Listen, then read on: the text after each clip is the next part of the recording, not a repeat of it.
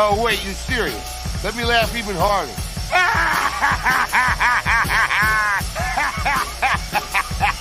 Oh, wait, you're serious? Let me laugh even harder. So I say, dummy. Dummy. Yeah. Yeah. Stop it. Get some help.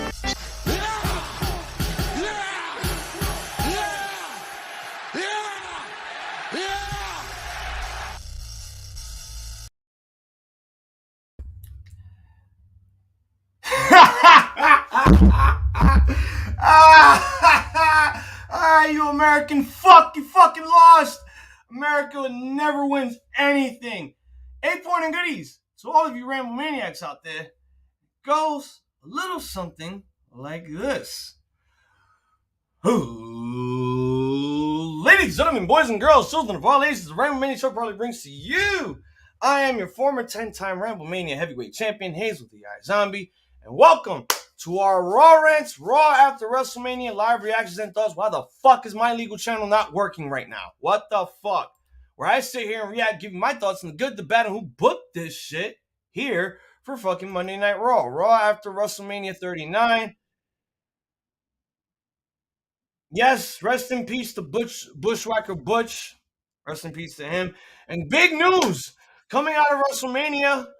WWE has officially been bought out by Endeavor, who practically owned the UFC and that white skin-headed Nazi fuck Dana White. So they bought the company out for $20 billion. Gonna be crazy. I have some articles to read later on within the second hour because the first hour of this show is commercial free. Triple H is going to kick off the show with an announcement tonight. We don't know what the fuck is happening tonight on Raw. We are going in this shit blind. Let's have some fun. We're going to be doing Supercard of Honor recaps after this show is over. TJ will be showing up in the second hour.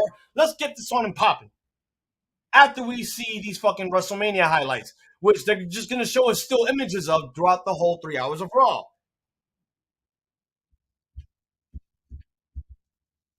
But as we all know, the inevitable happened last night.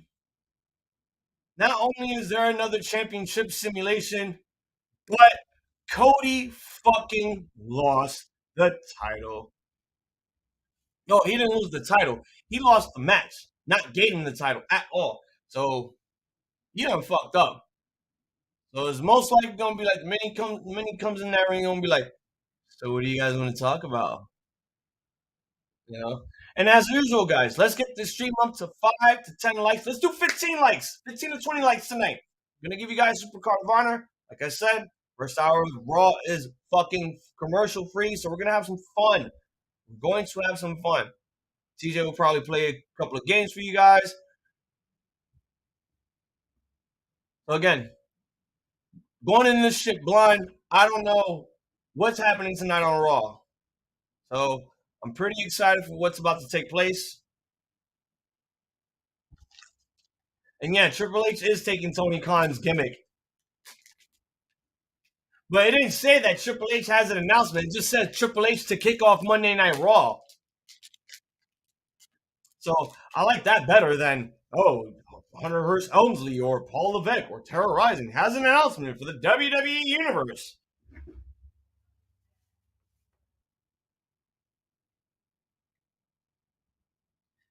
And please check out our live reactions of WrestleMania 39, especially the very end of this main event. If you guys want to laugh at all of us laughing at Cody Rhodes losing to Roman Reigns last night, here's your chance.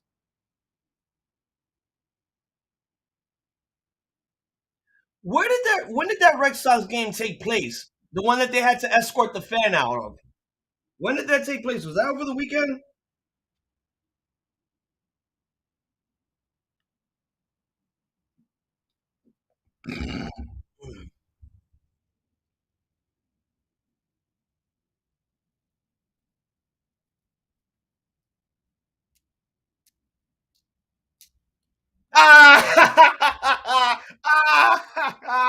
Cody fucking lost. That shit is so funny. It is so goddamn funny. Oh, wait, you serious? Let me laugh even harder.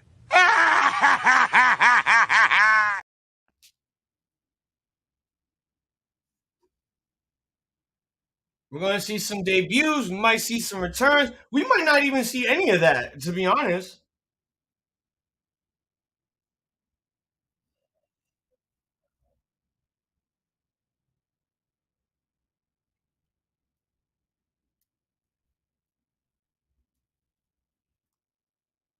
Oh, and Triple H came out with the King of Kings theme. I love it. I love it. He's now an authority figure, so he has the right to call himself the King of Kings now. Your knees, dog. Oh wow, that's the Stand and Deliver. Oh no, that's just the SmackDown one. Bow down to the king. Bow down to the king.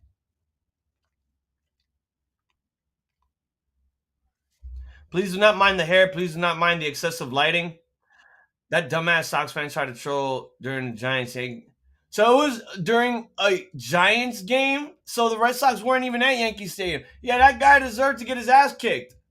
Not escorted out of the fucking building. He deserved the right to get his fucking ass kicked. First of all, you repping the wrong team, son. Not just because the Red Sox weren't playing there. Who gave you the fucking right to go into Yankee Stadium when there's no Red Sox game there for you to wear a fucking Red Sox shirt? You should have gotten jumped. Not escorted by them fake-ass cops.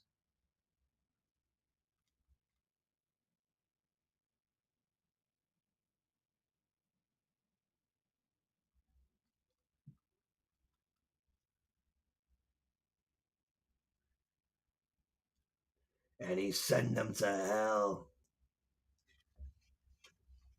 I bet this announcement is him talking about the sale of WWE to Endeavor. Like, you better give me something good here, Hunter. I don't want the bullshit that's already been blowing up all day today. All day. $20 billion. They bought the company. But more importantly, when TJ comes, he's probably gonna want to talk about that and see what could possibly be the future of WWE merging with the UFC, which I honestly think is a really stupid idea.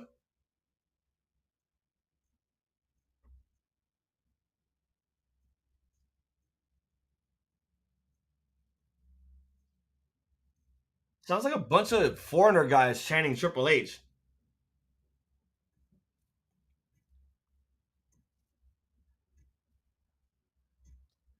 Yeah, you all remember me, I gave you the NXT, the good one. And now I'm running Raw.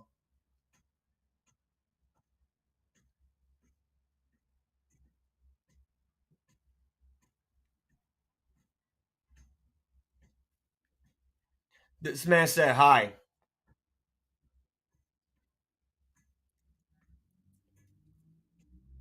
This man literally just said he was high.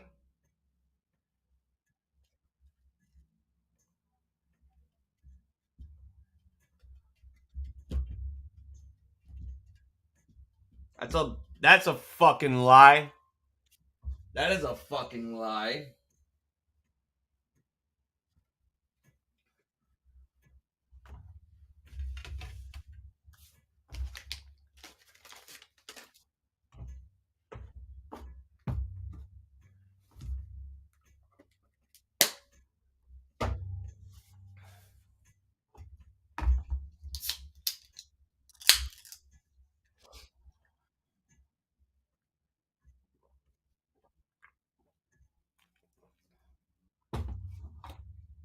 Cody has a mystery partner. What is he in a tag match tonight? I heard nothing about matches taking place.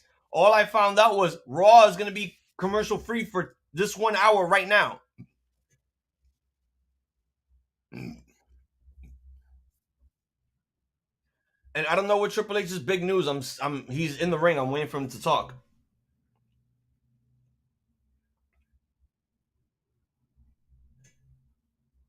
Oh, well, I did not know that Cody was going to be in a tag match. That means the mystery partner is either going to be someone that he knows from Bullet Club, like AJ, or maybe the debuting Jay White. Or, knowing WWE, they'll probably give us the dumb shit and give us someone from NXT to tag team. Of course, they leaked out the script. They leaked out. They leaked Reggie.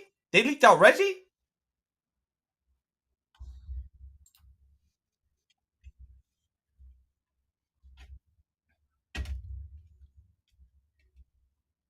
What I still want to know right now is who threw the rubber chicken in the ring when Cody lost? Who threw that rubber chicken? I thought that was photoshopped. It was not. It was legit real.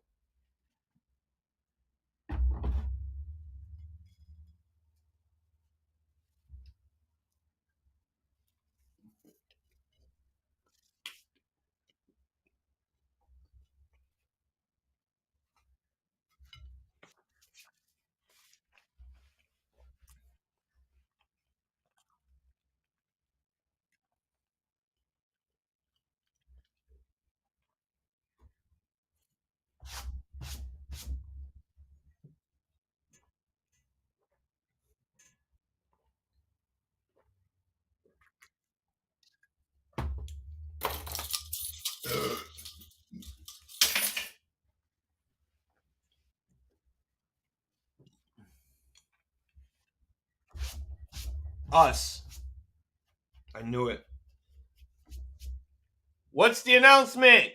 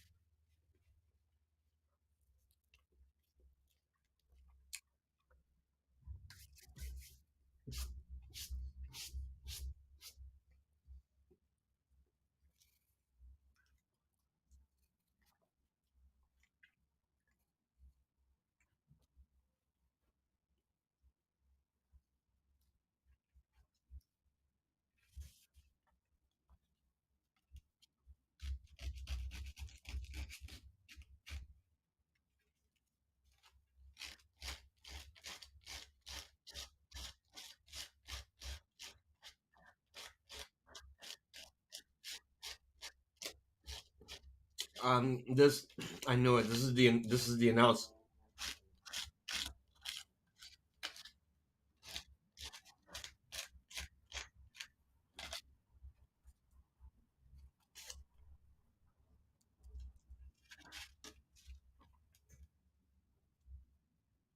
Where is Battleground at?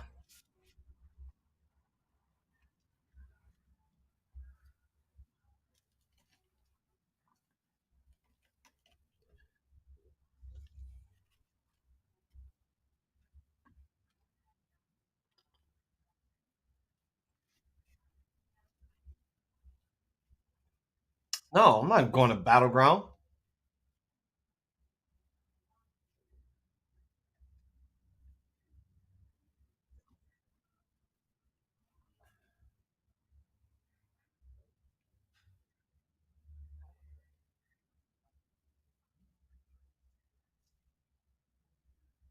I mean, I would love to go to Low, but I'm not going for Battleground.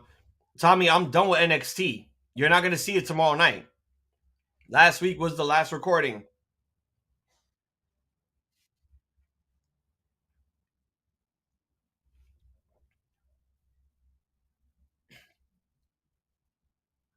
He's going to bring out Roman Reigns.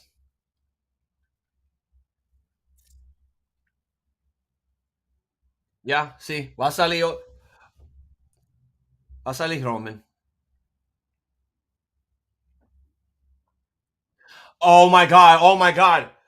I forgot. We're supposed to get a new belt tonight. We're originally supposed to get a new belt. I think this is why Hunter is out here.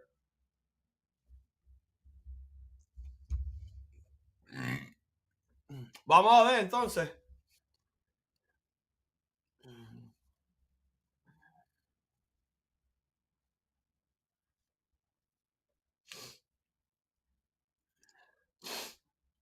Yeah, I bet you those two Raws were basically from like the 90s because they weren't really in big arenas at the time either. They were still doing fucking small ones.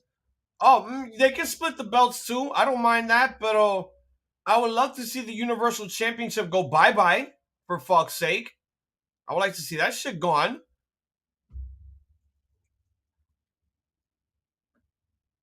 Or not. Triple H is walking out.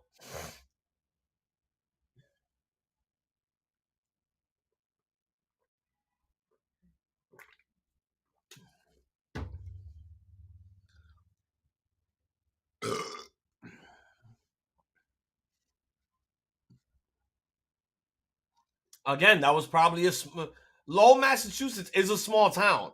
They don't have a lot of big shit. They don't have a lot of big arenas. So they probably, did it in like a college basketball stadium or something, somewhere small.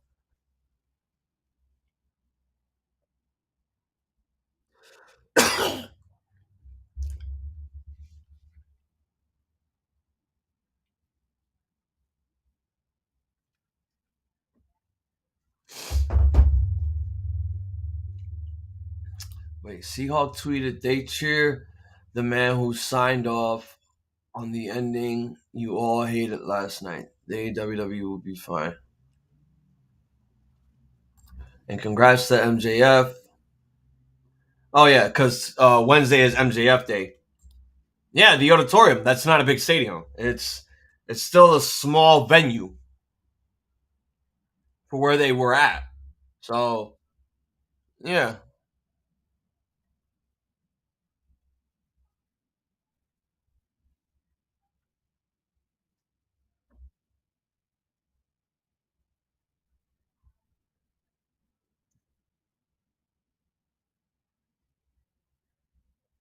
this man is taking forever with this damn entrance. And notice if anyone's watching, it's just Roman, Paul, and Solo. No Usos. No Usos here. I mean, they're probably in the back, but I don't know. Maybe Roman's gonna have something to say about that.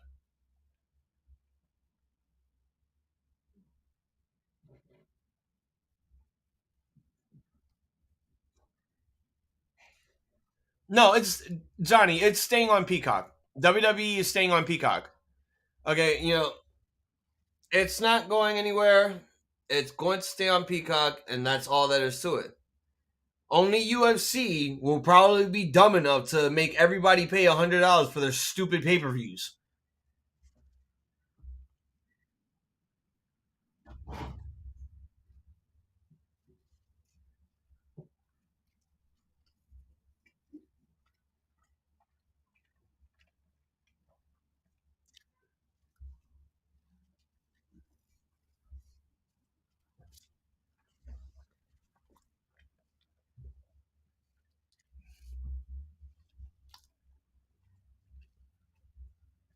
Yeah, I know.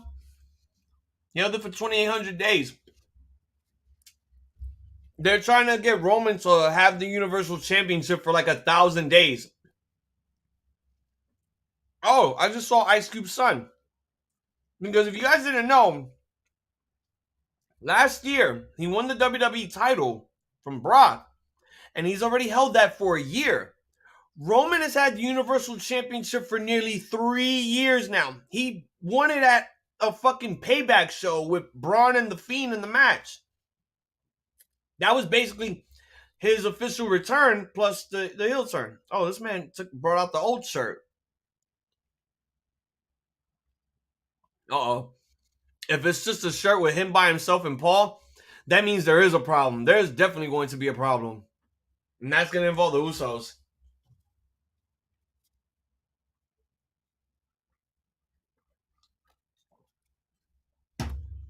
But don't worry, guys. I'm not going to talk all this other stuff, the Endeavor stuff, or anything like that. I'm going to wait for my co-host to arrive so that we can all talk about this. But what do you guys really want to talk about other than Endeavor buying WWE? Other than, rest in peace to Bushwhacker Butch?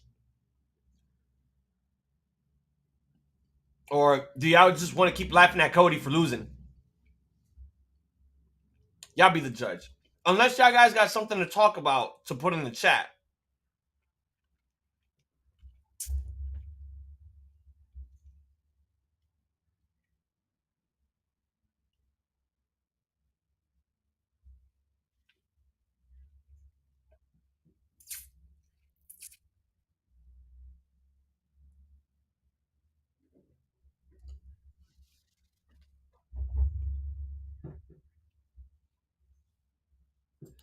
No, it was a bit of a letdown, especially when you're doing a Hell in a Cell match in the fucking daytime. See, this is why I don't like California, Young Wolf.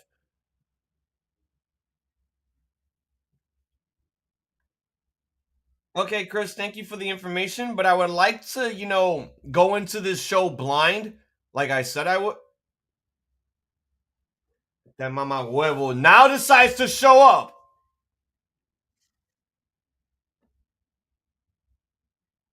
I don't know if he's getting booed or if he's getting cheered, but all I know is the crowd is fucking quiet.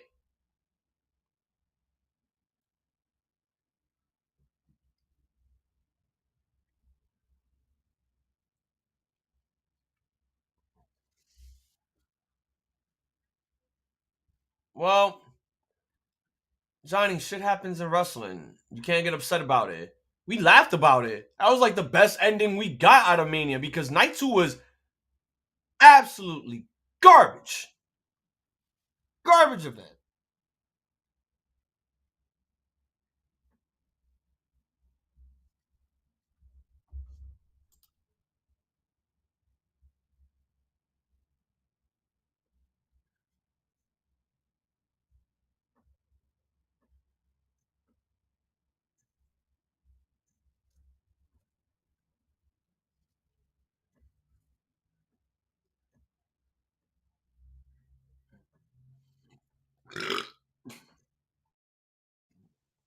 Bro, I'm not gonna lie to you right now. We're still we've been in the ring for almost half an hour already. With Triple H opening the show again. This is commercial free. Oh yeah, that cut. My God, that cut. And fuck the WWE trainers. Fuck them. They need to go jump off somewhere. It's a Hell in a Cell. It's a blood feud. Let the motherfucker bleed. He has fucking face paint on. At that point, you practically won't see the blood. But they're like, oh no, stop the match, stop the match, stop the match. You fucking idiots. You basically ruined the whole illusion of a Hell in a Cell match. And to make matters worse, they had to do that Nickelodeon gut shit. Red and purple. No, Ivy, he's showing up later. Unless you want to jump on with me, I have no problem with that. I'll send you the link.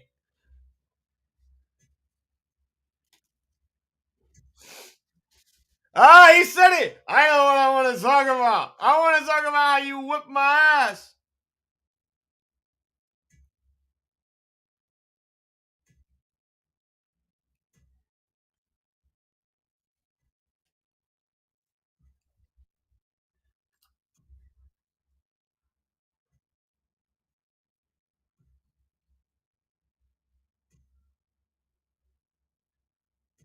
Johnny, I'm going to say this a million times to you so you can finally make sense of it.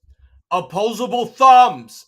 Stop using the voice text because I can never understand half of the shit you say. Opposable thumbs. That voice shit doesn't benefit anybody. At this point, you're letting the Chinese government listen to all your conversations.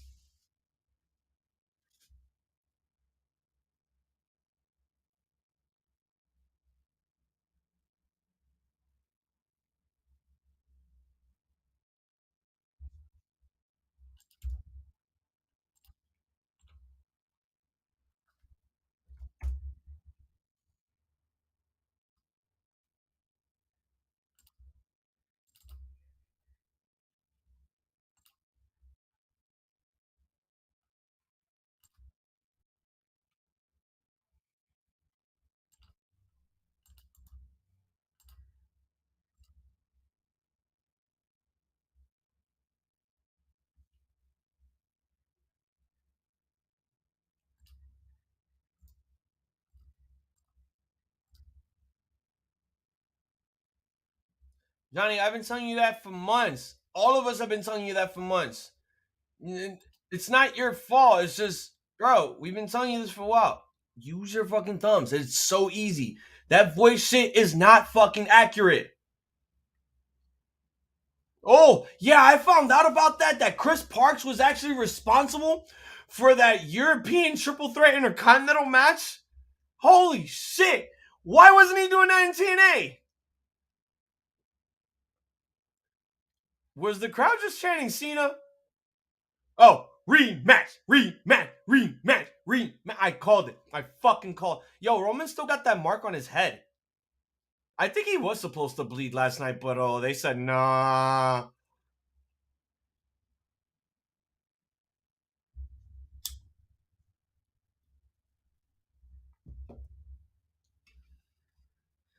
But yeah, Ivy, I just sent you the link on IG, on your personal one, and on the predictions chat.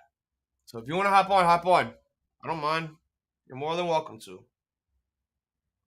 You are one of us, after all.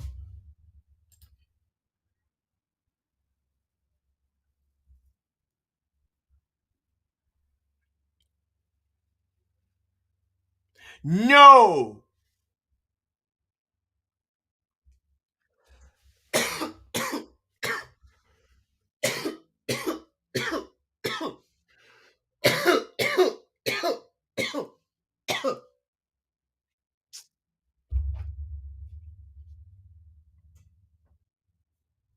Oh!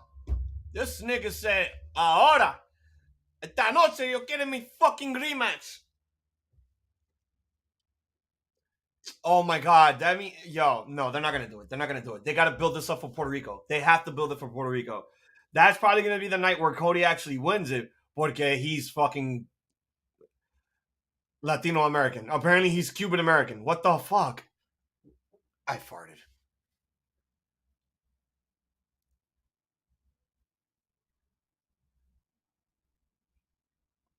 But Hunter's backstage?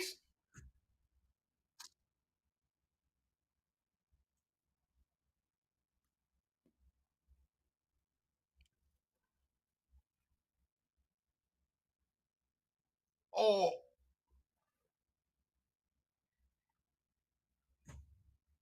Damn.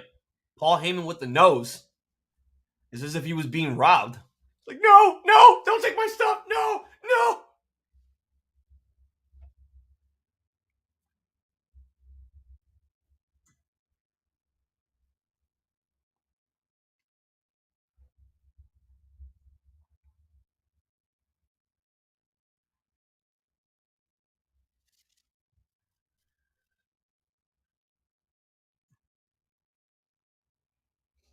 They're going to do it tonight. They're going to definitely do it tonight. I mean, I don't know for certain if they're going to do it tonight. And if they do, it's probably going to be on some DQ shit because they got to build this up Puerto Rico. If he wins tonight, the whole entire booking of Mania going into Raw had to be the stupidest thing that they have ever done.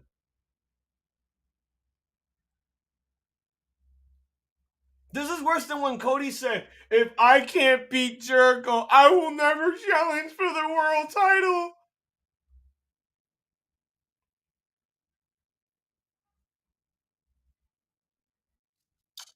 Oh, so Chris was right. Chris was right. It is going to be a tag match. So Cody is going to have a mystery partner, and that mystery partner will be a return, a debut outside of WWE, or a debut from NXT. And if it's Braun Breaker, I'm turning this shit off because fuck Rick Steiner. This man talking Spanish. This man, Paul Heyman, talking Española. Hey, yo, what the fuck? I fucks with Paul Heyman now. I think he's Spanish. With a little bit of Jew in him. I think he's Spanish.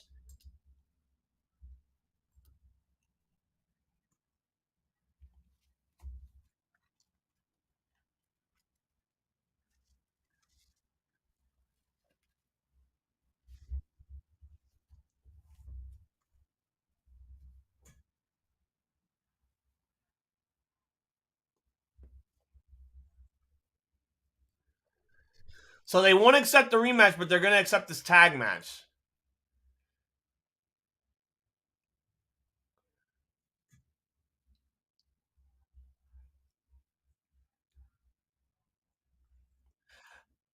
Nah, we would be calling that nigga Paulito. Oye, Paulito, ven acá, muchacho.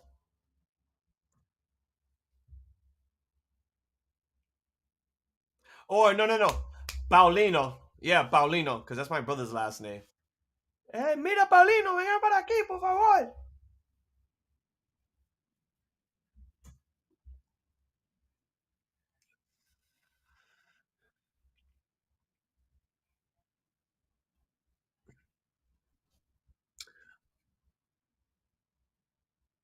Wow.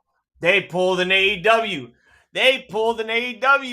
So now Paul Heyman's like, if you and your partner cannot beat Roman and Solo tonight, you and your partner will never get a shot at the world title while Roman is champion. This is some AEW bullshit.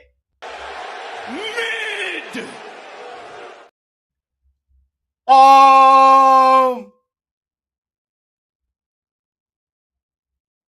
What the fuck? What the fuck? No. We're supposed to be moving away from that. We're supposed to be moving past this. What the fuck is going on here? No. I don't want Brock versus Roman again. Look at Roman's face. He's like, nah, man. Get the fuck out of here, son. What the hell is this?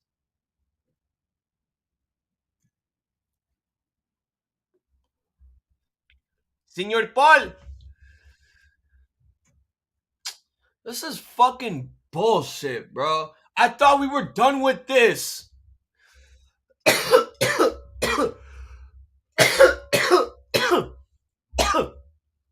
I mean, or not.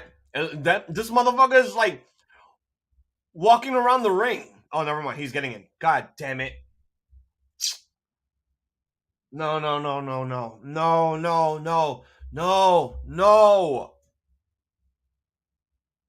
This man is literally shaking Cody's hand.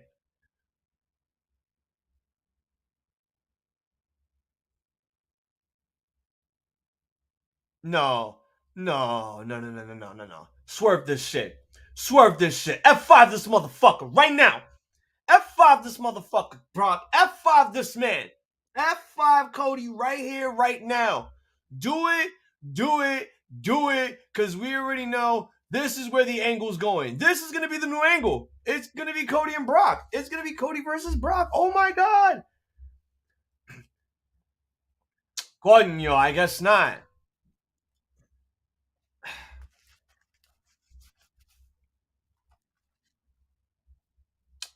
Fuck that son. Fuck that Snoop Dogg versus Roman sign. You know what I saw that I don't think a lot of us like brought up during Mania? There was a guy in WrestleMania, probably in the front row, had a damn Gina sign in reference to the show Martin. If you don't know that show, you're not old like me, okay?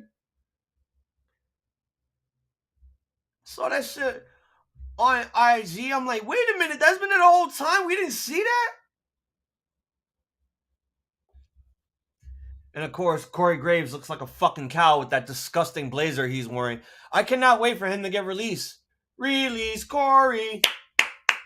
Release Corey.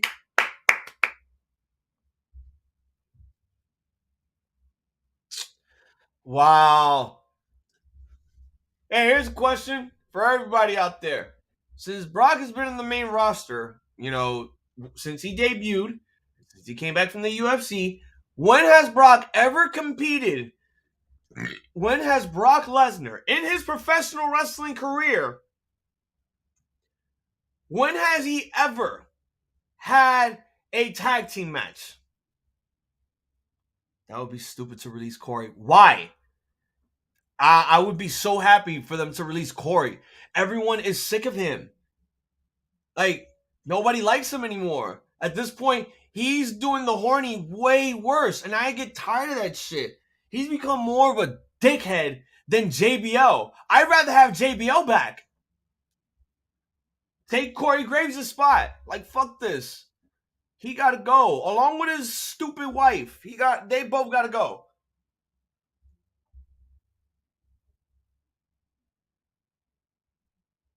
Well, Johnny, I think you really have some serious problems. You need help? I got a therapist you can call, man. Got a therapist you can call, man. Cause that I just deserve it.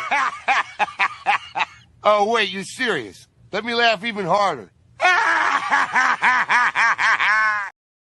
Yo, I'm not gonna lie. Why does Omar's hoodie look like a composition notebook right now? He was not wearing that at Mania last night. Why? Did he lose his gear? Did he forget to wear that last night or something?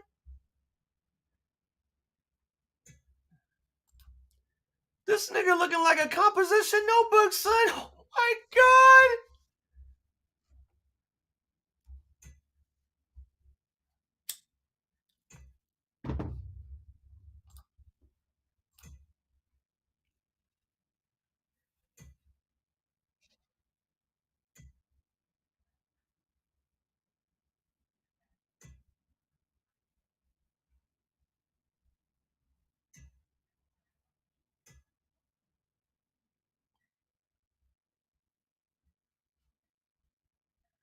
Whatever.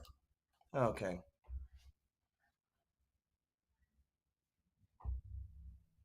Well, I guess I just found out some shit. And frankly, I'm not gonna give a fuck at this point.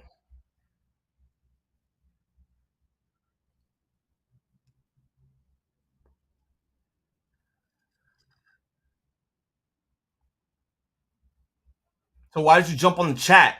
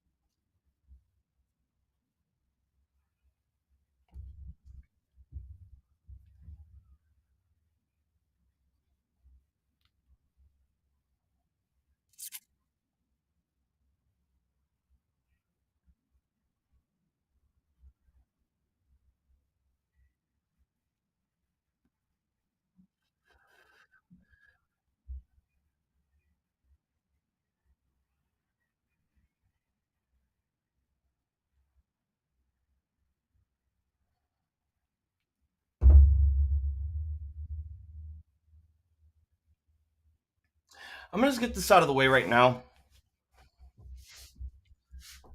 I may be the most difficult person to work with, but at least there are a lot of people out there that tolerate my bullshit.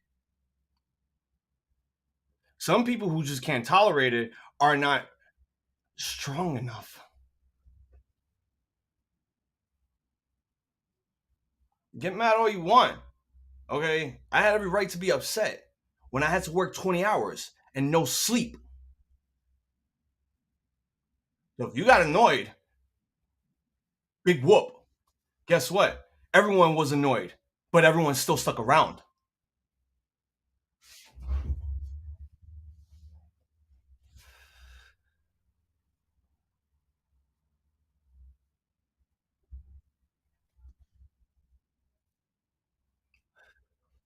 You know, you could have just kicked me out of the stream if that was the case, but you didn't.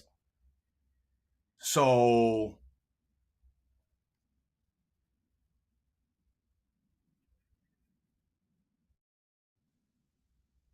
frankly, at this point, I ain't gonna give a fuck. I am who I am. I ain't gonna change for nobody. I don't change for my wife. I don't change for my family. I am who I am for a reason.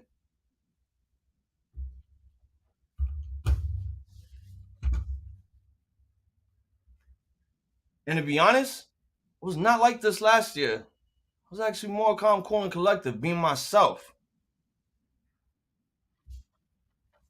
Maybe you were watching the wrong video.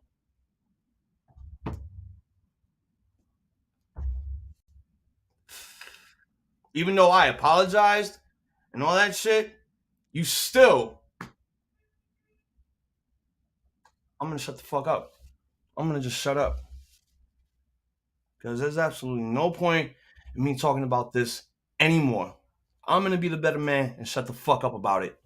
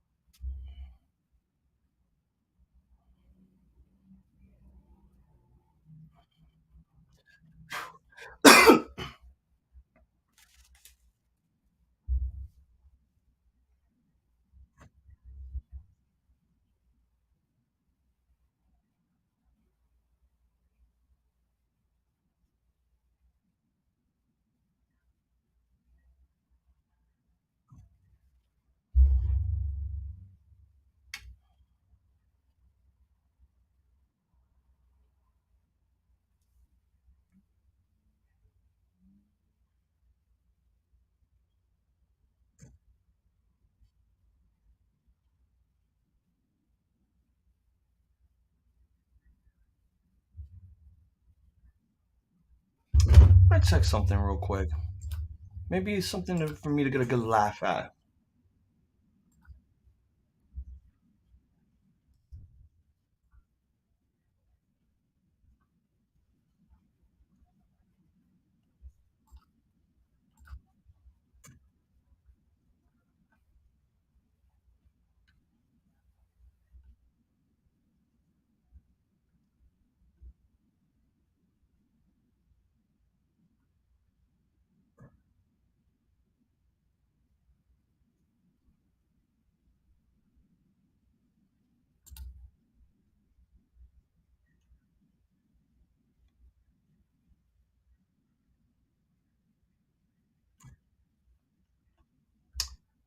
Yeah, whatever.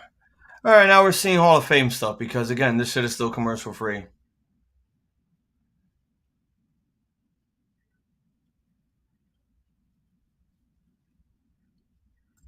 I don't know, Young Wolf.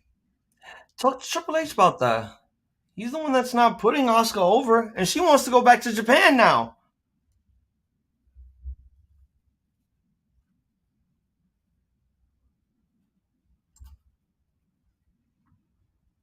Oh, I'm sorry. Was I not supposed to send that? Because I can just read it. I can read it out loud so that everyone can hear it.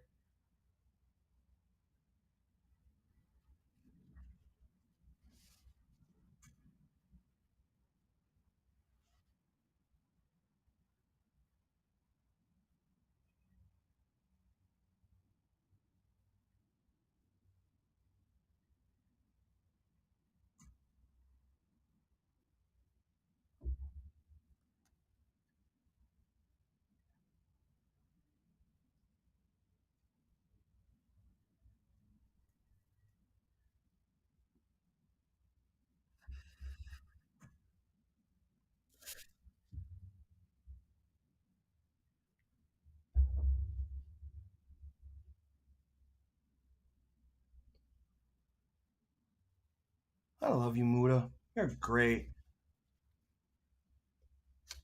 Good thing they gave graphics for Conan and shit.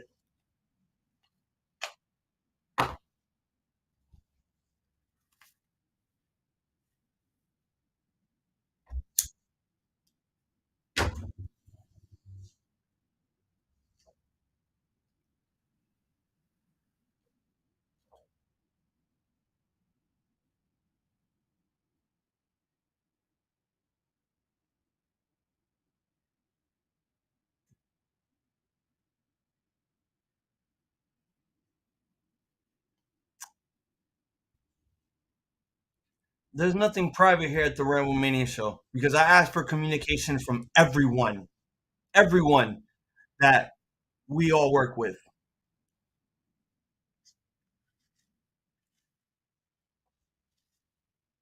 I'm not here to keep secrets from anyone. I want to do something. I'm gonna let my niggas know what I'm gonna be doing. If it means I'm gonna be doing a new project, or if it means I'm gonna be leaving.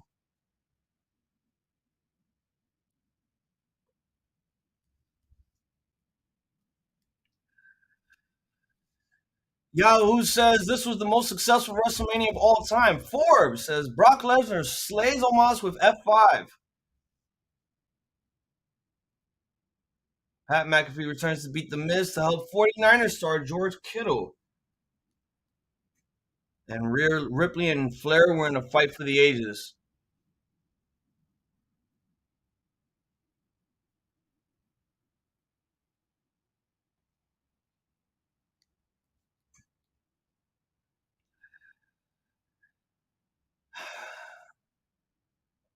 So far, not a lot's going on the Raw after Mania.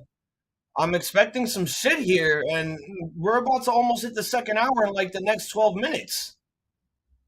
Okay, we got Kathy Kelly on the outside. Okay, so we got Bad Bunny in the front row. He's about to get interviewed.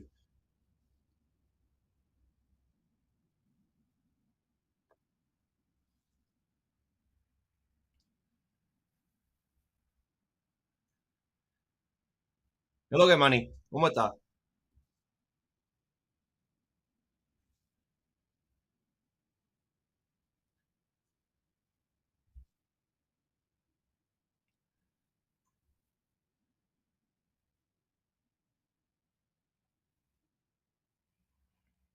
What do I feel like he's gonna have a match at?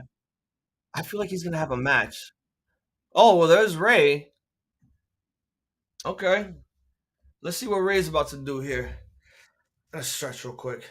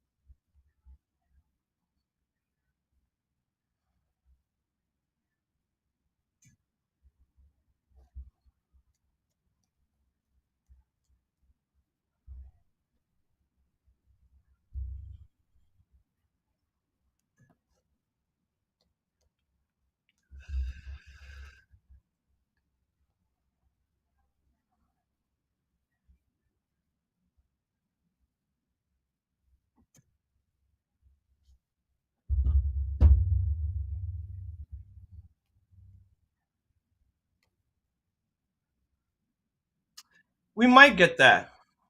We might get that at Backlash.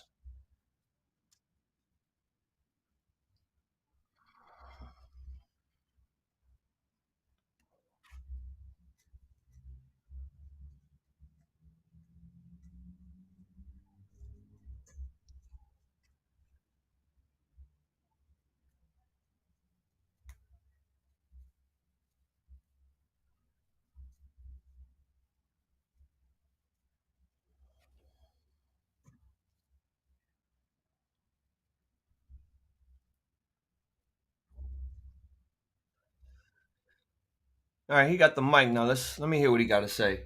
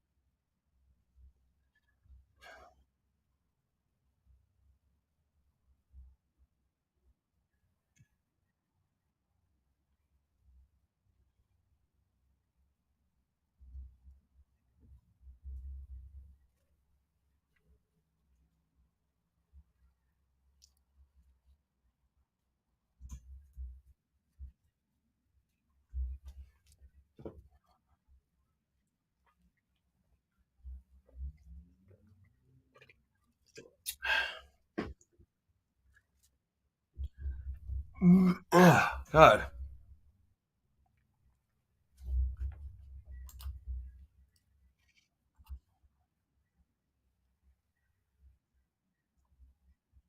Theory? Okay.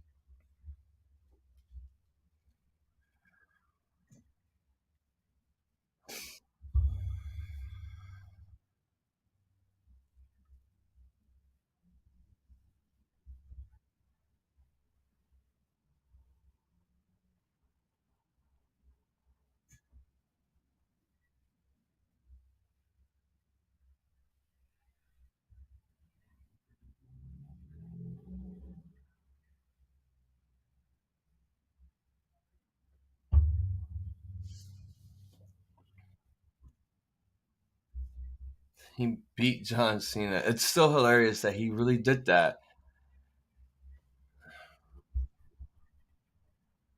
The hell was that? What was that? Oh, it was probably. Oh, they're chanting "You tapped out." Oh God.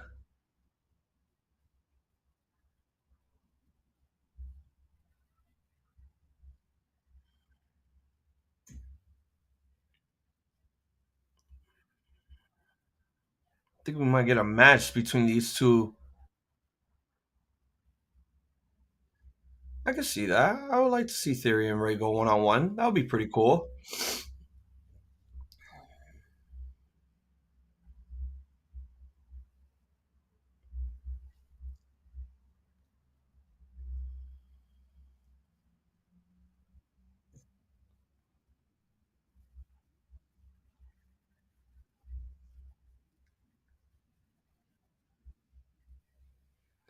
Theory about to be considered the biggest heel to Make a Wish Found. Yeah, yeah. He ain't gonna be making any wishes to any kids anytime soon until he turned babyface. And God knows when that's ever gonna happen. And the crowd is still up.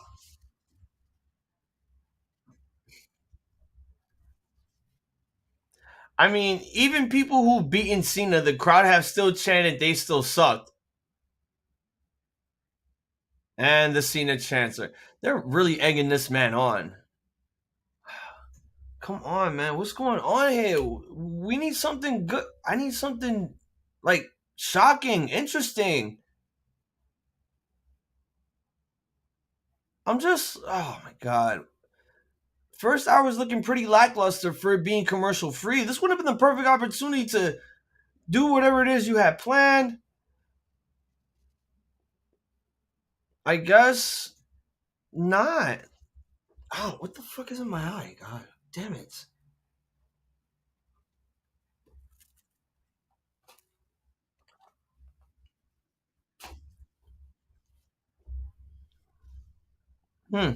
Interesting.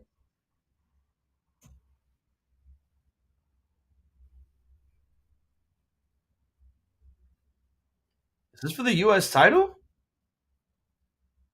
Or is this just a regular match? All right. I guess we got a match. We got a ref. The bell has rung. Theory, Mysterio. Here we go.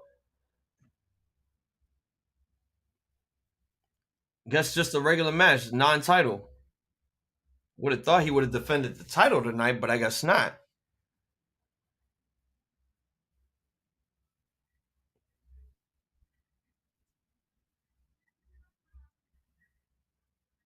Oh, I'm hearing spots being called. God damn it, man.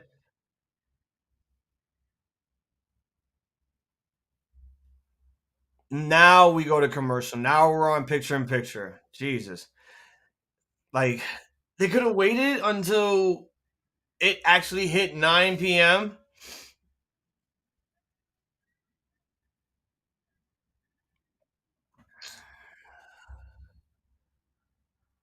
Wow, what the fuck? This is so bizarre, man.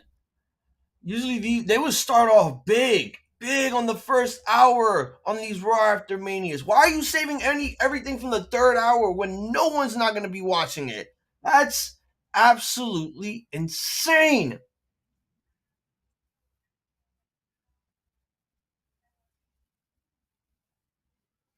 Oh man, this is crazy. I think we had a match, after this. Did we? Or was it all? Because I know the first half hour of this was Triple H and the Bloodline.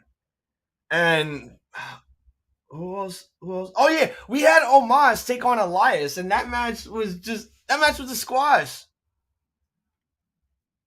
Oh yeah, Brock showed up, so it's gonna be Cody and Brock taking on Roman and Solo later, and we've never seen Brock Lesnar in a tag match, so this will be his first time.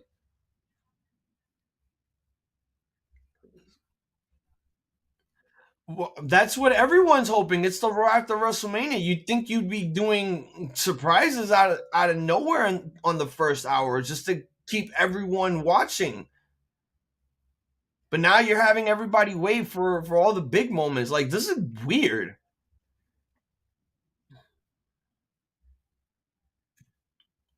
Like, the commercial free didn't really help at all because all they did was show us a bunch of still shots from Mania, show us some highlights of Mania, the promo with Triple H, the promo with the Bloodline, and then we had fucking Omos and Elias. And then they showed more stuff, and then they were plugging Backlash with Bad Bunny sitting in the front row.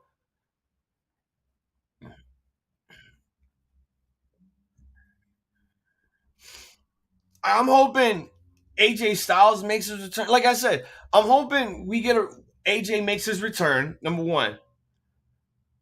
Number two, the debut of Jay White outside of, NXT, outside of the WWE from like another promotion. And quite possibly because he lost the title last night to Melo, I think Braun Breaker will be called up next. All right, so we're back. Here we go.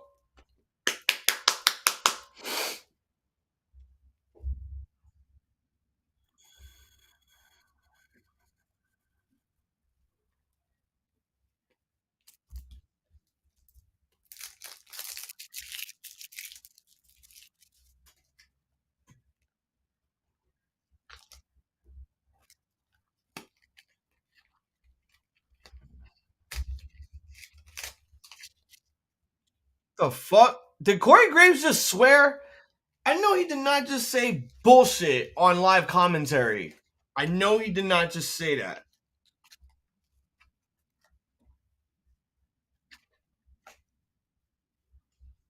What in the fuck? Like, I know it was bleed, but I feel like Corey Graves literally slipped up, or they just told him to say that. Oh my god.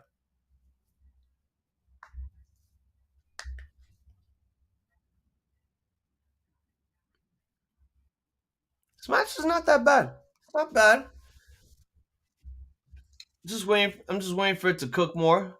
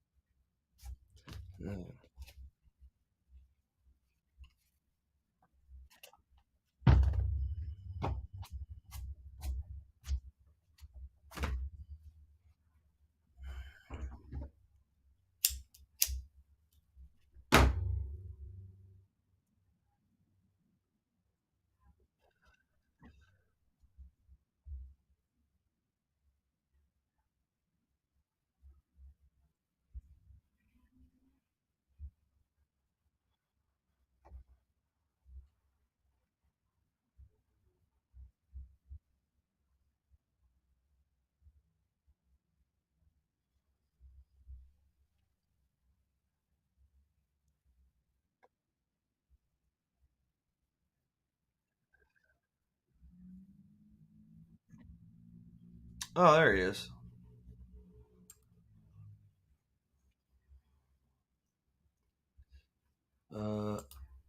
Yep.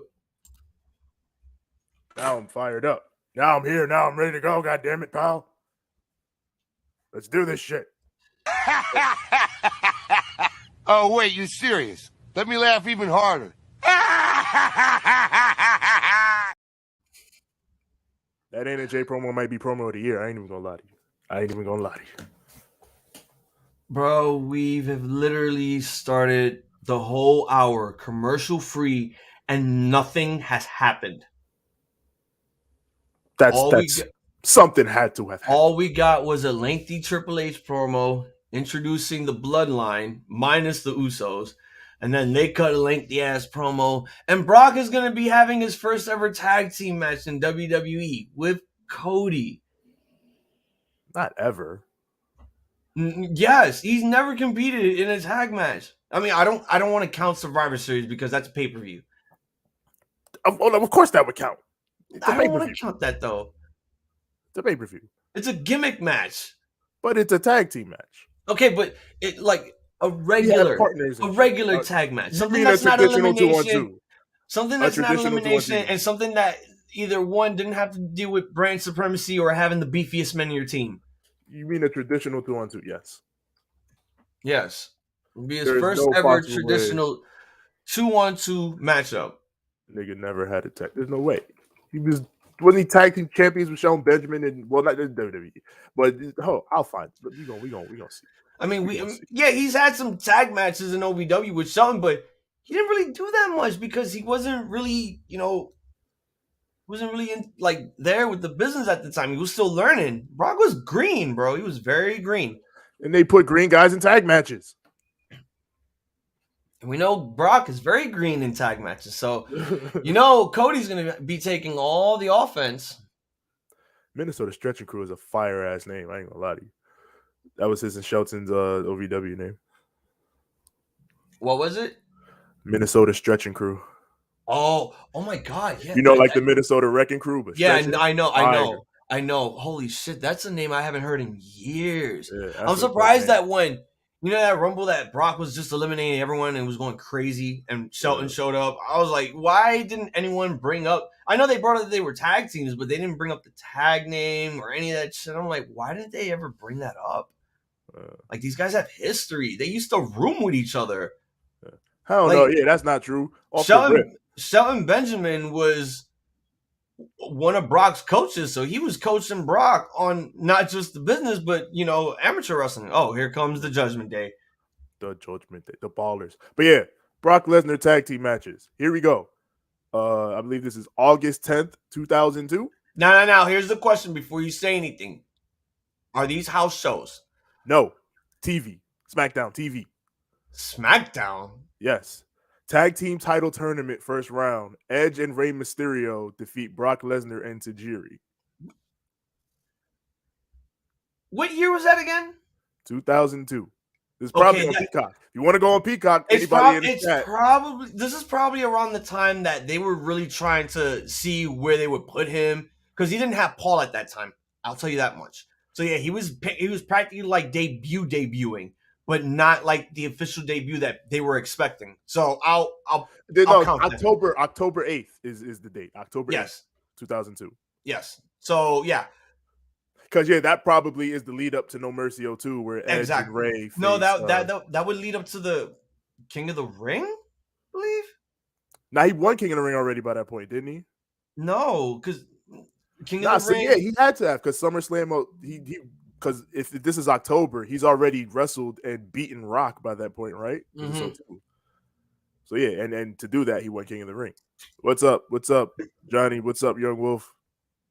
Yes, and man, It's like I got a fat ass and a bad attitude is a absolutely crazy line for a gorgeous woman like Anna Jay to just scream into the camera.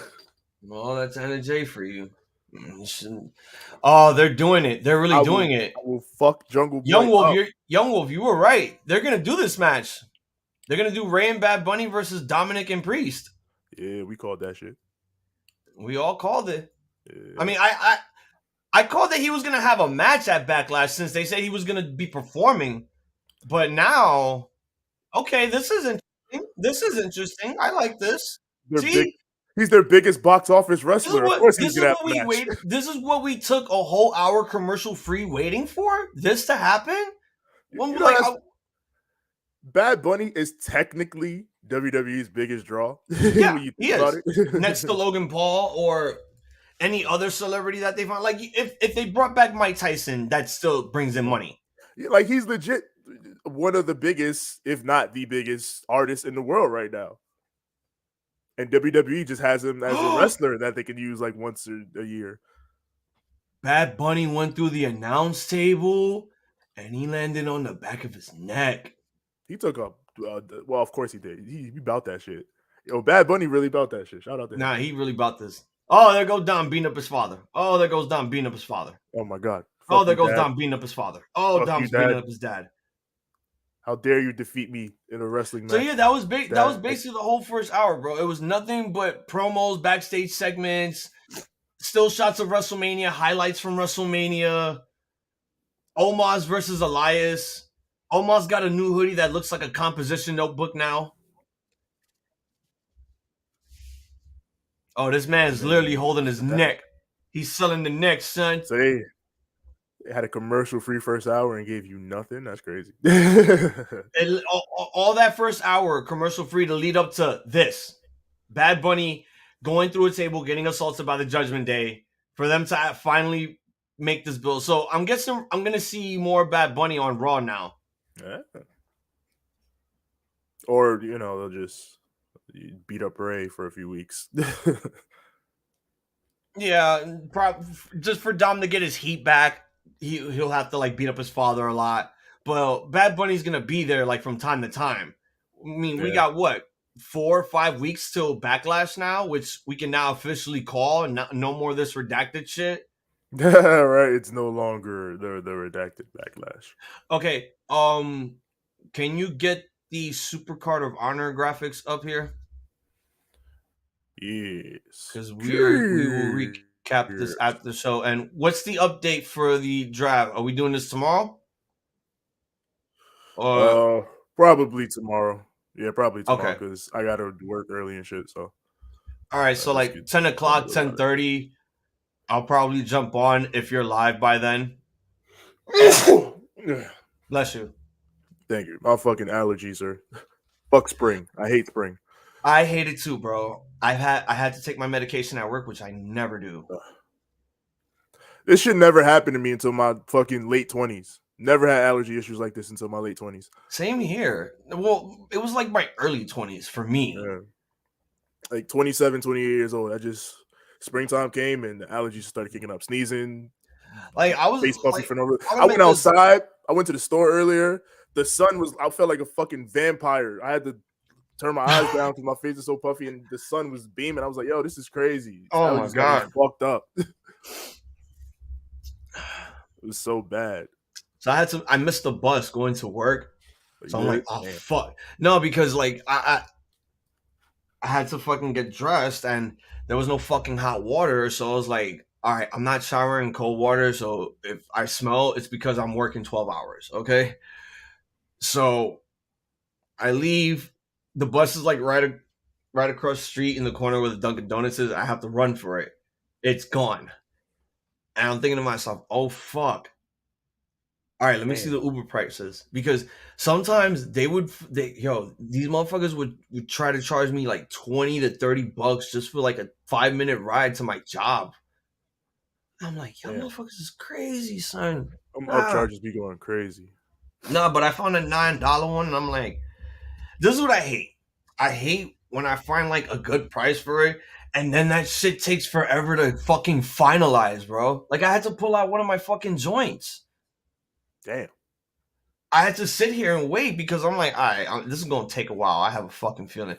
And this always happens with me. I don't know if this happens to anyone else, but it's just like that shit gets so annoying that I want to cancel it. But then if I cancel it, oh my God, I'm going to have to deal with the higher prices now.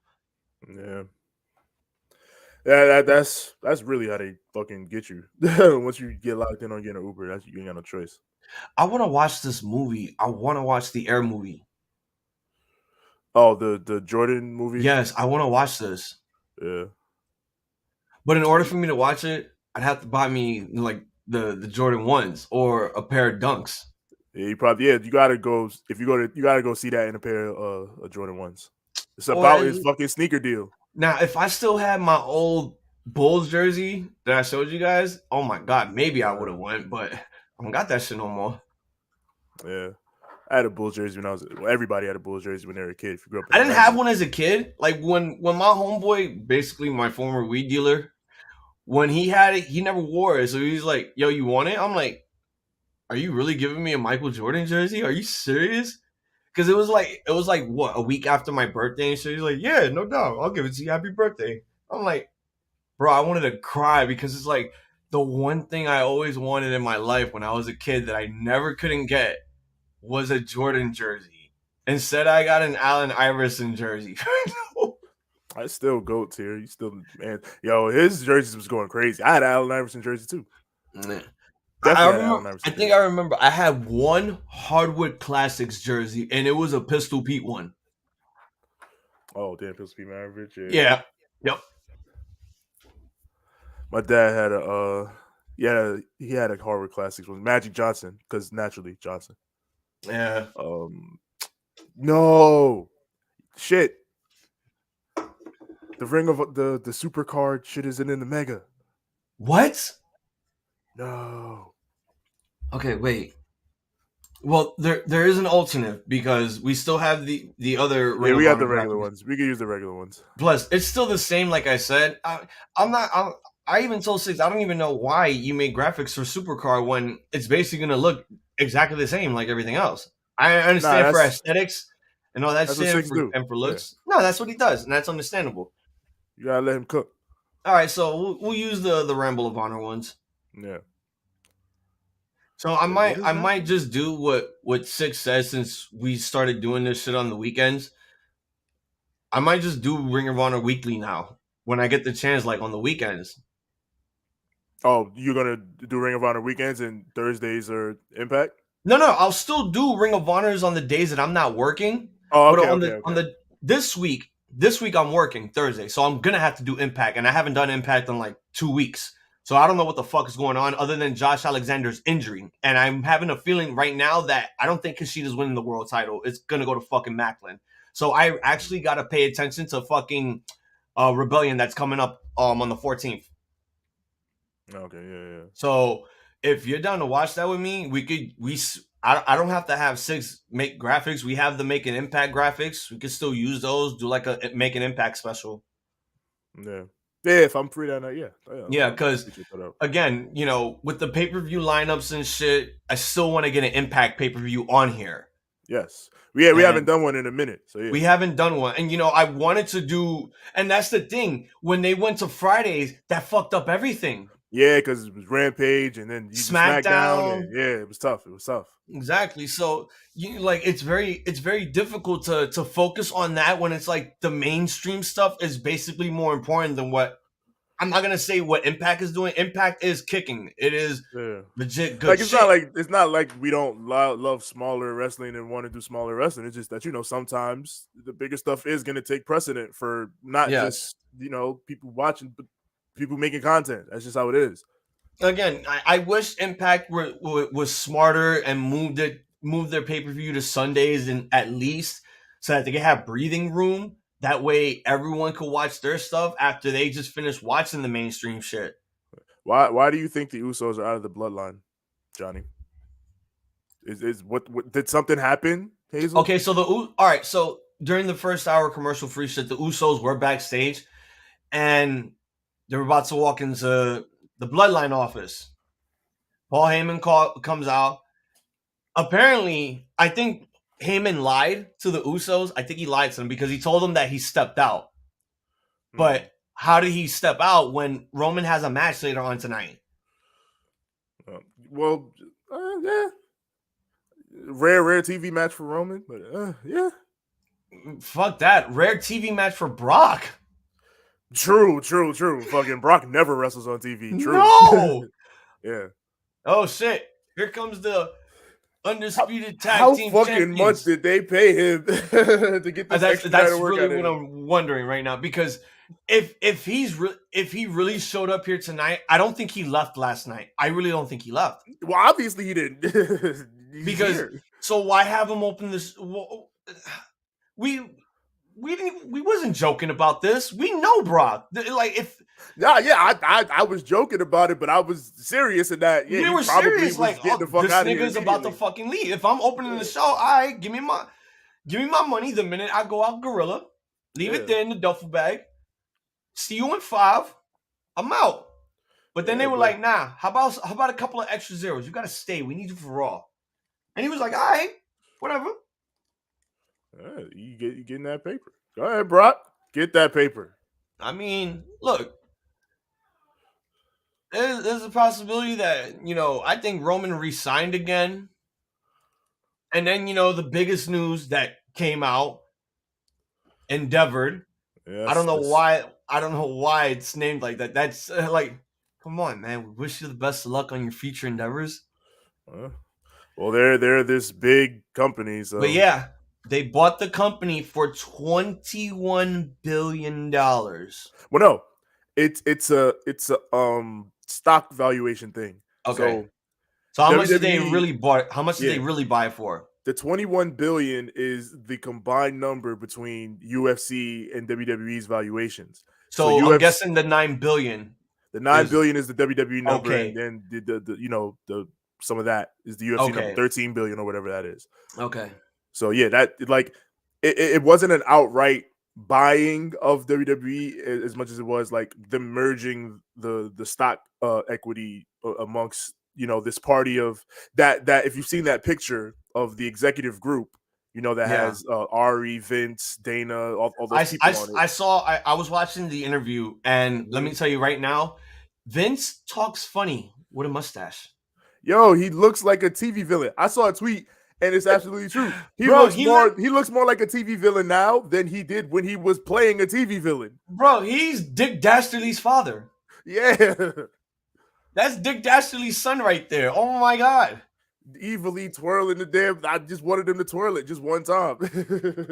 Speaking all that evil bull. You got to grow it more. He got to get the handlebars. When fucking they were talking about the stock valuation because they were talking about how much Vince wanted for it. So what do you Vince know? was like, I'm a visionary. I was like, so what do you know? For the second time in the life and times of Vince McMahon, he's actually lost not just the company, but he lost his facial hair war. He let the facial hair win. He did. He finally let it win. Let it win. He's in a position now where he got it back. I mean, he is a top executive in this new entity that is the WWE and UFC business combining. Yes. Like he's an executive above the WWE level. So in essence, he is back as the guy in charge, but they're saying, he's still letting Nick Khan do what Nick Khan is doing, and he's still going to let Triple H do what he's doing, which I do believe. Like, I do believe that Triple H probably is going to remain like the head of creative. No, he is. Even though they said that, like, again, this would have been the perfect time for Vince to actually go away after selling the company. But then, the owner of Endeavor is like, no, I'm going to keep you as chairman of the WWE. And I'm just like, you motherfucker. Yeah. Shit like that becomes very concerning because we all know Vince's history. We do know his history, but this is how he plays the game. He gets his way back in, and that's what he did here.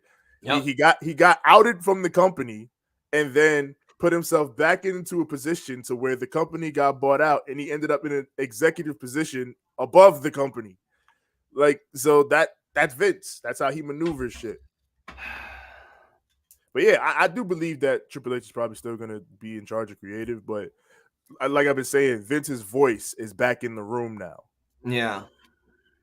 Because now he has that bit of power. It's interesting because like I was reading over some stuff and I was watching the interview, and it's interesting because like Vince used to have like these voting shares in stock, that gave him like maximum voting power in the company and company decisions.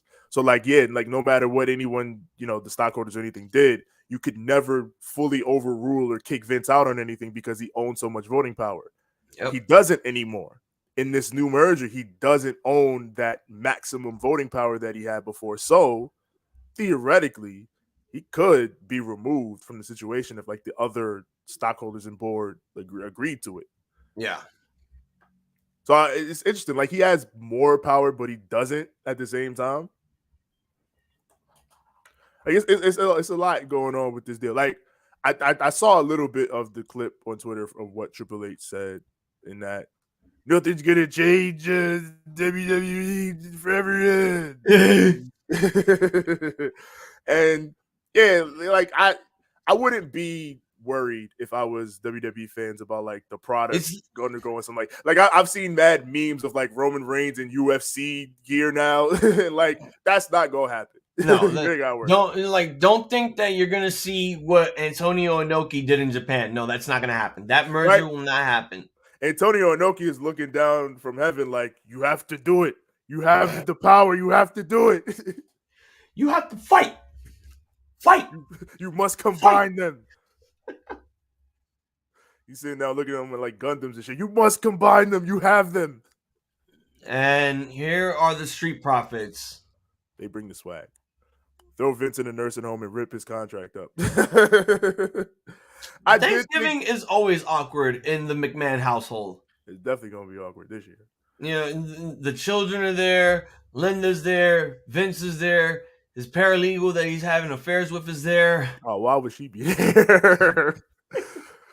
But I did think it was funny when they did that. They were doing the interview and Ari was like, Vince was like, I was going to leave the business, but Ari brought me back. Like, bro, you were forced out of this business because of what you did. You just forced your way right back in it. You forced your way back in. What are you talking about? Like, you are... Why were you never president? Why didn't you run for president? Legendary bullshitter. Like, you are the bullshitter of all bullshitters, and here you are about to sit in your chairman throne in your office and just salivate in the fact that you just waltzed your way back into the company that told you to go away. Mind you still owe the company $3 million out of the $20 million that you have to pay up, but that $17 million basically got you back your fucking chair. So now you're just sitting cozy. Probably take 3 more years for him to pay the other $3 million. Well, there's cash flowing around this deal because I think all the executives are getting like bonuses and shit. Everyone's getting bonuses. Bro, their IPO is gonna go insane. Yeah. Like I think they said Triple H and Nick Khan and all the top executives get like 10-15% bonuses or whatever. Yep. But then what does that mean for the roster? Like, hey, we want those bonuses. What the fuck? Bonuses. All right, pal. Bonuses. That's not funny, but damn, man. It's Endeavor. How about I fire you before the holidays, pal? And it's like, no, Vince, I'm good. I won't take a bonus. Thank you very much. Have a good day. Just based on what Endeavor has done with UFC and in terms of paying their fighters, it's not a great track record. I mean, what have they been paying their fighters? Peanuts? Maybe a little bit more than peanuts. Don't these guys make $1 million off the fucking gate? Yeah, but they for the money that the promotion brings in, the percentage of the pie that the fighters get is far too low because the fighters are the product. They're what brings in the money. They're what generates the interest. So, I mean, everybody involved in putting on the events have got to get paid, of course. But at the end of the day, the fighters are the product. The athletes, the players, they are the product. So they need to get that money. Okay. I like that. I mean, again, we got to see how Endeavor is going to work with the WWE. Are they going to work with them their way? Or are they going to change some things to make the product more interesting? And I'm not saying, bring in UFC fighters. No, I'm talking about I don't know, maybe some things that. Yeah. I think that's the main. Oh God, did Hazel freeze? Oh no, some bitch. Them sale numbers after this weekend got to be crazy. Damn, Hazel froze. Hopefully he pops back in a moment. But yeah, the numbers there's a lot of money going around the double E right now. For sure there is. I think Brandon Thurston on WrestleNomics. That's the main dude I've been following on most of this. Brandon Thurston, like the WrestleNomics crew, they got the best information on this probably that you're gonna find. In terms of like wrestling people. But yeah, I think Thurston was talking about. Damn, yeah, this shit froze up. This shit froze.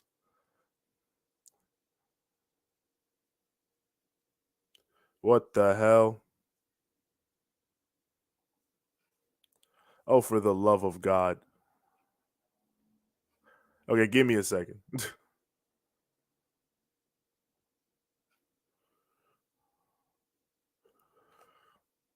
All right, that's fine. I'll fix that in a bit. He's back.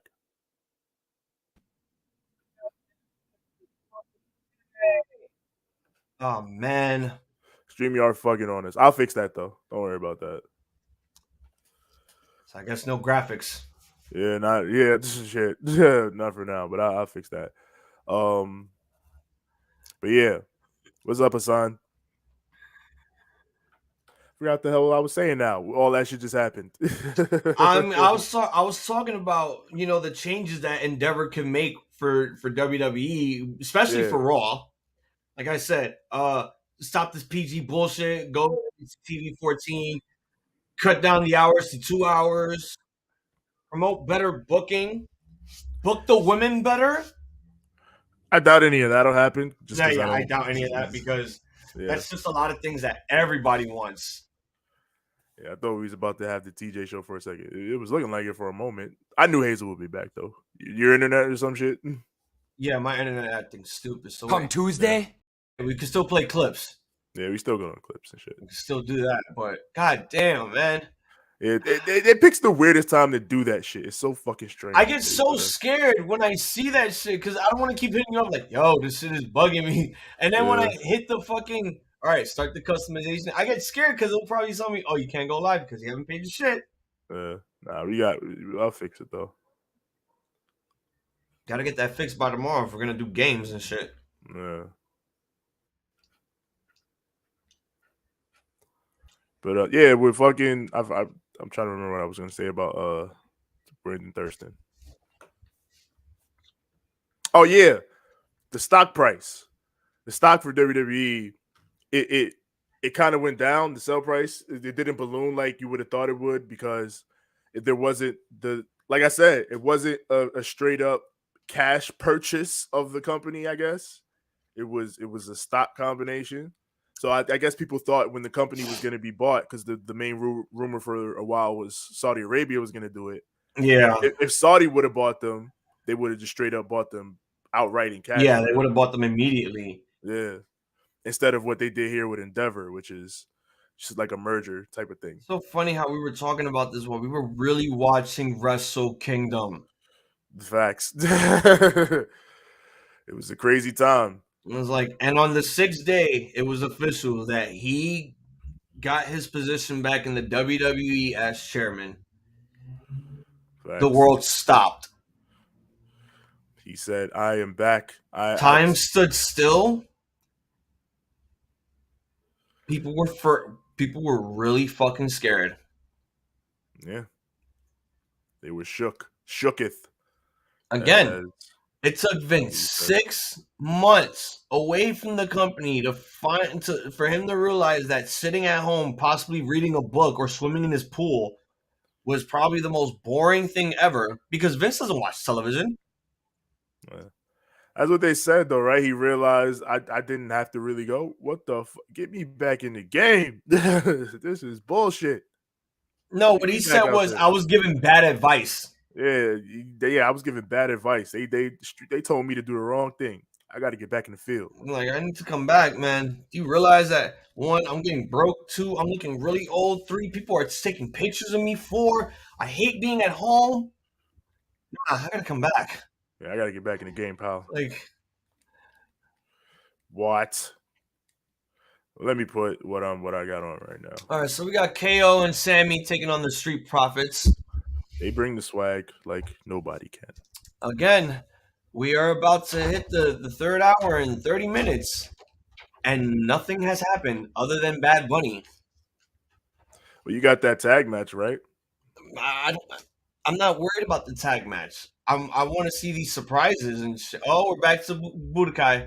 Yes, I'm trying to prepare. I'm trying to get ready. Ultra Ego Vegeta.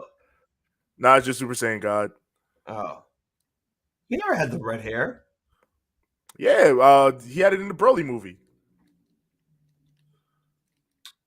I don't count that because he surpassed that during the fucking Black Saga. He did. He literally just went blue. I'm like, what the fuck? So like, just no red. So we're just gonna give him. And I read the moral arc. Oh my god. Black and white or what color? Jesus, he looks great with purple hair, but no eyebrows, bro. What the hell? He looks like a fucking android. Yeah, android. You guys lost your screen now. Yeah, that's what happens when the StreamYard shit. You haven't paid it on time. We'll fix it. Yeah, we'll get that fixed. I wasn't playing freeze tag. My internet died and I had to resurrect it. Cool. Sometimes you gotta fucking Frankenstein your Wi-Fi in order to get it working again. Children were being possessed. It drove women into mass hysteria. Men were disappearing. And then he rose back in his position and he did the dance. I'm back, pal. Are you talking about Vince? Pal. Are you talking about Vince or me? What the hell? That's me, Vince. Look, I possess children. I mean, some women, if I need to sacrifice a few. But damn. I digress. You said mass hysteria is sacrifice. Guldo would sometimes not you have stand to shock chance. women into uncontrolled hysteria. Yeah, yes. This man would. Oh, all right. Yeah, I barely. I've made a few men disappear, and then for some reason I will rise back from the grave. I'm here. God damn it. I'm back, pal. That's right.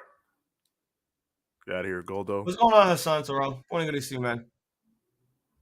Yeah, this is the Raw after WrestleMania, and it's looking pretty fucking mid. Not liking it. I'm really not liking this. Damn. That's a shame. I'm starting to worry right now. We're plugging this shit hard on fucking YouTube. Every time they were plugging this shit over the weekend, like, get ready for the most historic Monday Night Raw ever as it takes place in Los Angeles, California, the night after WrestleMania. And I was just like, Jesus fuck. Either something good is happening or y'all are really trying to push people into watching this. They be hyping shit. God damn it. What a terrible time for my phone to die. I'll be right back. I gotta get my charger. You do that. I'm gonna go grab a drink.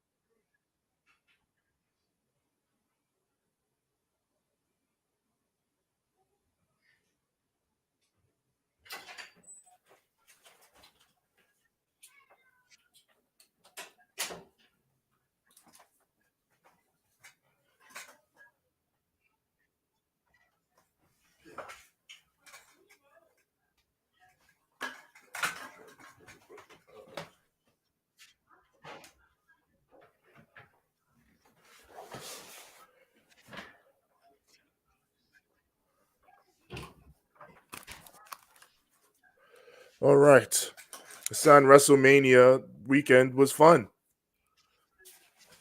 Some good matches, some great matches, some good moments, some moments that were good to laugh at. A lot of good stuff going on. A lot of good stuff. It's WrestleMania weekend. There's so much damn wrestling going on that there's almost no way that you're not going to find something at least to your liking in some sense.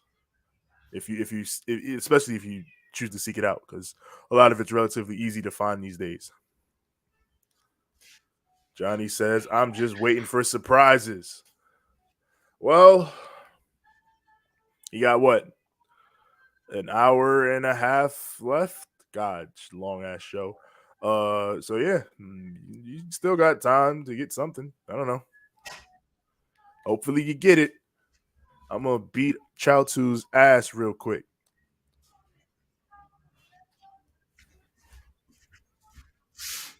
Yeah, and I hope when they come out with Tenkaichi, the true Tenkaichi 4, that they got the little, loading screens like that. I imagine there won't be loading screens, but he shook. You cannot stand to Super Saiyan God Vegeta. It's impossible. Now you're not. Oh my God. Rude. Get the hell back here. Fuck. Ghost. You're done. How the hell did he miss all those? That's ridiculous. That doesn't make sense. Johnny gonna have to wait all night, then next week, and then the week after. God damn. What he's trying to say is you'll get nothing and like it. When? I smoked this man. Well, you got to get a perfect for a Z ranking, right?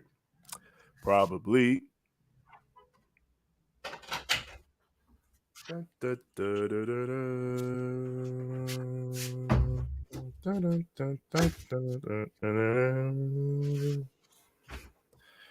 it would be dope if it was like this mod and it had like all the songs from the previous games, but I doubt that. They'll probably have a new soundtrack.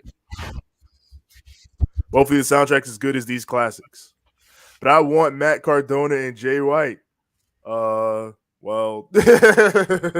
Matt Cardona, that's not happening. Jay White, maybe. Yeah. But again, we got to see, because we're 20 minutes away from the third hour right now, and things are looking pretty stupid. Damn. Again, the only thing that happened on this Raw After Mania was Bad Bunny getting assaulted, and that was cool and all, but hello, I want more? Get that man more. Oh, King Piccolo, you gonna get this work. You clearly ruined the first hour with backstage segments, still images, and highlights of WrestleMania. And again, Omos versus fucking Elias. Like, Brock coming out was cool and all, but still, like, we've seen Brock. But the fact that he's wrestling on Raw, okay, that's interesting. But still, after that, there was nothing else. There was just nothing else. Until the Bad Bunny incident. What do you want? What do you want? What do you want?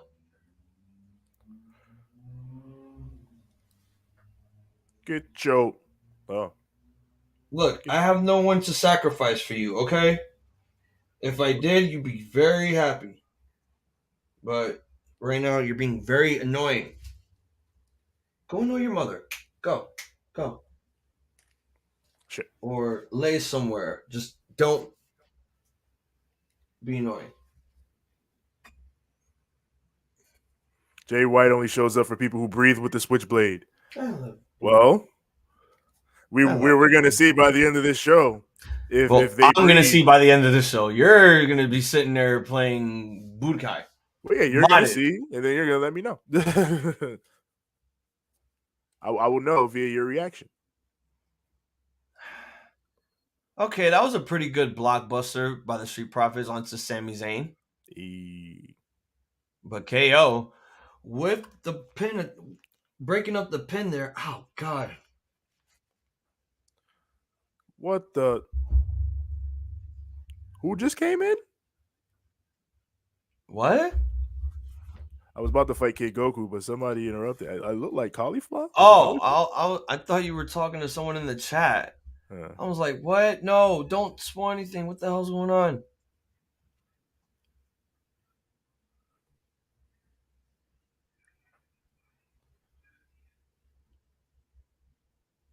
Cannonball!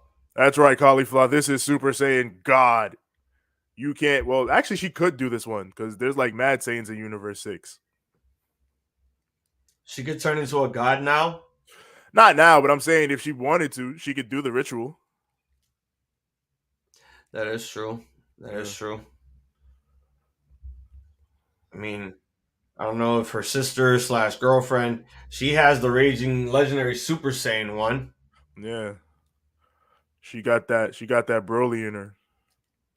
That shit was creepy. I'm like, what?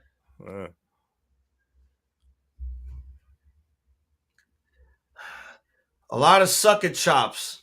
This is as PG as it gets between Johnny, wrestlers. you don't deserve King Switch. Suck it. God, young Wolf might turn into Johnny from Sunday Night if Jay White shows up. With the stunner and Haluva kick in the middle of the ring. Oh, You're gonna get Haluva kicked in the middle. Oh, never mind. Sami Zayn pushed him to the corner. There's the Haluva kick. 1, 2, it's over.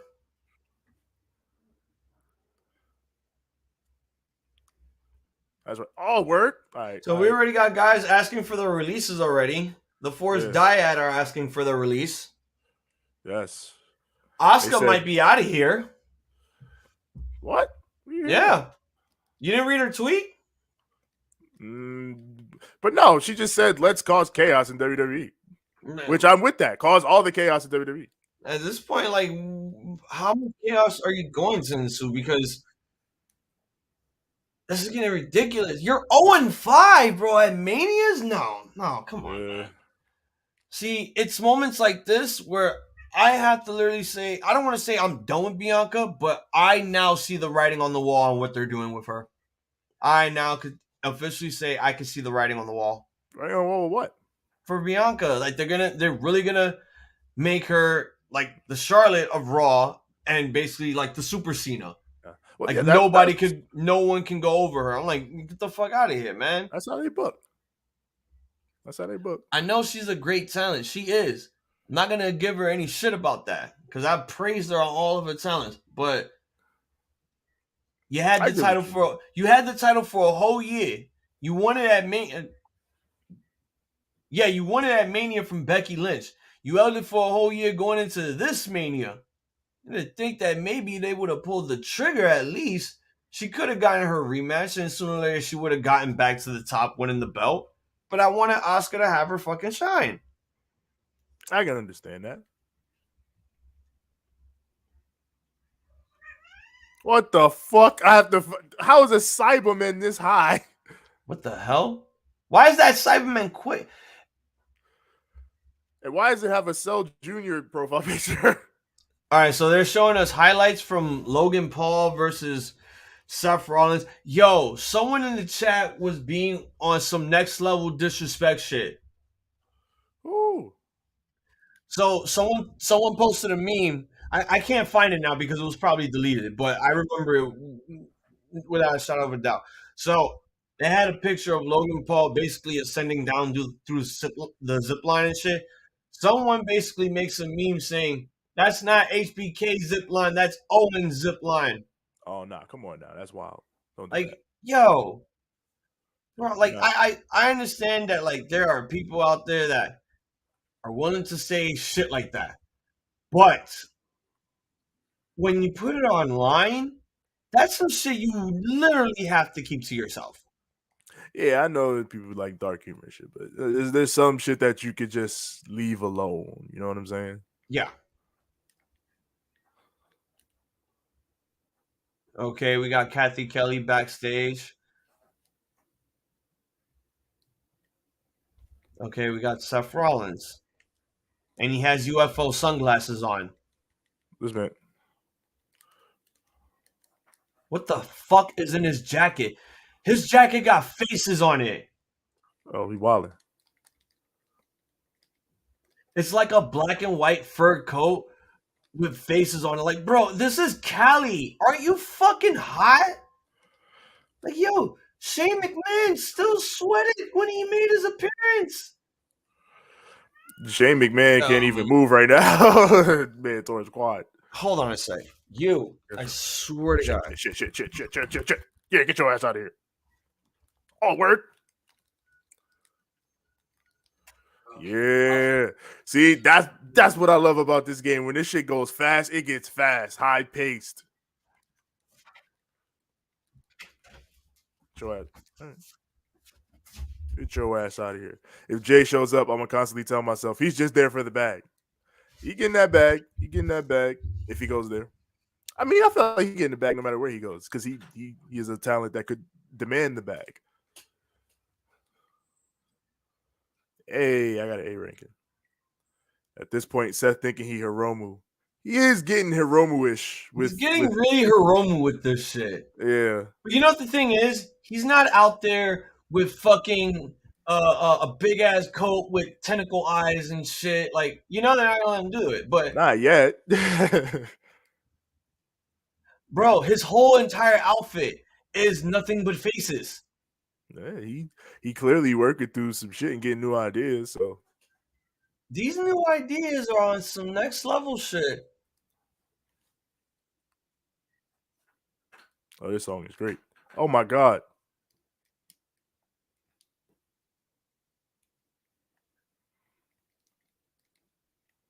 Get your ass out of here. This man looking really funny right now. Man throwing rocks. Yep, his whole entire outfit is nothing but a bunch of faces. Jesus. Talk about the ultimate baby face.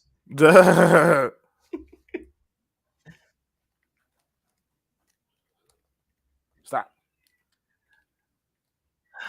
I'm going to watch NXT tomorrow off screen and see what's going on after Stand and Deliver. I want to see Melo's promo as the champ now. I'm hoping they get new belts and get rid of that colored shit. Yeah. Oh, no. I've been grabbed. Ow.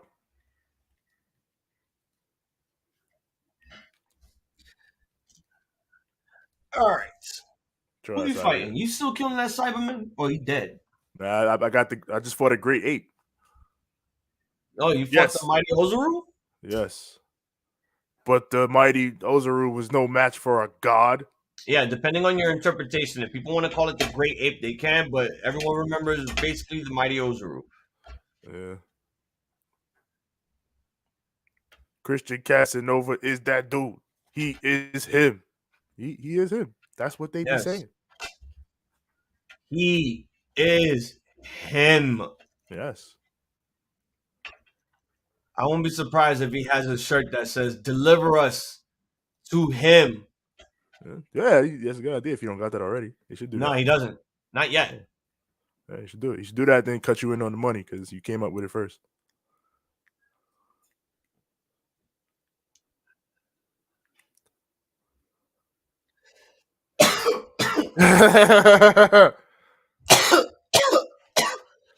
Yeah, this is one of my favorite dialogues. Whenever Nappa sees Super Saiyan Vegeta, he's like, Vegeta, what the hell? Nappa's like, yeah, how would you like to die this time?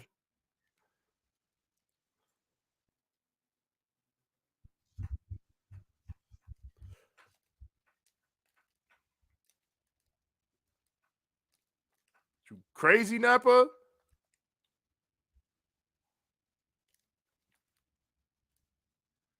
Oh.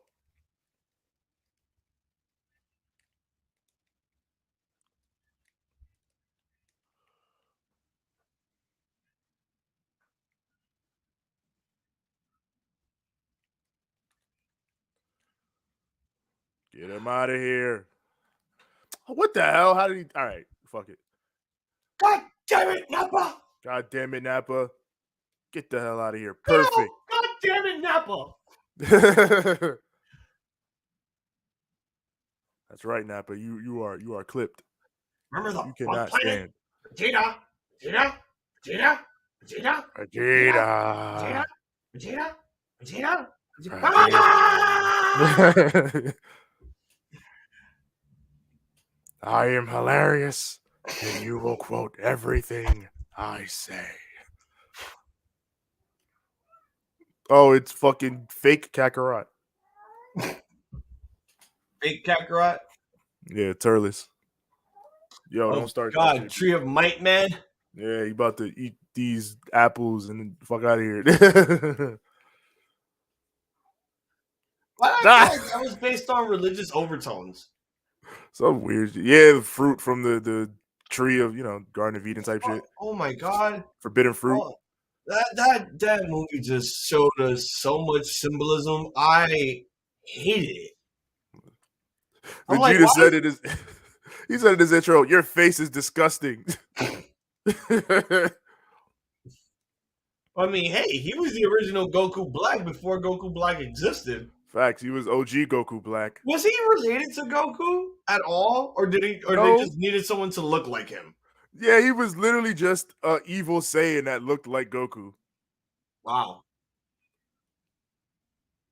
Like even Vegeta was like, that fucking guy sucked. He's no Kakarot. Yeah.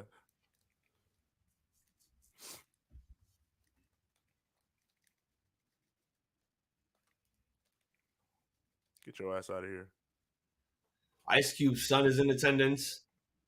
Oh, yeah. I saw he was there. Yeah, he's probably been there all weekend. Yeah, he has. He's a WWE guy. Mm-hmm.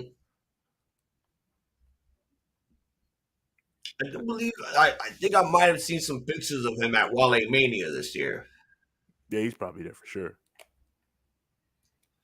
Wale gets mad heads at Ramblemania. It's great.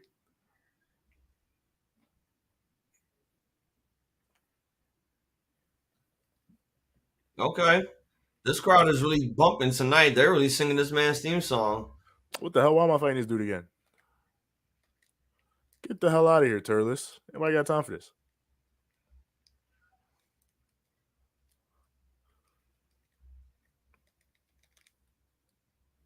Crypto.com Arena. So wait, that's it? Center. That's it? What? No, this can't be it. This man did nothing. He just stood in the ring and just serenaded his music. Just let the crowd sing his music. Wow. What? The Joker, baby. That's that chaos. What? Yo. 5 minutes. 5 minutes to hour 3. The show is looking like a who booked this shit. Oh, man.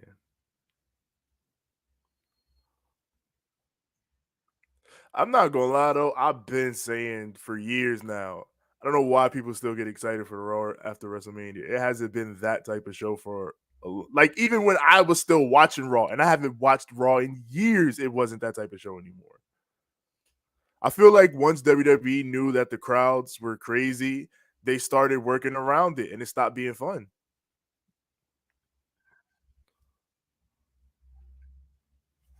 Even Johnny's like, Seth didn't do nothing. Okay, we got the man that beat Okada with Bobby Lashley. Oh, man. And from what I'm hearing while you were speaking, I'm assuming that he's asking Bobby Lashley to teach him some things. Okay. Shadow him. He wants to shadow him. He wants to be his people. Okay. And there goes Ali. Oh, my God. This man got a beanie and some sunglasses on. Yeah, I've seen on Twitter him doing this new gimmick. I don't get it. I don't get it either. I mean, are you trying to be 2023's modern day hipster? I like the style, but where's the gimmick?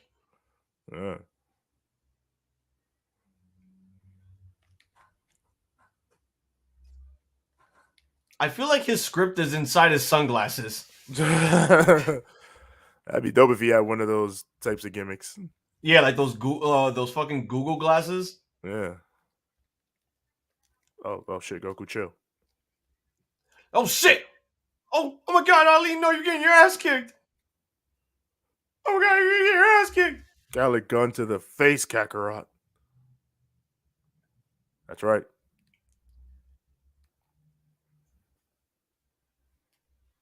Oh shit, they're in Gorilla. Where's Vince? Where's Vince, pal? Oh, pal, where's Vince? Oh, they're doing a segment back here, pal. I gotta hide. I can't be back here. They can't see me. They can't know I'm back here. I think everyone knows that you're there. No, pal. They're not supposed to know I'm back here. Oh my God. They're gonna start calling this man the 2023 Andre the Giant Battle Royal Memorial winner. Oh Lord.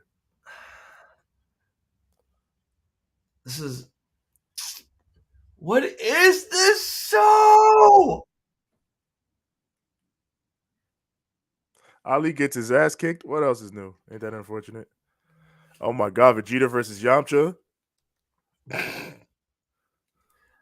At this point, you shouldn't even lay your hands on him. Just get a Cyberman to kill him. Facts. This is beneath Vegeta. And this Super Saiyan God Vegeta is definitely beneath him. Oh God. Oh my God, Yamcha, he fighting back. Now imagine Super Saiyan God Vegeta versus Baseball Yamcha. Oh my God. Well, they did play baseball against each other. Yo, I love that episode of Super where they played baseball.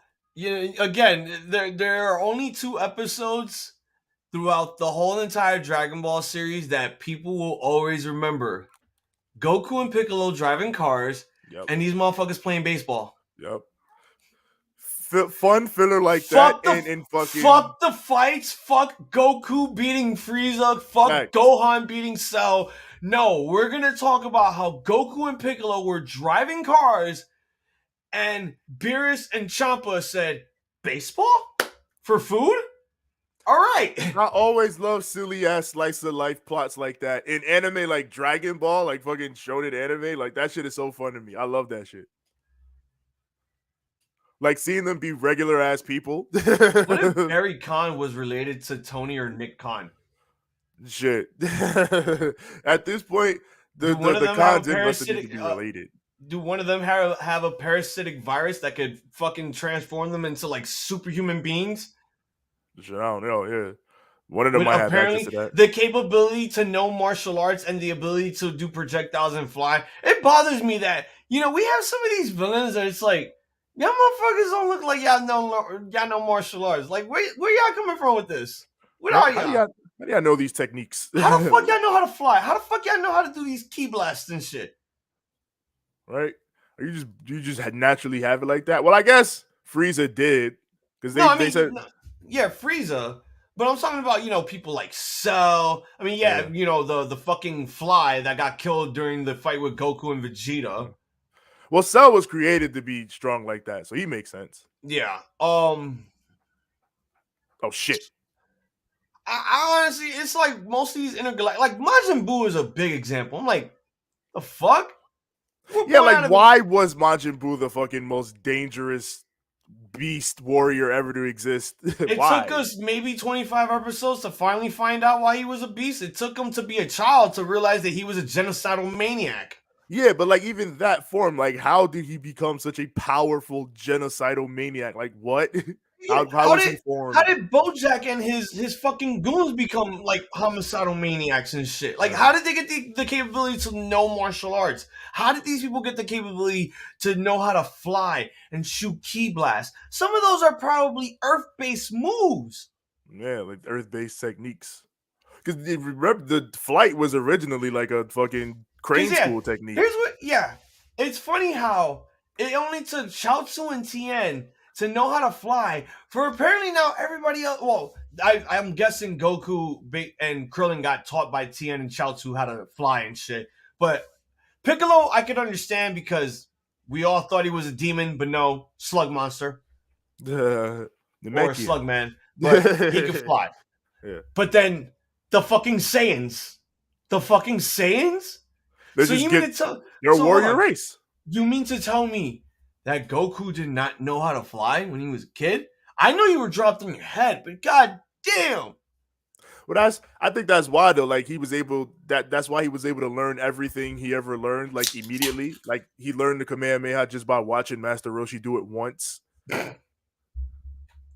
Like Master Roshi was like, "It's gonna teach you. It's gonna be a long time to teach you this." And Goku just does it, and he's like, "What the hell?" Dragon Ball is a show for someone to do a live stream on that has never seen Dragon Ball in their life, for them to react to all this crazy shit that's going on. And it's like, what? Yo, what is this kid? If you've never seen Dragon Ball, any part of the franchise, you should start with Dragon Ball.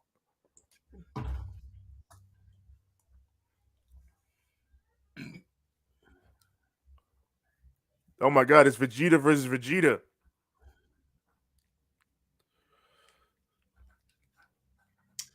And again, more highlights from Mania. Like, bro, we got Peacock. People are probably gonna watch. They're gonna watch this shit tomorrow, and I have a lot of shit to watch tomorrow. Yeah, Big Gay Brunch, Bloodsport, for the culture. Oh, What's another one? What's another one I gotta watch? Oh, Multiverse. God damn it! Little Goku violating Bulma is insane. Yo, he was a little savage. Yo, fuck that. All these motherfuckers was really violating Bulma, my nigga, before Vegeta even got on that. Word. Master Roshi used to perv over the wild. It's the tribal chief. Tribal chief Roman Reigns. Acknowledge. Oh, he's asking for his cousins. Where are my cousins? Acknowledge me.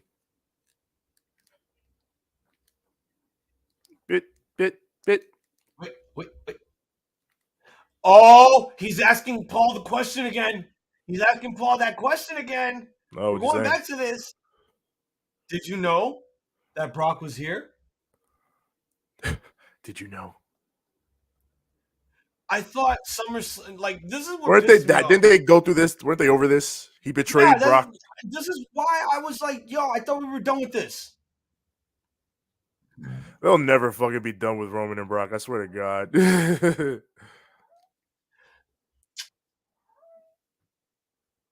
They're really talking about this. They're bringing up the last match.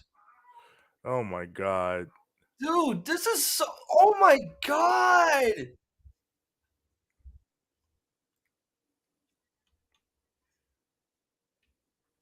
I'm serious. I'm not going to sit back and take this fucking shit.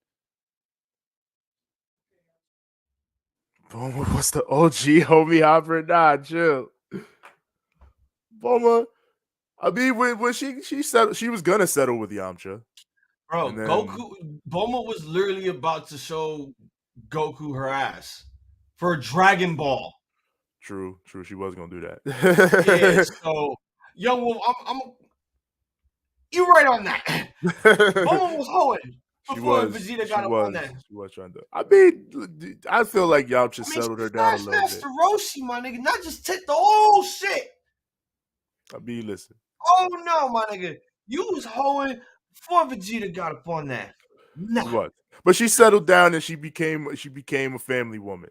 Yeah, after she dumped Yamcha and shit. Yamcha was out in these streets anyway, so yeah. That man was dead. He was dead, but before that, he was out in the streets. Because he was playing baseball, so all the girls loved him because he was playing baseball. And here comes our Raw Women's Champion. I'm on my own. Get out of here, Kakarot's granddaughter. And we are in hour 3 of Monday Night Raw. And Bianca dropped her glasses and she almost tripped. Damn. Somebody was drinking, celebrating. Well, now she might be jet lagged because. Why? They were still in Los Angeles. No, she had to fly. She had to go to New York to be on the Today Show.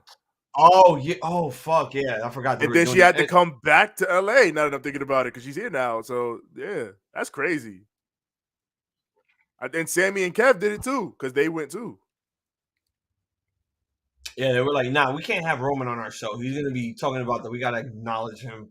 That's the part of WWE that you really got to be built for. If you really get like up there, shit like that. Like you do WrestleMania, you fly out to do a media thing, do then these you fly media back things, to Raw, radios, new stuff, photo shoots. Then it's like you got 3 hours till Raw, so you flying back on jet lag on your G4 plane.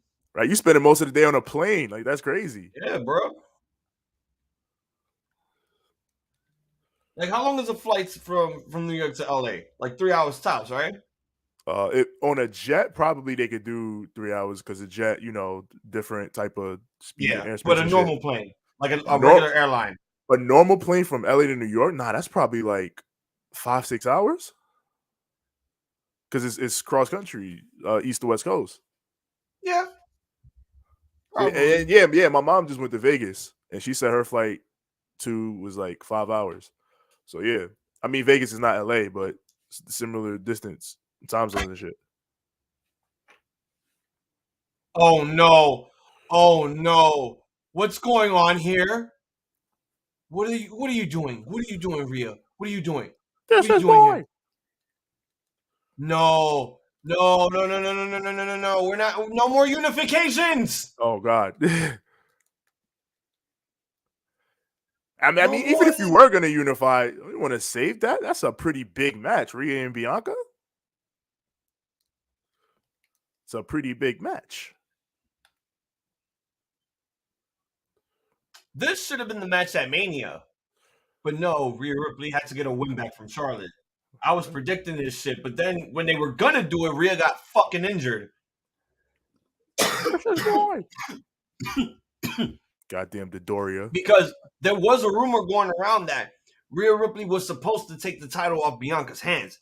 But the minute she had to leave for her injury and she had that fucking heart monitor and shit on her, all those plans got scrapped.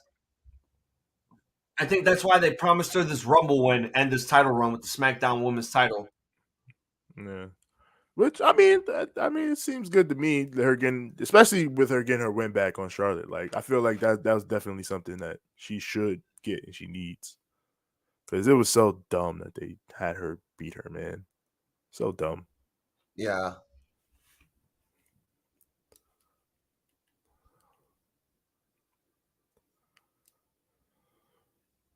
The crowd is chanting "Mommy." Wow. Y'all are horny. Y'all need to chill.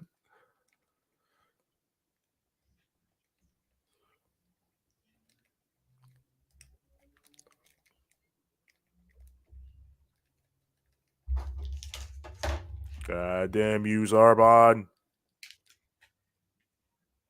Oh. Get your ass back over here.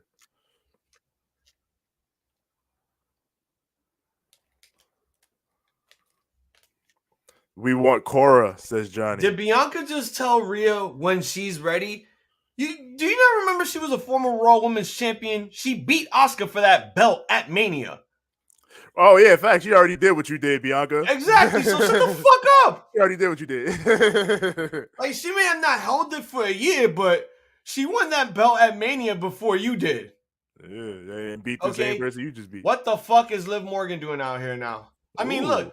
Like Bianca may have gotten the main event on night 1 of 37, but shit, Asuka and Rhea had an amazing match up there, and that Raw Women's Championship was way more important because it's Raw. Like what you expect. I know you get down like that out there, young one. I know they was getting down out that. So here comes Liv and Raquel. I wonder what's going on here.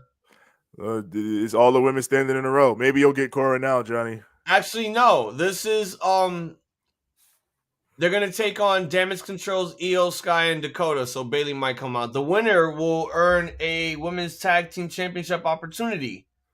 So what about Ronda and Shayna? They won that Fatal 4-Way female tag team showcase at WrestleMania. Don't you think you should be giving Why was Ronda doing this? She was doing that.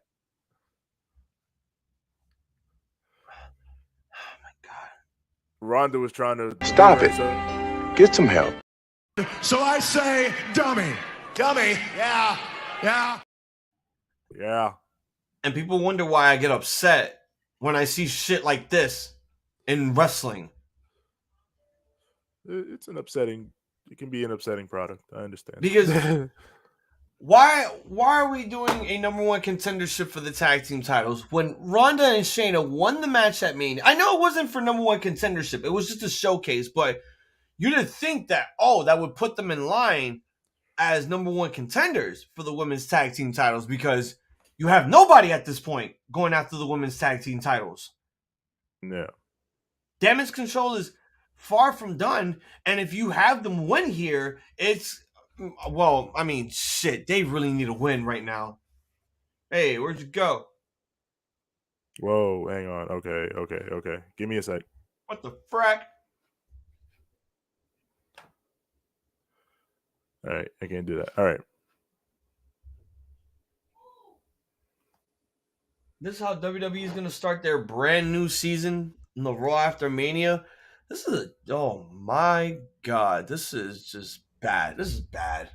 This is bad, man. This is so bad. My bad. Yeah, what the hell was that? It was my PC freaking out real quick. I was trying to do something. Okay. Oh, that's why I got this bullshit open. Let me close that.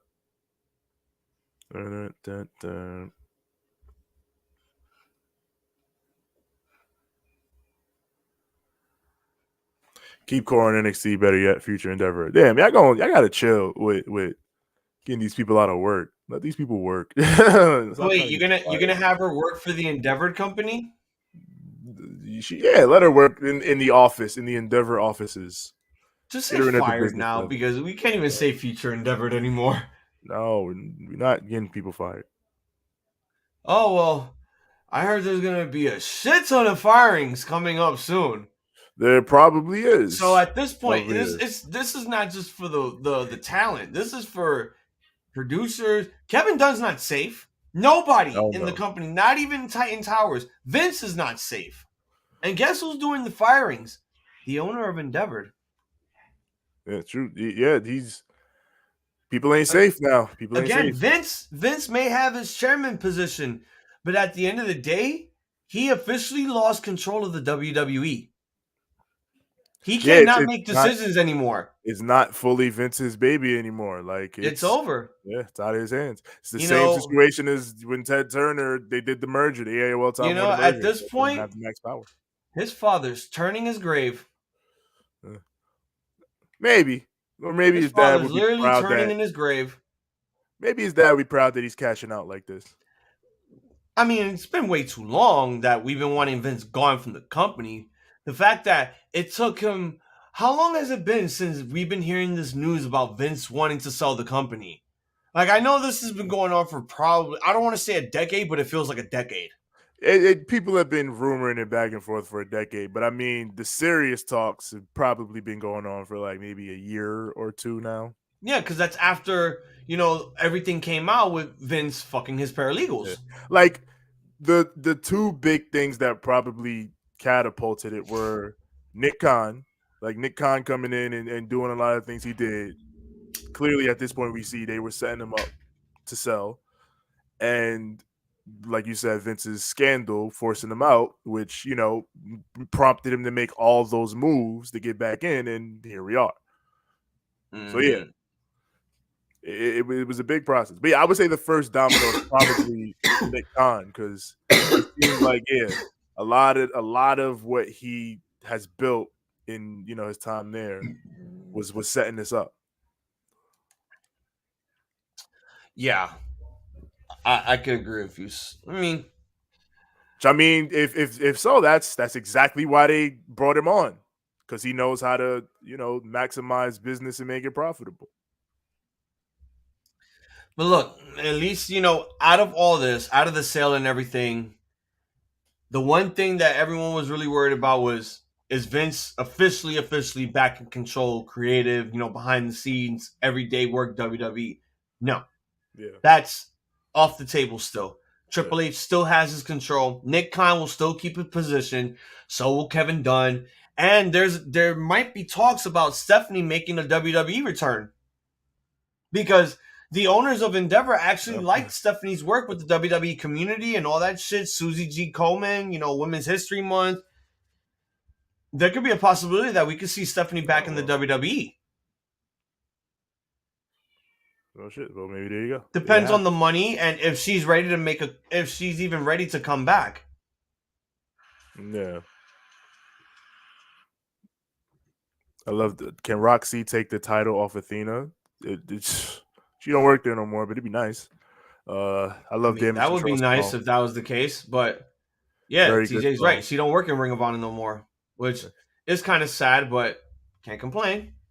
We all have our preferences, Johnny. She's enjoying where she is right now, which is why she's still the women's champion. Actually, no, it's Indy that's the women's champion.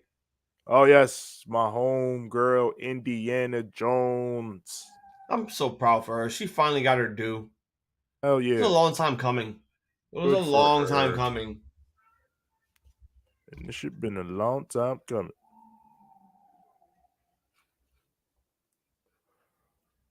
Like, at first, I wasn't really, like, a big fan of hers, but, like, after a few matches and she started showing off, like, some charismatic skills when she was with, you know, the way and shit, I'm like, okay.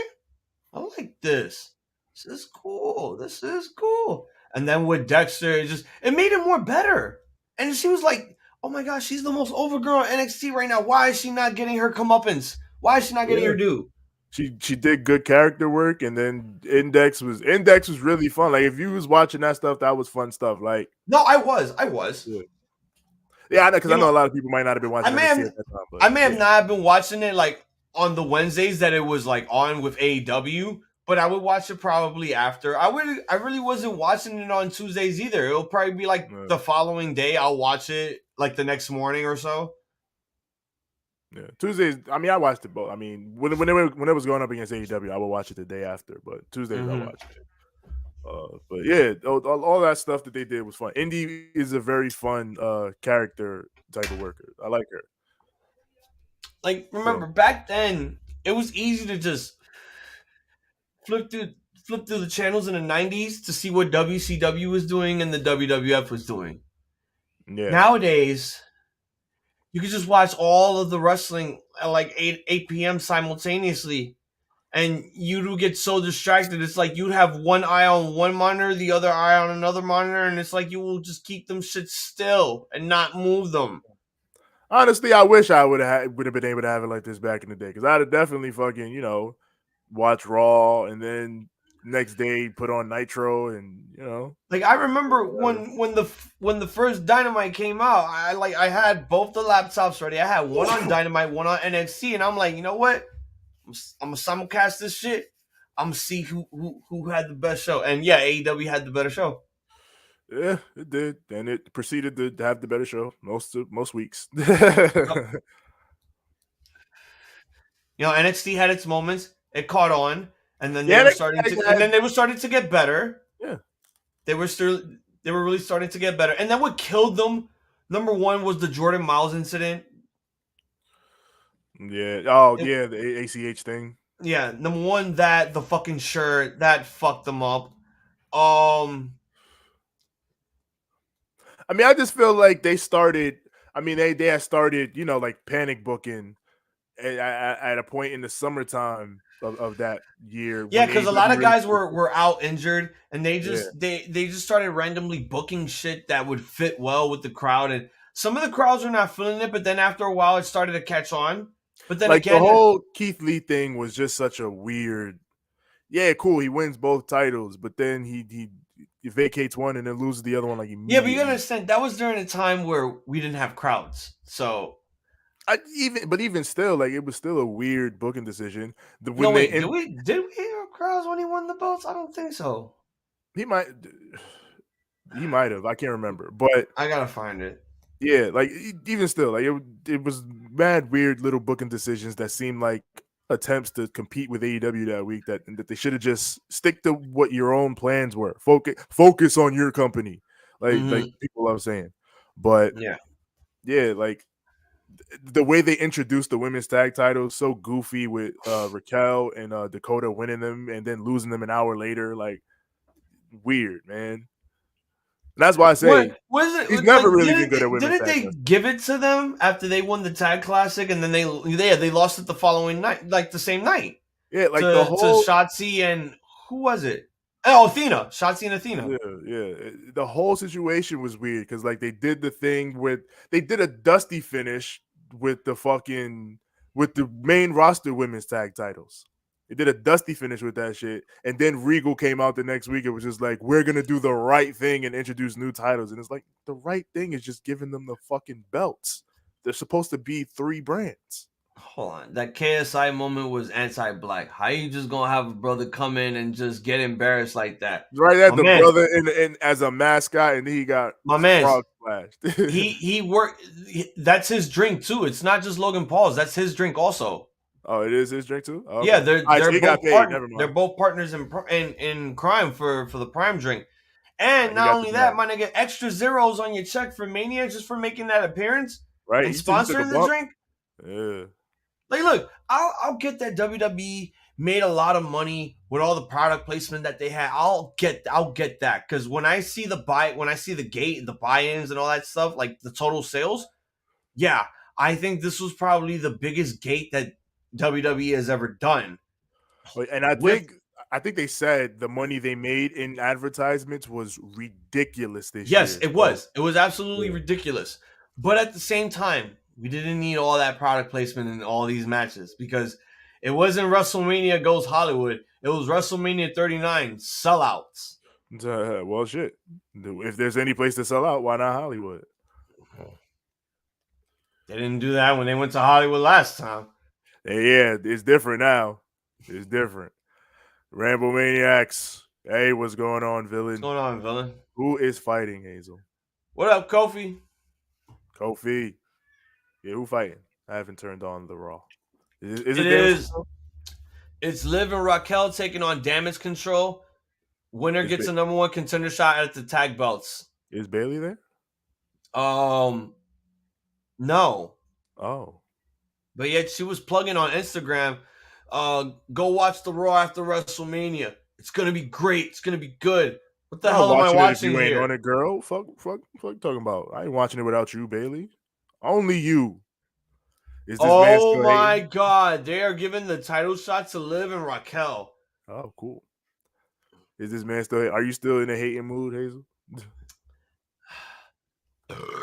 Villain is not. He says WrestleMania was the best show of all time. No, it was not, bro. Like, look, there were I wouldn't say it was the greatest or the best show of all time. Like night 1, yes, it was a good night. But then I did complain a lot about night 1 because of a lot of shit. Wrong people, wrong booking decisions, all the product placement, all that crazy nonsense, all that excessive filler. Like, we're going to be doing a full recap this weekend on Mania on both nights. Yes, it's... Maybe talk a little bit of the Hall of Fame before anything. We will speak on this. Okay. All right. The Miz is making his way to the ring. Something has to happen. Nitpicking, right? Says Villain. Right? Villain. I gotta know, Villain. How are you feeling about the result of the main event? How are you feeling about it? Yeah, how are you feeling? Because, I mean, a lot of people got a lot of different impassioned opinions about it. So I want to know, Villain, how do you feel that Cody got put in a pack? How do you feel? Kofi, I'll tell you this much. You don't know my mind, son. I like the only motherfuckers that know my mind personally is me, myself, and I. That's it. Right now, I'm gonna hate everything that took place at Mania, but not everything about Mania that I saw was bad. Not everything that I saw was bad. Villain said put in a spliff like Cody. Again, no matches announced, but Double or Nothing over Mania. Oh my God. Yeah. I mean, dude, we got to see what matches they got. I mean, based on how they building, it's probably gonna be fire. But we got to see. I'll tell you this much, Villain. You want to know? You want a teaser of how I thought of Mania? Go watch our last live stream that we did, and just go all the way to the end where it's just me and TJ talking. Hey, man. You'll get a tidbit of how it will probably be different from what I said on Monday. But I know I'll be a man of my word and be honest about it like I've always have. It's Mania. I'm not going to hold no punches on this. I don't pull any punches. Ramblemania. These guys know that. For my boys to step up. Seth, Randy, and Kofi Kingston. Well, Seth. Kofi's injured. Oh, Kofi's injured. And Seth doing stuff. Oh, no. Get back in there. I mean, yeah, well, Seth, we don't know what he's doing because at this point, he just came out and the crowd was just singing his music while he was in the middle of the ring. WWE literally made more money yesterday than AEW since they were founded. Can you confirm that? Give me numbers. Cite your sources. We need actual numbers. Cite your sources, sir. You know, we need actual numbers. I need your sources cited. Numbers matter, not your sources. If you're hearing this from Forbes, maybe that's true. They did make a hell of a lot of money. But if you're hearing this from Fox News, you're being lied to. AEW's made this and it made a lot of money in 4 years. They made a lot of money within the 4 years, but I think when they made the most money was with Punk. Yeah, that was the most successful year. All Out that he, debuted at had a big buy rate. Their best buy rate. It was to the point where I bought it. I actually bought it, and I actually confessed that to you guys. And I don't buy this shit. I've bought almost every AEW pay-per-view. I bought it for Punk, and then my shit was acting stupid because Bleacher Report was fucking up. Bleacher Report do be fucked up. So fuck them, motherfucker. Fuck you for trying to make niggas pay $40 for Supercard. Bro, what's up with that? I gotta figure that out. Bro, if it ain't gonna be on Honor Club, bro. Bro, if it's not gonna be on Honor Club, then I might as well just cancel my subscription. But I need it. Well, yeah, because you still get weekly. So yeah. I mean, even if I didn't have it, it still pops up on the legal channels. Yeah, and plus, the tape library. Come on, I got it. Oh yeah, definitely. I need the tape library because there are some matches that I do want to watch that I've never seen before. Yeah. I want to see Low Key win his first ever ROH title. I want to see him kill that man. Oh God. I want to see Xavier win. I want to see Homicide win it. I want to see the Summer of Punk because I want to know what original. I want to see the original because I've only heard, but I never got to see it with my very eyes. I was in the gym when it was going on. It was crazy. We was outside when that was happening. All right, Hazel. What, villain? What, villain? What do you want? That was Seth's swan song. No, man, I didn't enjoy WrestleMania, and I'm not enjoying this Mania. But what do you want? Fucking Mark! What you want, man? Hilarious. He ain't going over there. Ain't no way. I am not your source, okay? I don't even get sources. The one next to me is the journalist. He gets all the sources.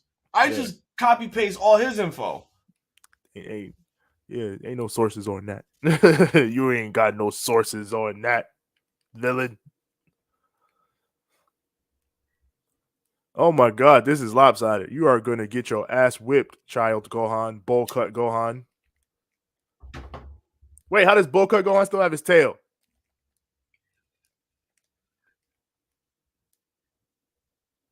Who's fighting? Why does Gohan? No one's fighting. It's just Miz in the ring. Why does Gohan with the bowl cut have his tail? He didn't have his tail back then. Right? I just said that, right? Piccolo cut that shit off. No, actually, he blew up the moon. Yeah, he blew up the moon. He cut it off, then he blew up the moon. He was like, I'm not letting this shit happen. Fuck this shit. Johnny, I hope you did not just spoil that. Matt Taven. I hope you did not just spoil that right now. Something big's about to happen, says villain. Oh my God.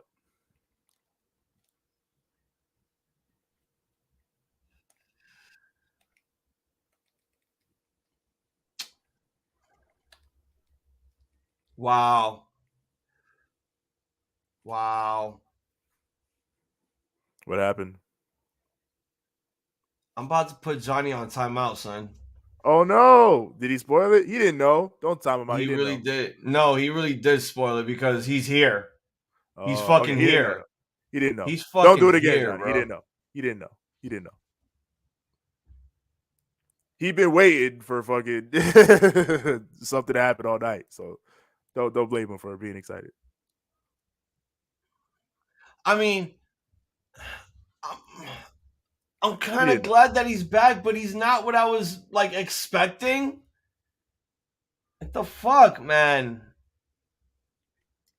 And now the main event is about to come up after. Yo, oh my god, my wife is still up. I just realized that. Oh my god, Sean Ross Sapp is saying on Twitter that they have changed shit on this show. Maybe that's why the show is however it is right now. I'm back, pal. I changed everything. Oh my god. Well, was I wrong? I literally said earlier, well, Vince ain't gonna be pulling up and ripping up the scripts no more. I can say that at least. Was I wrong about that? Oh no. Miz is beating Riddle's ass. Miz is beating Riddle's ass. Per Fightful Select, Bailey has not been in contact with WWE since WrestleMania 39 Saturday. That's what I'm talking about, girl. Get the fuck out of there, please. Let's get the fuck out of there. Like, leave, bro. Don't listen to anything Triple H tells you. It's all a lie. It's Pam all a lie. In the streets, Pam. Oh, I would cry.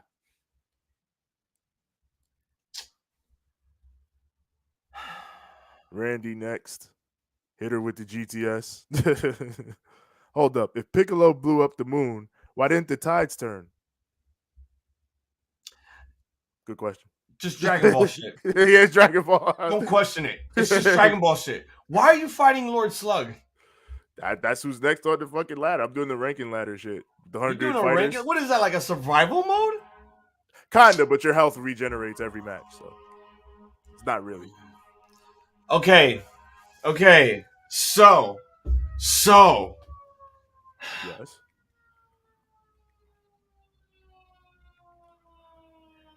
Oh God.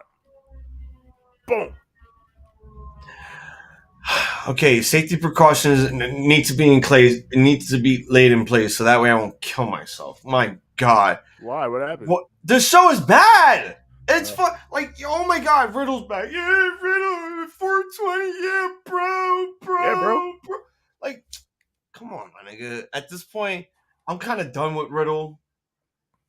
I've kind of been done with Riddle. Like, it's funny for a while, but then, you know, you can only do it once in a while. And, you know, they're going to keep bringing up all the 420 references and shit, but I can't take him seriously anymore. I'm sorry.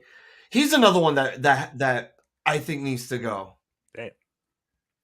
Well, he's better off in the indies. He's better off in the indies than fucking WWE. It might actually, Riddle might actually have a problem with WWE because now it's partners with the UFC again. He don't fuck with them. He don't fuck with Dana. That's who. Yeah, Dana Dana don't fuck with Dana. Him. Yeah, because not fuck with each other. Ooh. Wasn't it because of some weed? Yeah, I mean, yeah, that was originally Dana. They wanted them to stop the weed, and Riddle was like, "No." like fuck out of here. Like I'm gonna smoke. I'm gonna win matches, bro, and I'm gonna prove you wrong, Dana White. Maybe I might challenge you to a fight, bro. Yeah, but why do people think WWE is the best thing ever again? Because brand recognition, nostalgia. No. Young Wolf, the real question that you have to ask yourself is, why are people whitewashed into watching WWE? Because there's nothing else on a Monday. Besides football, do people think they want to sit down and watch the Kardashians on a Monday? Or anything that they have on MTV? What's on right now? TV schedule. I'm looking at the TV schedule. Here's what you could be watching right now instead of Monday Night Raw. And this is not even, to mention like Twitch streams or YouTube. No, just the top, whatever. Just the top network shows. Yeah, just network shows. Let's see. Let's see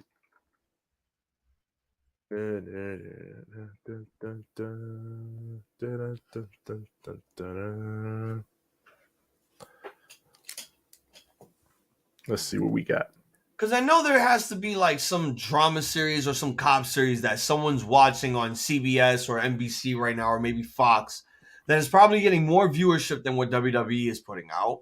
The national championship game is on right now for the men. Yeah, so you Yeah. can watch that.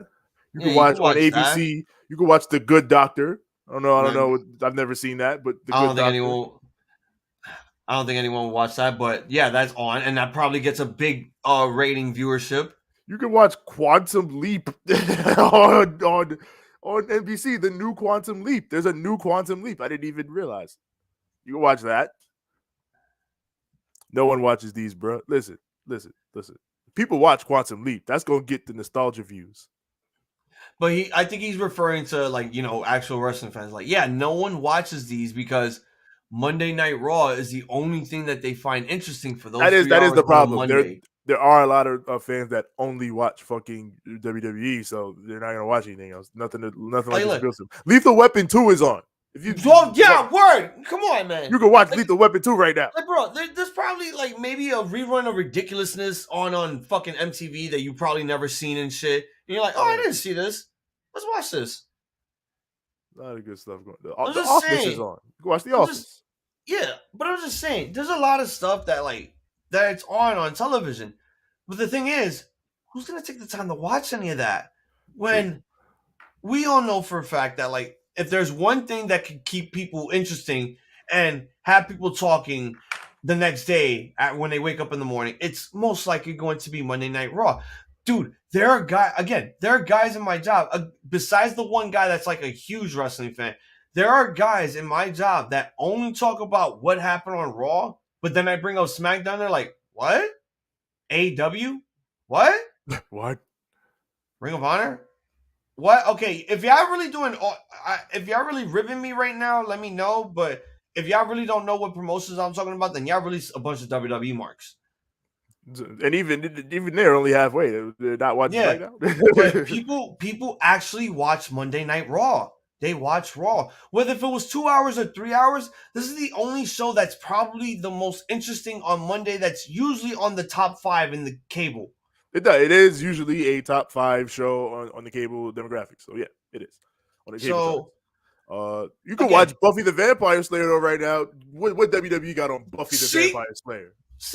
Vampire Slayer? I mean, if you want to relive your nostalgia purposes, that'd be the perfect moment to fucking watch Buffy the Vampire Slayer. Who wouldn't want to watch Sarah Michelle Gellar slay vampires? My original favorite Willow before Willow Nightingale. Oh God, Willow from Buffy. Okay, I'm gonna be right back. My wife wants me to go say goodnight. You can watch Family Guy on FXX and Split on FX Movies, rather, if you have that channel. WWE gives you everything. What does WWE give you that is on par with Buffy or Family Guy, even? Or even how can WWE give you what Family Feud gives you? They can't give you those entertaining Steve Harvey reactions to crazy answers. I want you to watch and review these on Wednesday and Thursday. What, the shows I'm listing? I mean, I've watched not all these shows. What did I list that I've watched? I've seen Lethal Weapon. I've seen the old Quantum Leap. I've watched The Office. Steve Harvey overplayed. Well, that's because he's still goated. He's still goated with it. I still laugh most of the time when I watch Steve Harvey Family Feud. Like, I just don't get it because they got Netflix, Peacock, Prime TV, etc. Yeah, like, I'm just naming cable shit. Like, if you really wanted something to watch on a Monday night, you literally could probably just turn on your PlayStation, Xbox, PC, whatever you use to watch stuff, and go on and find something. There's a shuffle button on a lot of these apps. Okay, so apparently when I left, Byron was talking to Lita, Becky, and Trish. I don't know what was going on. I just came back and now they're showing me the match for next week.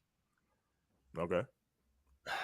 The Miz is going to take on Matt Riddle next week on Raw. Bro.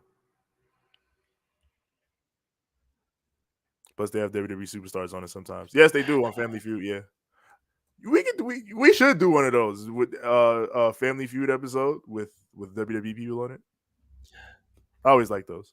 I want to do the Double Dare one that they had because it was like Bobby versus like Gorilla and shit. Yo, yeah, is that even? Can we could find it on if we could find it on YouTube. Holy shit! Let me see if I can find it. Yeah, because that's definitely. All I gotta do is just type like what Double Dare WWF. That's it. Yeah, and you see if they have it.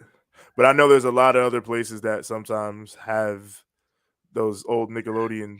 I got one that's a full episode, and it's the one that I'm talking about. It's Bobby Heenan and Gorilla. Okay, let's go. Ooh. Chill, Frieza. No Frieza Doodle Yamate. Are we gonna do this before or after our fucking recap of Supercard? I mean, if it's a full episode, damn. It is a full episode. But you gotta remember, these shits were half an hour. They weren't like crazy hour episodes and shit. I know, but half an hour when it gets late, you guys still. Yeah, that is true. I mean, hey, we could. We'll keep that. We'll keep that in the chamber. We definitely gonna do that. I'm gonna just send it. I'm gonna send this shit to you. Fuck that. Yeah, because I'll put it in my thing. Shut up. Chill, Frieza. Frieza. God bless Trish Stratus. I agree. She is great. But before I kill you, Vegeta, let me tell you a tale. The end. His entrances are too long. Whose entrance? Roman's. Oh, yeah, his entrances do be long. Bro, Dave had the time perfectly correct. I watched this again after work. I was on my break, so I'm watching the match. Put the stopwatch on just for Roman's entrance. This shit literally went on for about at least 11 tops. Bro, he was just... Boy, we said it too. His entrance going to be long as hell on that. And it's no wonder Cody didn't get all the fucking pyro that we thought he was getting. It was all for this fucking man right here. They said, fuck you, Cody. Young Wolf, I'm going to agree with you for this one time and one time only. Roman can acknowledge these nuts. Acknowledge. I've become a big Roman fan, actually. No, so have I. So have I. Because WWE has now decided to make this man the modern day Bruno Sammartino of the WWE. They're getting him to his 1,000-day mark as Universal Champion. Remember, it's been a year since he's held that WWE title, and he's held the Universal title since 2020, since Payback 2020. Yeah, man, he's been on it. He's been on it. Trish is old. Trish is fine as hell. I don't give a shit how old she is. She looks great. I'll say this right now, Vince, you're a fucking genius. That's right, pal. For once, you not only made Roman look strong, you made Roman someone that we could hate, but then love later because he developed more character because of Sammy and because of his cousins and Paul. I'm a visionary, pal. You've made him ever since you and I talked about that match with him and Daniel Bryan, the debut of the new theme. We officially basically called him Mako Satomura. He's basically now the final boss. He's been cooking. He's the final boss for everyone that faces him, and every time he defeats them, he tells them, sorry, bro, but your titles are in another castle. My castle now. Acknowledge. Pick it up. It's crazy. And of all things, the disrespect. This is absolute disrespect. This is worse than when Tony Khan cut off Minoru Suzuki's Kaze ni Nare. The incidents. They have Roman still doing his entrance while there's picture-in-picture. Ridiculous. How the fuck can you be a fan of this piece of shit, Roman Reigns? Because he's extremely entertaining when he fucking is doing shit like this. Johnny, fuck you. Oh, yeah, Young Wolf is not having that. I'm not having that shit, bro. Like I said, who gives a shit? Have you seen Trish Stratus? She's fine as hell. I would never love Roman Reigns as long as he has those titles. Like, do you want me to go out of pocket? I'll You just go ain't out of never gonna pocket. love this man. Let me tell you what I did last night after watching Mania 32. I sat back, I grabbed that lotion, and I just said, no.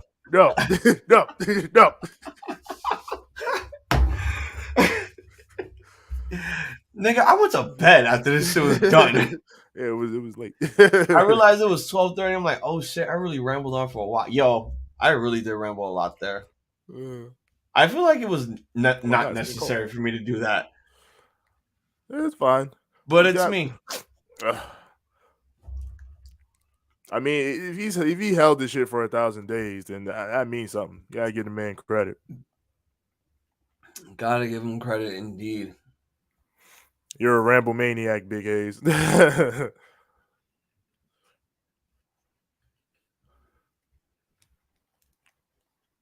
Chill.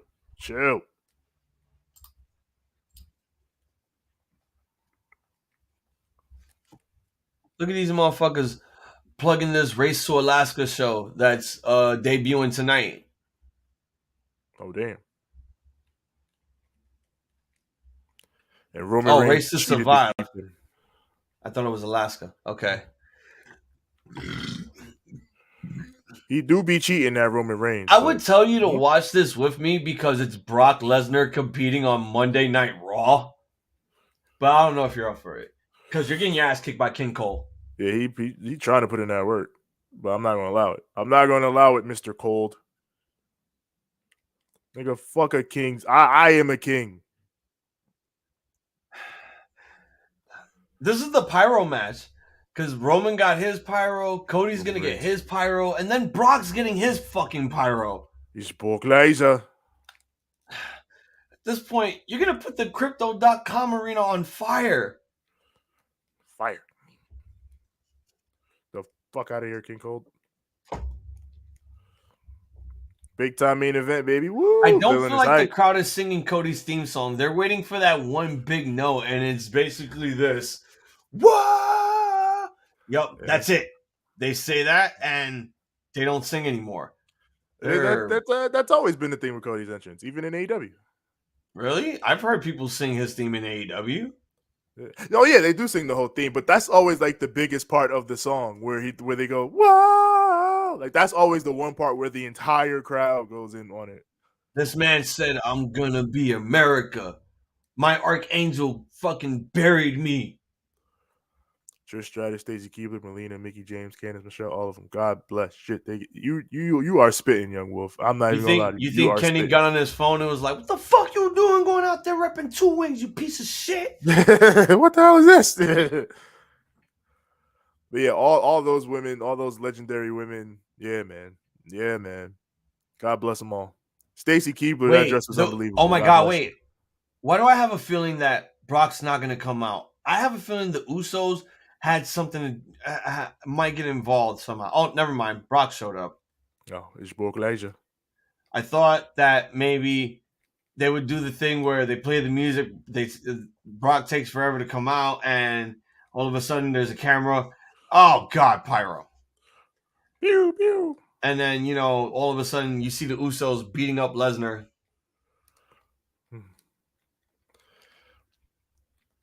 Get out of here! Fucking get out of here! Oh my God. Okay, so something has to happen, right? Something has to happen. Because Matt Riddle coming back, cool, but not what I was expecting. And I don't think a lot of people were expecting that. Yeah. But I don't know, man. I mean, from those Sean Ross Sapp reports, they shook shit up on this show, so I don't know. Maybe they had some plans and they got juked.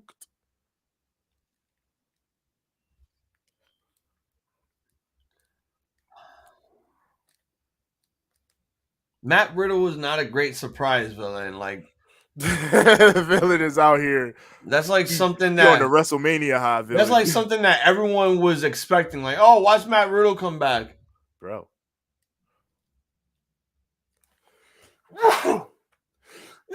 Jesus Christ. I hate allergies. I hate spring. Is Brock joining the bloodline? Is he? I don't know. But I'm really expecting. Why do I have a feeling that I have this weird feeling that we're going to get Cody versus Brock, so it can make it look like Cody could struggle more in order to gain back the fucking championship match that he lost. Do some bullshit ass. Only I'm allowed to defeat Roman Reigns. I think. Oh, there it is. What? I called it. I fucking called it. I called it. I called it. I fucking called it. I called it. He got F5. Who? Cody. Oh, Brock turned on him? Already. Bro, it's Brock. Like, this was not going to happen. Nigga, Brock said, you trying to get me to wrestle on TV? I do not like you. I do not like you. I'm going to beat you up.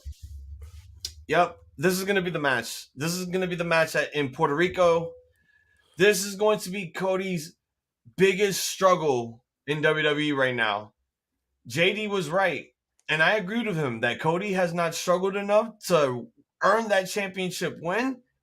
And looking back at it, oh my God, he really hasn't. Like, the injury didn't really show that he struggled enough. He was just injured, but he still wrestled. He was injured, yeah. But I don't think he's climbed that ladder enough for him to, reach the mountaintop yet. What was the past 6 years? The past 6 years was him, basically shooting on WWE, mocking them. Because of the fact that he wanted to be a top guy there. And they wouldn't let him. And now he is. Is that not the culmination of the story? And now Triple H said it in the media scrum, like, this is still chapter 1. The story is still continuing. The 6-year chapter 1? Kiss my black ass? 6 years? Oh! This man is trying to take bumps. Oh my God. This man took a sick German. Oh my God. It's clear WWE don't give a damn about them tag titles. Because why no KO and Sammy? Or did I miss them?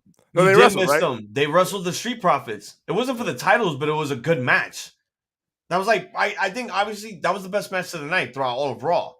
But no, they were there. They cut a promo. They called out the Profits. They made the match official, and they had a really good match. This was during the commercial free shit. What did you expect? CM Punk? Nobody expects the CM Punk Inquisition. I was not expecting CM Punk. Because I had a feeling that Brock was going to get involved in something. That's why I said earlier that, maybe Brock didn't leave just yet. They told him to stay because they need him. And this is probably why. Oh my God. Are we going to finally see Cody bleed? Are we going to see him bleed? Is Brock going to... No, Brock's going to bleed him the hard way. Elbow. Remember the elbow? Stupid ass concussion risking bullshit. Okay. Hey. Cody wants to finish his story, right? He can blade. Fuck all that. No, I'm not talking about blading. He's going to blade the hard way. Brock is going to blade for him. That's what I mean. That's stupid as fuck. That's dumb as fuck. That's stupid. That's dickhead shit. He hit the shoulder. The shoulder? Oh my God. I just saw the ref give him the blade. Oh my God. No, is he really going to do it? Is he going to blade? Oh my God. He about to eat a fine? Oh my God. Is this man about to eat a fine? Oh my God. Oh, there it is. Turn around. Let me see it. Are they really trying to cover that shit? I just want to see him blade. Well, you're not supposed to. If he's really doing it. This man F5'd them onto the announce table. I guess they needed a better camera spot to focus on Brock. Why Brock, Johnny? Because fuck Cody. That's why. That's exactly why. There's Adam Pearce. We are smoking that Cody pack. Still. We are still smoking on that Cody pack. Still. Brock done lit up another one. He done rolled up another one, and we still lighting it up. Cold Lander pack in the air. Oh my God.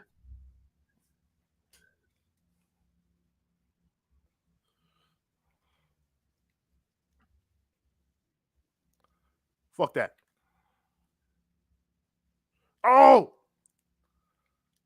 All right, so that's faster. Understood.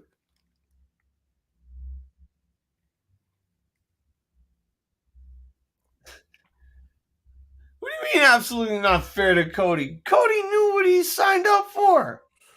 He really thought he was gonna get Brock Lesnar to wrestle on TV? That's his fault. He said, I want Brock. And Brock was like, I want more money. Right? Are you paying me? No? All right. Should have gave Brock the bag up front. This man said F5 on the steel steps. He's still whooping his ass? That's hilarious. He's still whooping his ass. They are putting this man Cody in a pack. That is crazy. No, they really.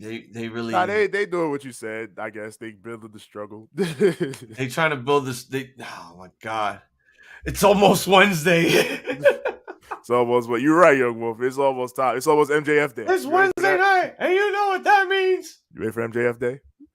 Oh yeah, MJF Day. They gave him the key to the city today in Long Island.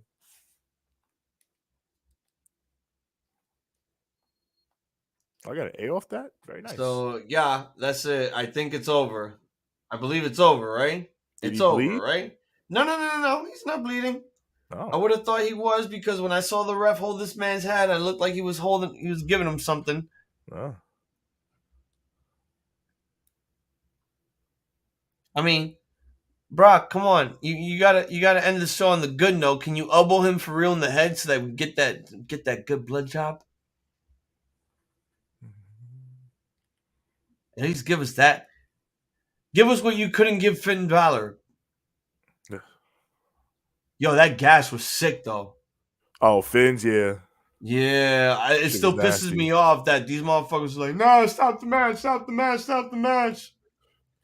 Yeah, like, I'm not going to say nice things about that. I'll tell you that right now. Like, yeah, stopping the Hell in a Cell match to tend to an unstoppable demon bleeding. I get it. It was a bad cut. More importantly, having a Hell in a Cell match in the fucking daytime. Yeah, I mean, I could even let that slide if all the other bullshit didn't happen within that match. Yeah, with all the gimmicks and stuff. Oh, he's choking him with the chair. Oh, he called him a motherfucker. MJF gonna come on and say, so what do you guys want to talk about? My friend, the American roller coaster.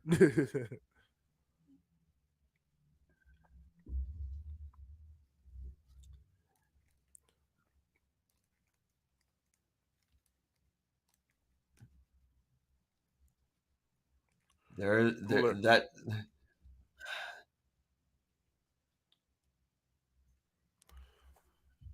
So I'm guessing chapter 1 was triumph and fail. Chapter 2 now is the struggle. Okay. Chapter 3 will probably be the match with Brock. And I'll have to figure out a time. Oh, Nightmare versus Beast. Johnny says, why? Because fuck Cody, that's why. Because fuck him, that's why.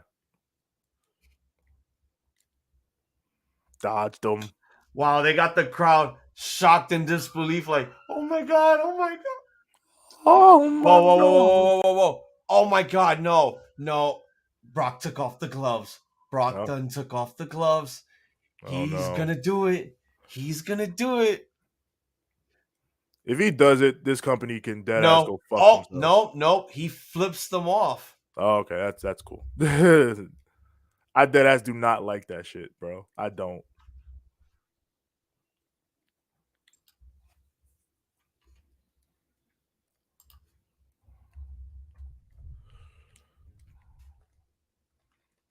Oh.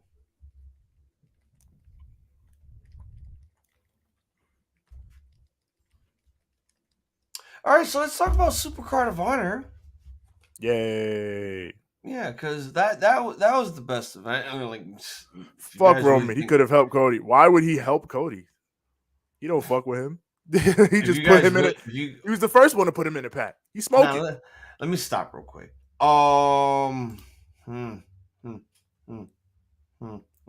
hurt and I work with old children. I am literally at this point. What was this? What the hell was this?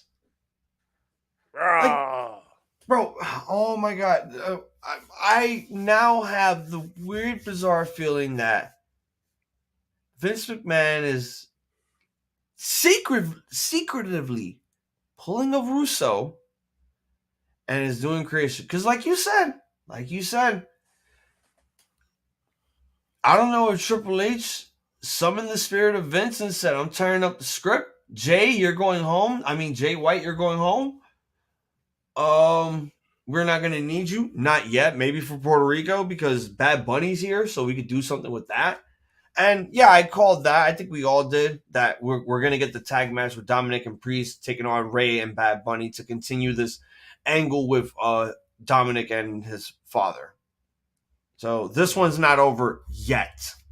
There's probably going to be one more match coming out of this, which will be, I think, around the time when they would be doing Money in the Bank, which would be the UK show. Shawty, what you drink?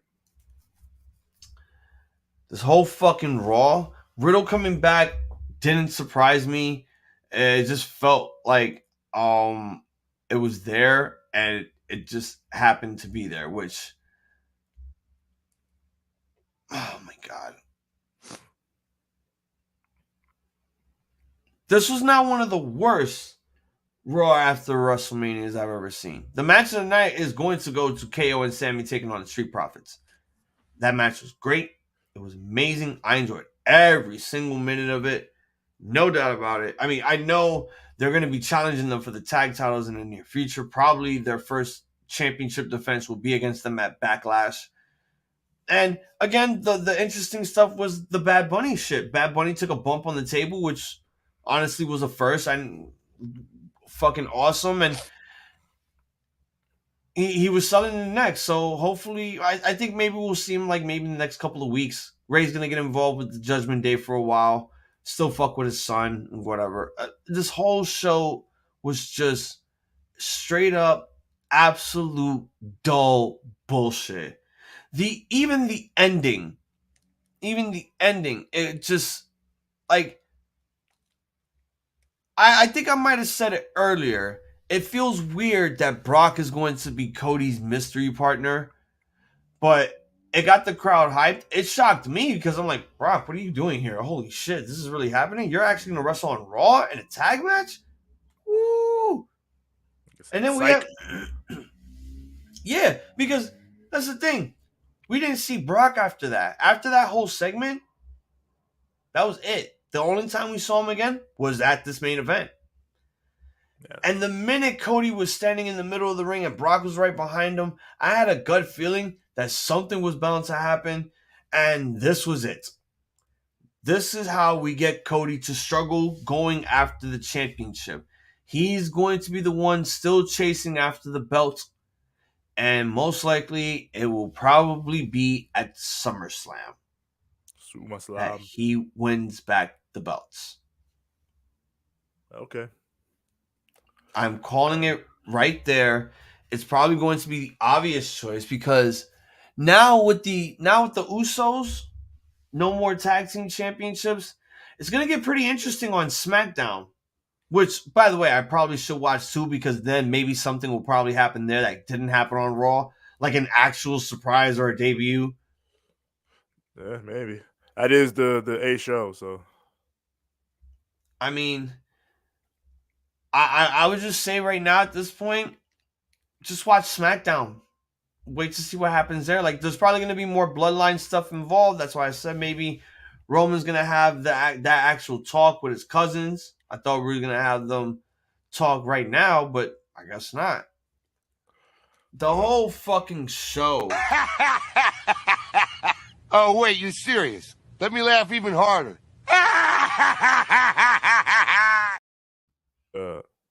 Was quite possibly the most dull, absolute, terrible Raw after Mania. This was not what I got out of work for to fucking set everything up for. I was expecting some shocks and awes. I didn't get any of that. Other than Brock apparently thinking that he was going to compete on Raw and him actually beating up Cody, that was all cool. I really thought Cody was actually going to blade, but nah, man. I'm serious. I'm not going to sit back and take this fucking shit. Well, you can't wait for NXT tomorrow. I'm not going to be live for NXT anymore. I'm done. NXT I'm not watching dead. it at all. But we probably do our GM mode tomorrow night while we watch some WWF Double Dare. Yes, pull up for lots of fun things like WWF Double Dare and then things of the like. Yes, we're not going to do that. Oh, we're not going to do what we did last time because... No, since it's a YouTube video, you in the chat can follow along with us. Yes. You can all find What's good, man? What's good? It was really good. Yourselves. But, yeah, Raw is going to get a solid fucking bad. Where are you? Mid! Reigns could still help Cody or Paul Heyman. Well, he would help Paul Heyman, but why would he help Cody? That's not his man's. Oh, the Damage Control still losing their matches. They lost again? Yeah, I told you. Liv and Raquel are facing Becky and Lita. Right. What the fuck? yeah, Bailey, don't answer their calls, Bailey. Pam. No Asuka. Pam. But also, I think I flipped out over this. We might be seeing another title unification with the Raw and SmackDown Women's Championships, with Rhea Ripley now having her little one-on-one confrontation with Bianca Belair, what we should have had last year, before she had to, go get healed up. Oh my God. So, I mean, I don't know if it's going to happen, but from the looks of it, I think this is what we're going to be doing going forward. Maybe Triple H has something planned in mind, which is why he had to scrap everything that was originally planned and make new shit. But this is basically in the spirit of his father-in-law, which is terrible. Oh, and Ali, oh my God. I don't want to, I feel bad for Ali because I don't want to be that guy to say it because he has so much potential, but he really needs to go. He really has to go. Like, my man. They're doing nothing with him, and they're just burying him week after week after week. Like, he'll only get a fucking win in main event, which nobody watches. Nobody. No. Maybe wild. It's sad. It's very, very fucking sad. This is basically the same shit when Brock took out Cena. They're making another Cena. Yeah, that's the way they know. Liv needs to get rid. Stop. We're not doing this no more, man. With the wishing people lose their jobs. Someone tweeted, "What does Brock have against the black community? Why? Because he beat almost." Oh no, the racist promo Cody spat in AEW. I'm so sick of Cody is the king of the black people joke. I'm so fucking sick of that fucking shit.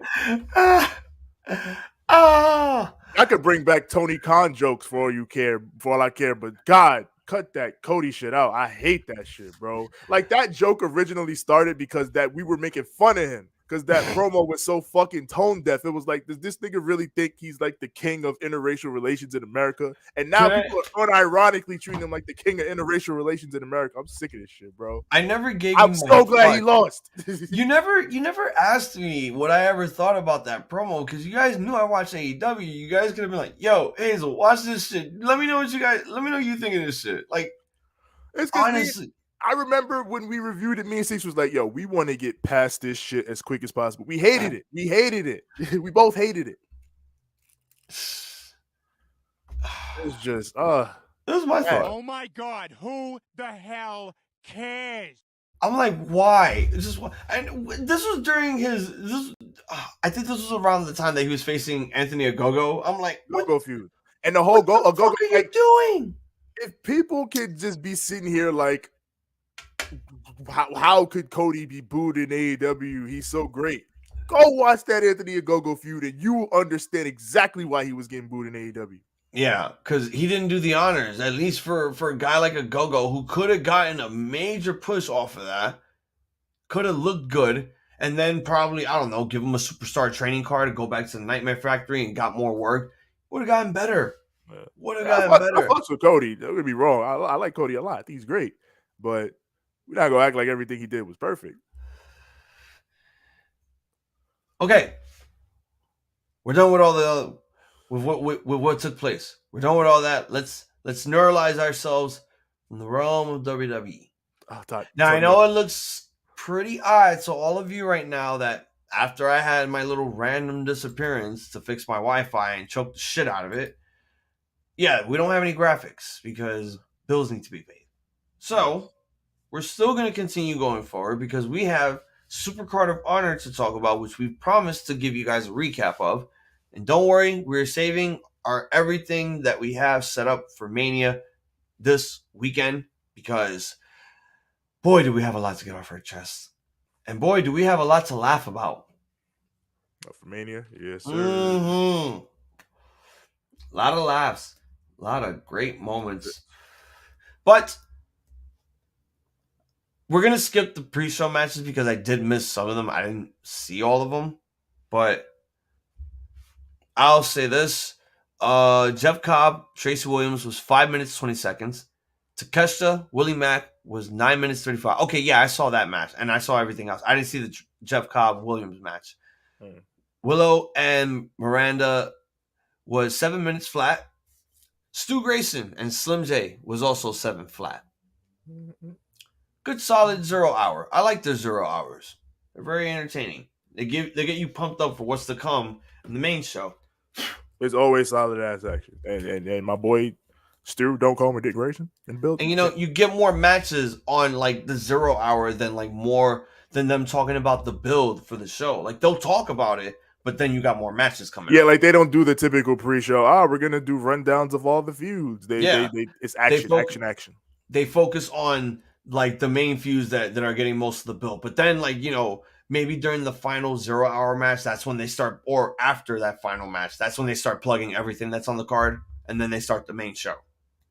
Yes. Is Bayley leaving WWE? I doubt it, but who knows at this point? But I doubt it. I mean, look, the grizzled young vets, who TJ calls the Force Dyad because they were known as the Dyad in the Schism. Yes. They are requesting their releases. So I won't be surprised if they are 100% granted. It is Triple H. He'll probably suit things out, probably let them go back to the UK, do some work, and then when the time comes, they'll bring them back and they'll become better. Pull the old territorial trick in the 90s. Leave, go raise your stock in the other company for a while. And then, when your time is up there and your stock's risen up and it's looking interesting, you'll come back. Yeah. And that's even if they want to. They can make their lane and just decide, fuck it, we be doing good.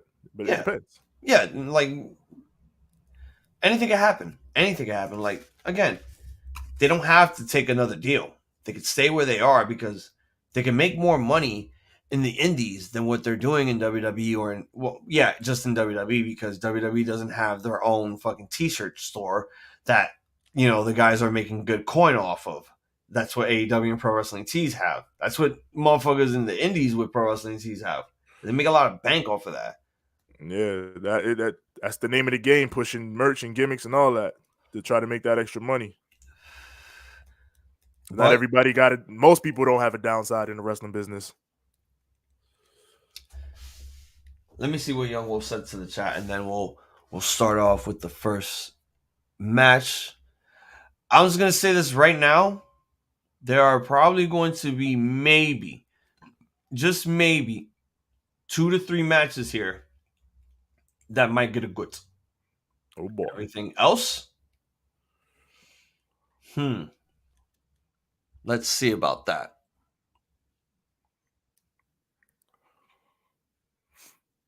Fact. Shane McMahon, pull the Marge. Let me see. Young Wolf sends it to So the chat. got his ass. Got his ass. I cannot wait to talk about that this weekend. All right, let's get on with this though. Supercard of Honor. What a fucking showcasing they put on here. Oh my god. Everything here on the main card had championship matches, even one outside of Ring of Honor, which opened up the show here for the AAA Mega Championship. El Hijo de Vikingo taking on Commander in 16 minutes flat. TJ, let's ramble on. All right, so let's be real. This was a GOAT. This is a GOAT. Like this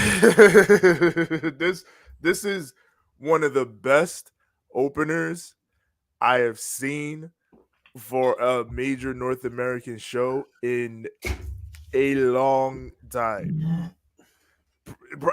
Probably since Danielson Omega, since I was there for that. I got a better comparison than that. Wait till I see him. No, wait till I see yeah. But yeah, fucking this match was mind blowing. Like when we were watching, Dave said like this is Rey Mysterio walked so these guys could run. Like this is the evolution of what Rey brought to North America in the mid 90s. This is the next step of what he did to spark on guys like Ospreay and Ricochet and even all the guys like on that luchador side that have come since him, like Mystico and all those guys like Phoenix, like just this is some of the most incredible straight up luchador high flying that you are ever going to see. These two are at a different level, even for luchadors. Like a lot of luchadors are great, like, but a lot of them ain't great like these two dudes. Like these are two of the best, and they put on a top tier performance that would get them.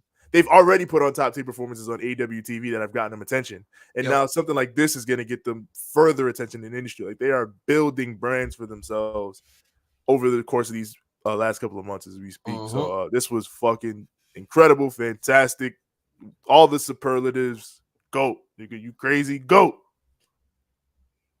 Nah, fucking GOAT, son. Yeah. This is a GOAT. This is an absolute GOAT. Somebody gave Ring of Honor some tapes and said, watch Rey Mysterio and Psychosis and ECW. Learn from that. And they're like, you know what? We're going to open the show with some lucha shit. They opened the show with lucha shit. They gave niggas variety besides the extreme shit. Let's do it. And they say, yo, we need these motherfuckers here, son. Right now, son. Tony Khan pulled out all the money for this. This shit was absolute bananas. Flips, dives, kicks. Yo, there's... Oh, my God. If you'd ever go back in time to watch Psychosis and Rey Mysterio and ECW, this is what this match felt like. This gave me the modern day ECW vibes that probably could have still existed if ECW was still around. Facts. I enjoyed every single... Nobody in the crowd shut the hell up. This was probably the hottest they were all night. I mean, they were hot for everything, but... They were hot for everything. And yes, Young Wolf, we all do love the flippy shit. And again, this is for people who don't watch AAA and who don't watch CMLL. You get the opportunity to watch these guys showcase their skills in a North American promotion that you probably pay for or watch on the legal channels. Facts. You're getting an essential variety of professional wrestling here. This is a genre. This is Lucha Libre at its finest. Ian Riccaboni did say it. Rey Mysterio walked so these guys could fucking run. And guess what? These motherfuckers is running, and they running, and they running, and they about to continue running this shit until the next generation learns how to run too.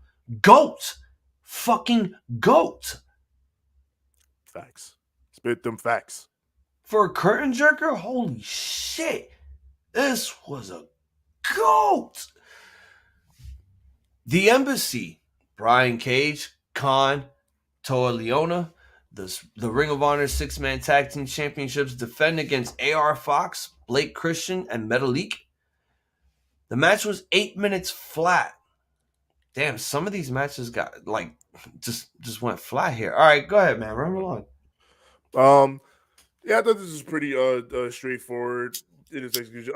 I knew I said it going in, like I knew that the Embassy was going to retain just because I knew Fox, Blake, and Metalik they were hodgepodge tag team, and if Cage's contract was up and Tony knew that he wasn't going to keep him, then he could have put together. I think he had the time to put together a better team than that. Not that that's a bad trios team, Fox, Christian, and Metalik, but just he would have had time to put together a more, ready team to run with the trios titles if he knew that he wasn't going to be able to keep Cage. So that's why I just feel. Well, yeah, go ahead, continue. I was just going to say that's why I felt like, this was going to Cage was going to stay and they were going to win and they were going to keep moving forward. But yeah, otherwise I thought the performances were solid. And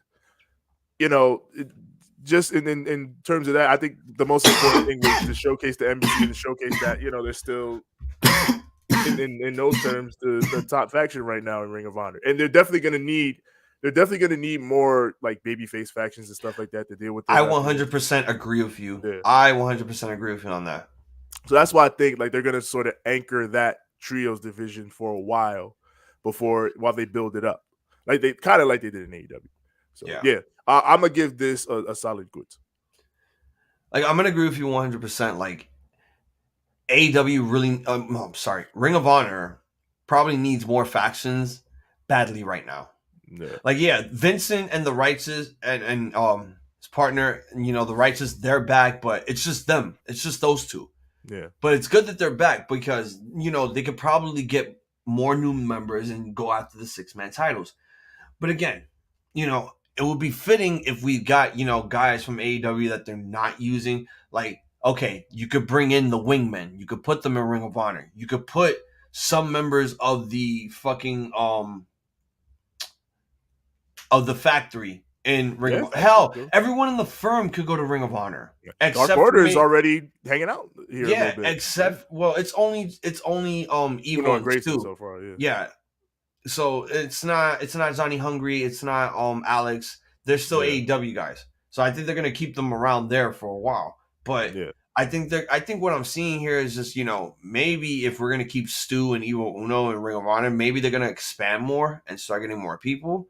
So I don't know. I'm just saying that, this is not a troubling issue, but it's starting to look like it if you're just makeshifting a bunch of guys in a trios team. It looks weird. And what if Metalik, AR Fox, and Blake won the match? I mean, even if Brian wasn't leaving, what if they still went over? It would still look weird that, like, holy shit, what the fuck? That makes no sense. Facts. They beat a faction, a team that was made out of the conscience of Tony Khan, beat a faction that's been, growing and excelling and all that shit. Like, you still got Dalton and the boys. You could still use them. Yeah. But yeah, Johnny, you have a good night. All right, Johnny. I'll probably be live tomorrow, Johnny, if you want to pull up. So yeah, I won't be watching NXT, but you can pull up. But saying that Raw was ass. Yeah, Dave, that shit was straight up ass. Damn. You hate to see it. I'd rather drink a bowl of 8-bit monkey shit than watch this fucking Raw after WrestleMania. Damn, like The Rock said, a bunch of monkey crap. Athena defending the Ring of Honor Women's World Championship against Yuka Sakazaki. This match was 11 minutes and 40 seconds. Go ahead, TJ, ramble on. I enjoyed this a lot. It was exactly what I was expecting to open out of this match. Yuka and Athena throwing at each other, yo. They threw some nice fucking forearms and lariats at each other and everything. Like, I'm loving Athena's reign right now. I think Athena, in terms of the major companies right now, is probably having the best women's title reign. Like, her and Hayter are going back and forth, but Hayter's been gone for a little bit. So Athena's been cooking. So like I think she's been so fucking good as a heel. Like ever since her heel turn, she's been so good with the viciousness, with the stiffness, with the heel work, the way she like yells at the crowd and like the way she gets heat. I love Athena right now. I think Athena's so damn good right now. And I think Yuka was a great babyface to put her up against for the night. I still gotta see the match he had with Emmy on Ring of Honor TV. Yes. That match was they said great. that one was really good too. That was really good. Like me and Six was watching that shit was great, son. Yeah, I think we came in after that match. Yeah, I think it came after. So like but like I said, Athena's just been on this roll. She's been killing shit. So I'm gonna give this a high goods. Really enjoyed this match. Loving Athena right now. Always love Yuka. Bring Yuka back around for all the stuff. Yuka's great. You gave it a 3.5? Yes. All right. Can I read something to you real quick before I give my thoughts? Yes, sir. This is from the words of our good old friend Terrorizing. Ooh. I am here to assure we ain't going nowhere. The same WWE that loved you, the same WWE that put 161,000 people to the rafters is going nowhere. Oh, wait, you serious? Let me laugh even harder. I'm lucky my saying the same WWE that loved you after doing that finish at WrestleMania is crazy. And after doing this horrendous Raw after Mania, that's crazy. Them niggas is laughing at y'all, B. Y'all gonna allow this? They laughing at y'all in WWE. They laughing at y'all up top. Yo, they literally ribbed us like, we got them. Late April Fools, bitches. The same company that loves you. Oh my god. Yo, the Athena match was great. First of all, she got a update on the new title. I loved it. It's great. I like the fact that it's silver now. And it has the new Ring of Honor logo. This match was amazing. I mean, I don't see a lot of Yuka Sakazaki, which is a shame because I wanted to see more of her in AEW. But if I have to watch Dark and Dark Elevation for that shit, maybe I'll pass. But it's good to see her and pull off some of her shit. Like, yo, Yuka was pulling out all the stops here. I'll admit that. And this match, like, despite the fact that I'm not gonna say it was a lackluster story, build aside. This match was amazing. Athena made Yuka look great. Yuka, like, literally, the crowd loved every minute of her. They loved every minute of that girl. And I know sooner or later she's going to be the future of Ring of Honor if she wins the world title from Athena or anyone else that, beats Athena for the belt. She'll probably get her due. I think this match proved that sooner or later that time is going to come for Yuka. And may have not been the time here, which I'm okay with because I feel like Tony Khan has someone in store for Athena. I don't know who, but again, this is probably something I'm going to pull out of my ass. Maybe Chris Statlander, because we both said that it could be Athena or Statlander that could take the belt off of Jade, and Athena lost to Jade, and she can't take the belt off of her, so they gave her the Ring of Honor Women's title by beating Mercedes Martinez. I think Statlander's the one that beats Jade. So I'm going to go with Willow beating Athena. Ooh, I like that. I like that a lot.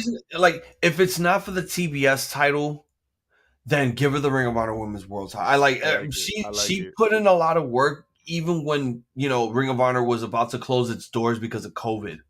Yeah. Like she's over in AEW with the big crowd, but I like her vibe, her entrance in the studio. Like I loved it so much. And Caprice and Ian dancing and everything. Like Willow would have that place jumping as champion. I love that idea. Like, dude, the first match that I saw of Willow was at BCW when they were doing shows in Queens before at the Elks Lodge. Yeah. So that was the very first time that I saw Willow and shit. So I got to see her compete and like, holy crap, this girl can wrestle. We've seen Willow in person at indie shows and like the personality, the charisma, it pops off the screen and it pops off in person. Like she's so endearing. Like you love her. You're gonna want to cheer her. She has a very unique, bubbling personality that's like she could take away all of the fucking negative shit around you. It's just like, I want to hug you right now. You made me so happy to just be around you. Yeah. Like, that's real babyface shit. That's some real shit right there. But no, this match, you gave it a 3.5? Yeah. I'm going to give it a bars. I respect. This was one of the matches I was going to give a good. But I really enjoy it because they know how to actually book a women's division. Even though it seems kind of troubling at some points, the women feel more honorable here than AEW. Way more better than WWE. It's a small division right now, but it is a small division. But you know what? At this point, they're competing against Impact's Knockouts, which is probably the best division that they have overall. Because you're not going to compete with WoW because Tessa Blanchard destroyed that shit. They ain't got her no more. Damn, it's crazy. They built that for Tessa and then kicked her out. Now, before we talk about more matches here, let me remind everyone that this show was very meaningful to us. Very meaningful. Because this was not just about a pay-per-view. This was about paying homage to a man that abruptly was taken away from us at the beginning of the year. And when moments like that happen, we have to sit here and reminisce about times that we've seen guys like Jay and Mark Briscoe kill in Indies and Ring of Honors and CZWs and House of Glory and Impact. This show was not for us. This was not for the talent in the back. They were all doing this for Jay. And this match may have hurt us emotionally because of how they played this out. But at the end of the day, I think the journey is not going to be over for the other Briscoe. I think his journey is still beginning, and I think he's going to end it sooner or later when that time comes. But Mark Briscoe faces Samoa Joe for the television championship, 16 minutes and 30 seconds. Ramble on, man. The emotion in this match really came through, like you said, at the end with the winners and everything. And then Mark came out and then basically hugged everyone. Everyone went up to hug Mark because Yeah, Jay's daughters was there. His wife was there. His wife was there. I love the belts. I love that with the Briscoes represented on the Ring of Honor tag team titles as hands down the greatest Ring of Honor. I was going to save that for the ladder match. Oh, you were? I really would, but I mean, we could talk about it now because it's Samoa Joe and Mark. So I mean, I just want to talk about it real quick, just because all I wanted to say about it was, I'm just so happy that Tony bought Ring of Honor, because that's the only way we would have gotten that type. I thought about God forbid we lost Jay Briscoe, and it's WWE that owns it. We don't get a chance to pay tribute on Ring of Honor TV. We get a Peacock collection, and a Peacock collection wouldn't be bad, but to see them represented on the titles is so dope. I love that so much. So yeah, that's just what I wanted to put out there about that. I'm literally crying right now because it's moments like this where it's I love being a wrestling fan. When I saw that, man, that shit really hurt. It was good shit. Because when I met these two guys, it was really amazing. Got to see them wrestle live. It was fucking great. And now this man is gone. And that shit still hurts. It hurts me so much. And this match really fucking hurt me too, because I really wanted this man to fucking win so bad. So we had a few painful finishes over the course of WrestleMania weekend. And this one is probably the most painful, in particular because of the circumstances behind it. I thought this match was obviously very good. Samoa Joe and Mark Briscoe are veterans of the business. They knew the story. They knew the job they had. They knew what they needed to do.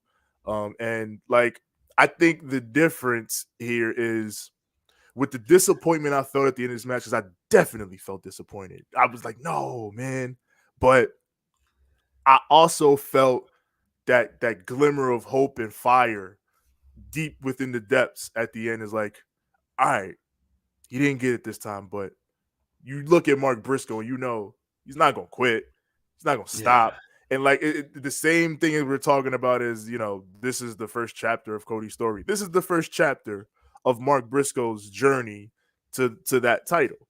So I do think Mark Briscoe ends up with that title, but I think he's gonna go through some struggle to get there. It hurts. It definitely hurts, but I will give Tony the benefit of the doubt in that he has built good stories before and paid them off like this. We've gone through the pain with Tony and it's paid off. So I'm gonna assume that he does it again. But yeah, I'm gonna give this a high goods. Okay. Fuck, man. I wish I had tissue right now. God. Yeah. Oh, man. This. I don't care. GOAT.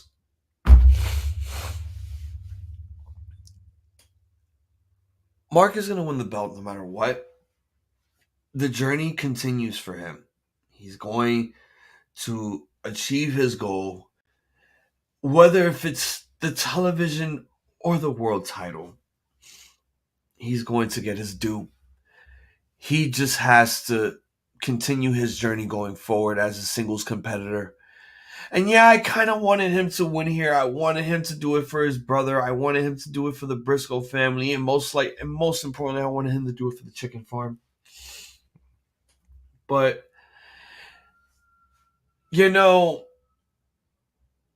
it's shit like this where it doesn't feel exploited because it feels personal to everyone who knew this man for all the years that they worked with him since day one of this promotion. And that was what the story was all about. Samoa Joe was paying homage to the fact that he worked with Jay all those years.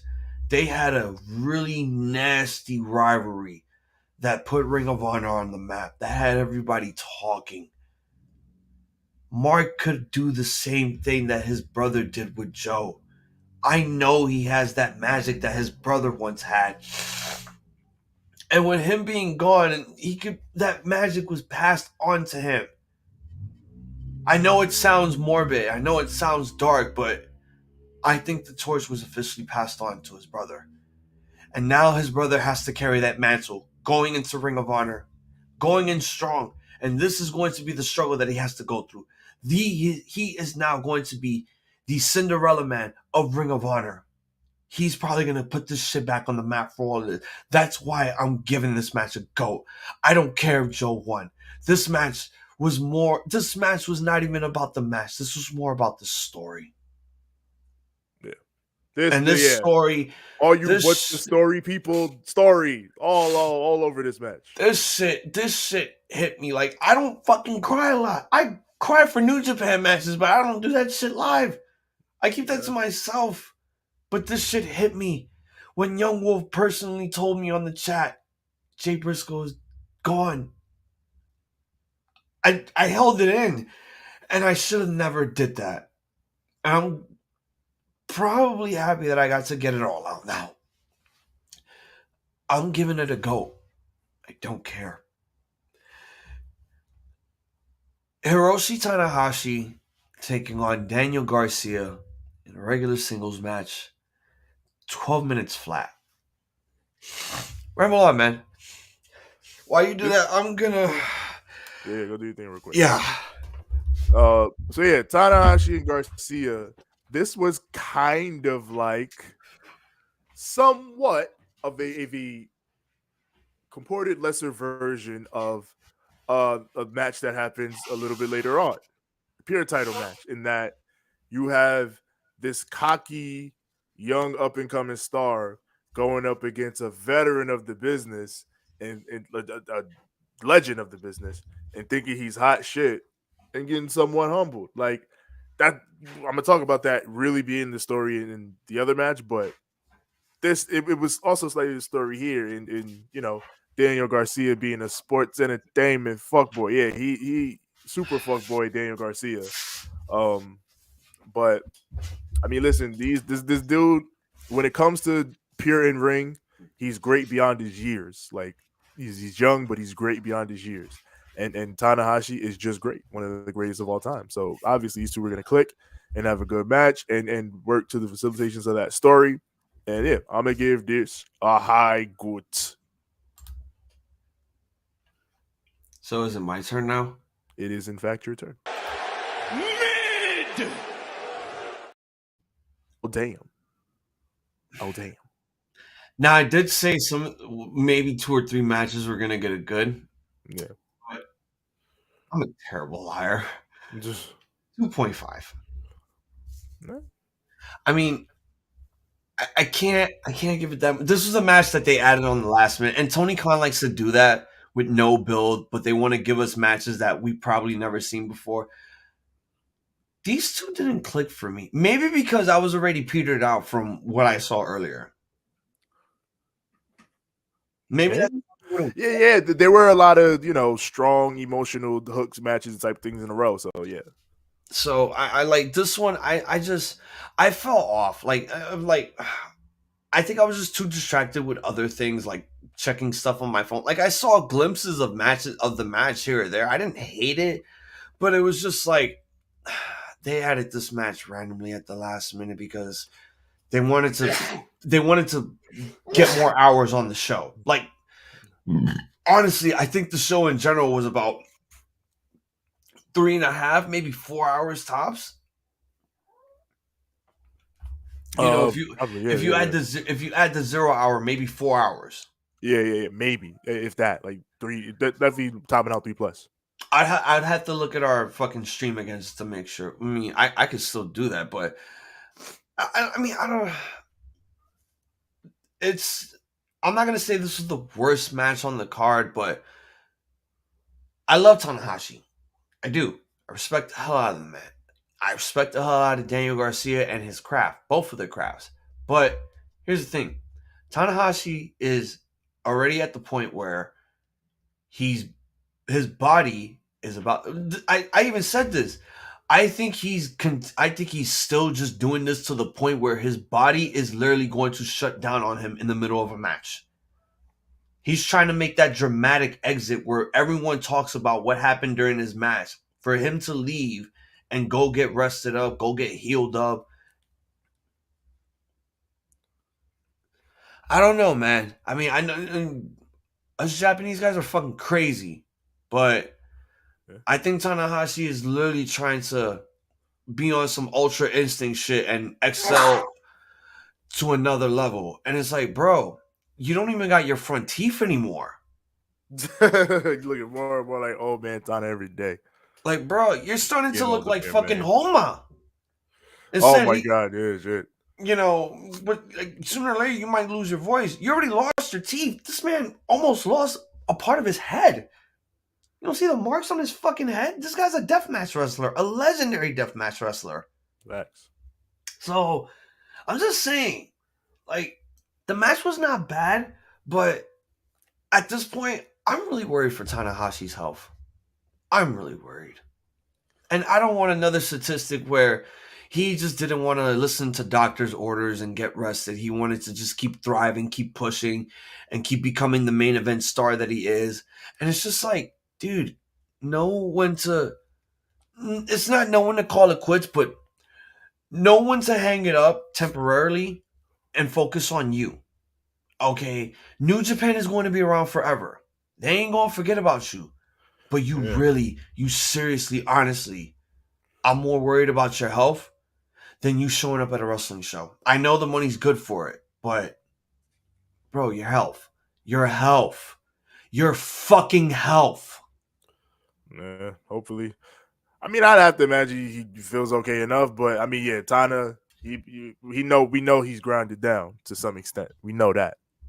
So yeah, hopefully like he's gonna go through serious vertigo. I don't know if he has it yet, but I know he has like a shit ton of injuries. Yeah. Hip, knee, fucking shoulder, his ribs, probably a broken hand. Bro, you're no $6 million man, and you're not invincible. take a rest.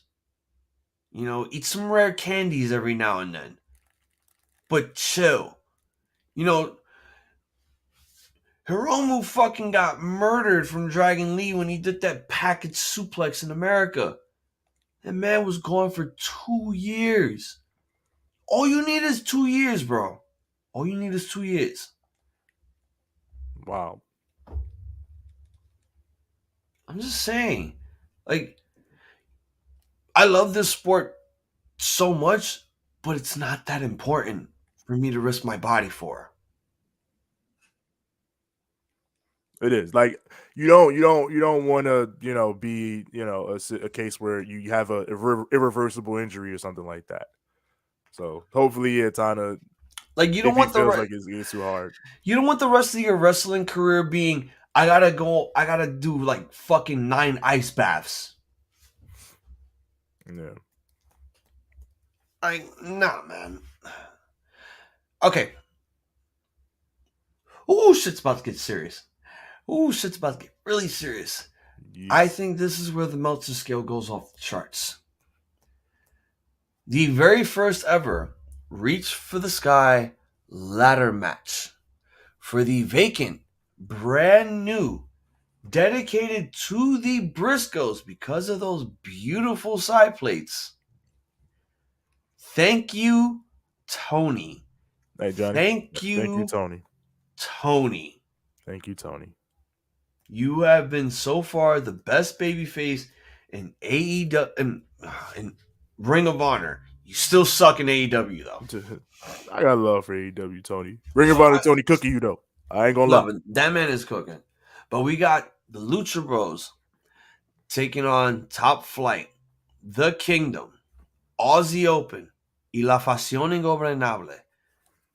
This was the longest match of the night by 5 minutes. Oh my God. 2020. Ramble on.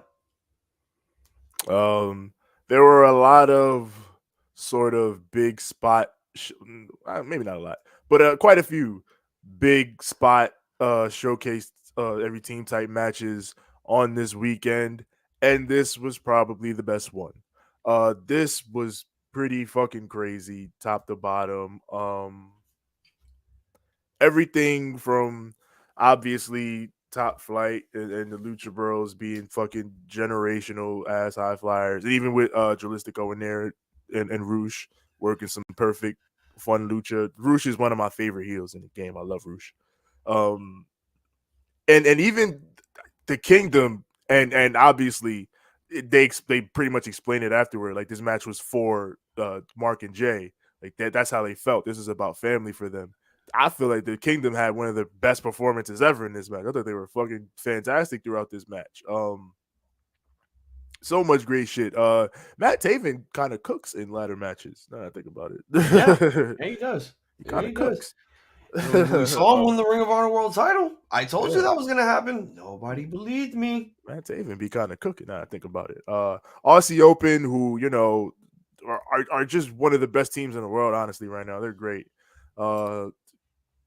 But yeah, just crazy, tremendous spots up and down in this shit. And then, of course, unfortunately, with Dante and his ankle, his leg, that, as unfortunate as it is, it's what happens in wrestling. Like, we're not going to give no space or air to the bad faith people trying to create agendas out of that. What we're going to do is understand that these things happen in pro wrestling. And we're just going to hope that Dante makes a full recovery and can come back. Man. And regardless, it was a fucking phenomenal idea for a spot. It was a phenomenal looking spot, even if, that bit of tragedy came out of it.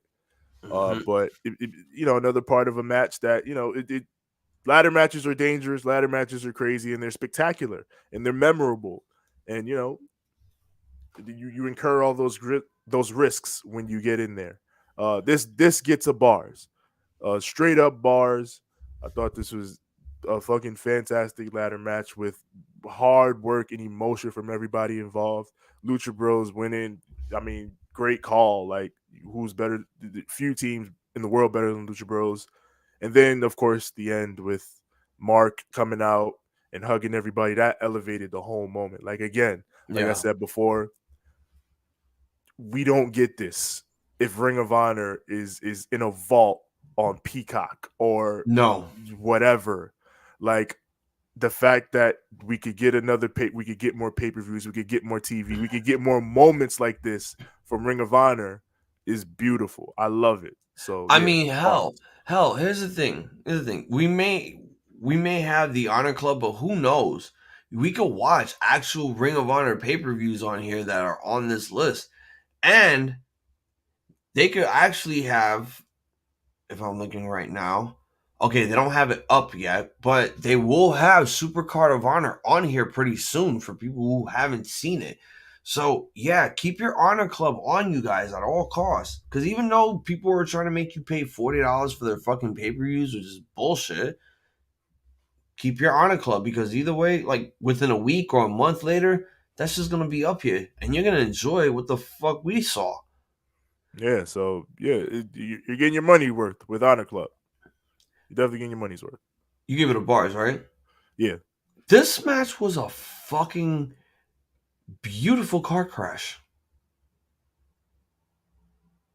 Like, you know those car crashes that you were just expecting to see in your neighborhood? It's like, God, my day is so boring. I wish I see someone get hit a car right now. And it happens, and you're just like, whoa, what the fuck? Let me get my phone out. Dude, this is one of those where it's like, why the fuck? Why the fuck? Holy shit. These motherfuckers went all in. This had TLC vibes. No doubt about it. First of all, again, I love the new Ring of Honor tag team belts. I love them. Even though they're kind of the same as the heavyweight belt, it doesn't matter. The side plates are different. They did it for the Briscoes. They did it for Mark. They did it for Jay. And that was basically what was more important. Again, this was another match that was not about the tag teams, not about that whatsoever. It was about paying homage to Mark and Jay Briscoe for everything that they've done in Ring of Honor, becoming one of the greatest tag team wrestlers of all time, 13-time, the very last championship that Jay held with his brother when they beat FTR. We saw that match. Real shit out in these streets. Talk about a final battle. That was an actual final battle. I wish it was not the final battle that had to be. I wish we got more from it. But this match, I loved it so much. All the spots, all the ladder spots, the Kingdom doing their shit, La Facion with the Tranquilo stuff, you know, also doing crazy shit. Top Flight, oh my God. I didn't think the Lucha Bros were actually going to pull it off because from what I was seeing every week on Ring of Honor, it was usually like, okay, this is what I said. Aussie Open were bodies to be thrown in here to because they represent New Japan. Lucha Bros and La Facion Ingobernable have a bit of a rivalry. Top Flight and the Kingdom have a bit of a rivalry. I would have figured maybe you give it to the one guy, you give it to the two guys, the past and the present, aka the Kingdom and Top Flight, the opportunity to win these belts. The Crazy Canadian Destroyer off the 4 tables. Saw the injury. Holy shit, that was gnarly. Oh, I mean, that was worse than when Sid did a big boot and his shit just like collapsed. Oh. Bad. This is worse than Ray Phoenix taking that table spot and his arm just went. Like they literally censored it. I'm like, what are you doing? I love this match. This match was so much fun. It was so much fun. And the crowd loved it. The crowd really loved it. Lucha Bros getting the win. I'm totally 100% okay with that. I'm 100% okay with that because if there's one thing I remember, Lucha Bros and the Briscoes had a rivalry on House of Glory. And they had a really good one. And I enjoyed it. And I wish I would have got to enjoy it in Ring of Honor. if Jay was still alive today. It's like we said, most of the great tag teams of the past 20 years or so, they've probably wrestled the Briscoes. GOAT. Because again, this whole show, all these matches, this was all for Jay. And Tony Khan did all of this for fucking Jay. Yeah. Katsuyori Shibata taking on Wheeler Yuta for the Ring of Honor Pure Championship in a pure wrestling rules match. This was 13 minutes and 10 seconds of absolute murder. Yep. So And hold on. I talked about a little bit how the Garcia Tanahashi match was a little bit of a youngster getting humbled by a veteran legend. This was 100% that. This was 1,000% a young little shithead being in way over his head and finding the fuck out today. Wheeler Yuta called out Shibata. He fucked around and found out. That's what happened to poor Wheeler Yuta. Yep. Shibata told this man in every possible physical way in this match, you are not ready for this. You do not belong in here with me, bro. Are you out of your mind? Yuta chopped this man in the corner, and Shibata was just like, oh, okay, you chopping me? Let's go. What you got? That's it? That's it? For real? Come here. And knocks him out with one fucking forearm. He embarrassed this man. He dog walked this man. It wasn't even close. The 13 minutes was Shibata just looking at this man like, what are you doing? You think you can fuck with me? You're out of your mind. This was beautiful. A beautiful fucking schooling from Shibata. There's not too often that, like, you get squash matches in pro wrestling, you get sprints and shit like that. It's not too often where you just see a motherfucker get schooled. And this was that. Bars for this shit. I absolutely love this shit. Bars. You ever watch a massacre that didn't have any blood in it? This was one of those. This was absolutely one of those. This is one of my beautiful massacre moments. This is like one of those that you have to paint a portrait of Shibata dropping that lethal drop kick onto the face of Yuta. Like, look, I thought Timothy Thatcher could have took the belt away from him. He would have looked perfect with that belt going into that shit doing pure rules. Because Timothy Thatcher is an MMA guy. Oh my God, we could get Thatcher and Shibata. We can. I mean, you know, we could get. Oh, they've never done triple threats for the pure title, right? It's just one-on-one matches. One-on-one, yeah, because the rules. Yeah, okay, that's understandable. So if it's only for the rule-based purposes, then that's totally understandable. Yeah, because of the rope breaks. Yeah. Yeah. Again, if there's one thing that separates Ring of Honor from everything else, Impact Wrestling has their X Division. WWE has WWE. Ring of Honor has pure rules. We're talking pure, solid, 100% instant classic exhibition wrestling match where you fucking get disqualified for a closed fist. This is Bill Watts' wet dream. Because of his fucking round system back in the day. And the fact that we got judges, you know, monitoring this match, being spectators, you know, guys like BJ Whitmer. We get Jerry Lynn every now and then because he too was a former Ring of Honor champion? Mm-hmm. Okay, yeah. And Dean Malenko. Because, you know, his time in history with ECW and Ring of Honor was born out of the death of ECW along with CZW. Mm-hmm. One of the pioneers of this type of style in this country, yeah. Exactly. For that time period.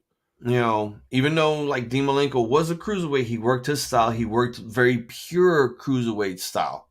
Yeah. It's very technical like wrestling. That's why we saw matches like him and Eddie in ECW that were great. That's still the main person I think of when I see a Cloverleaf, Dean Malenko.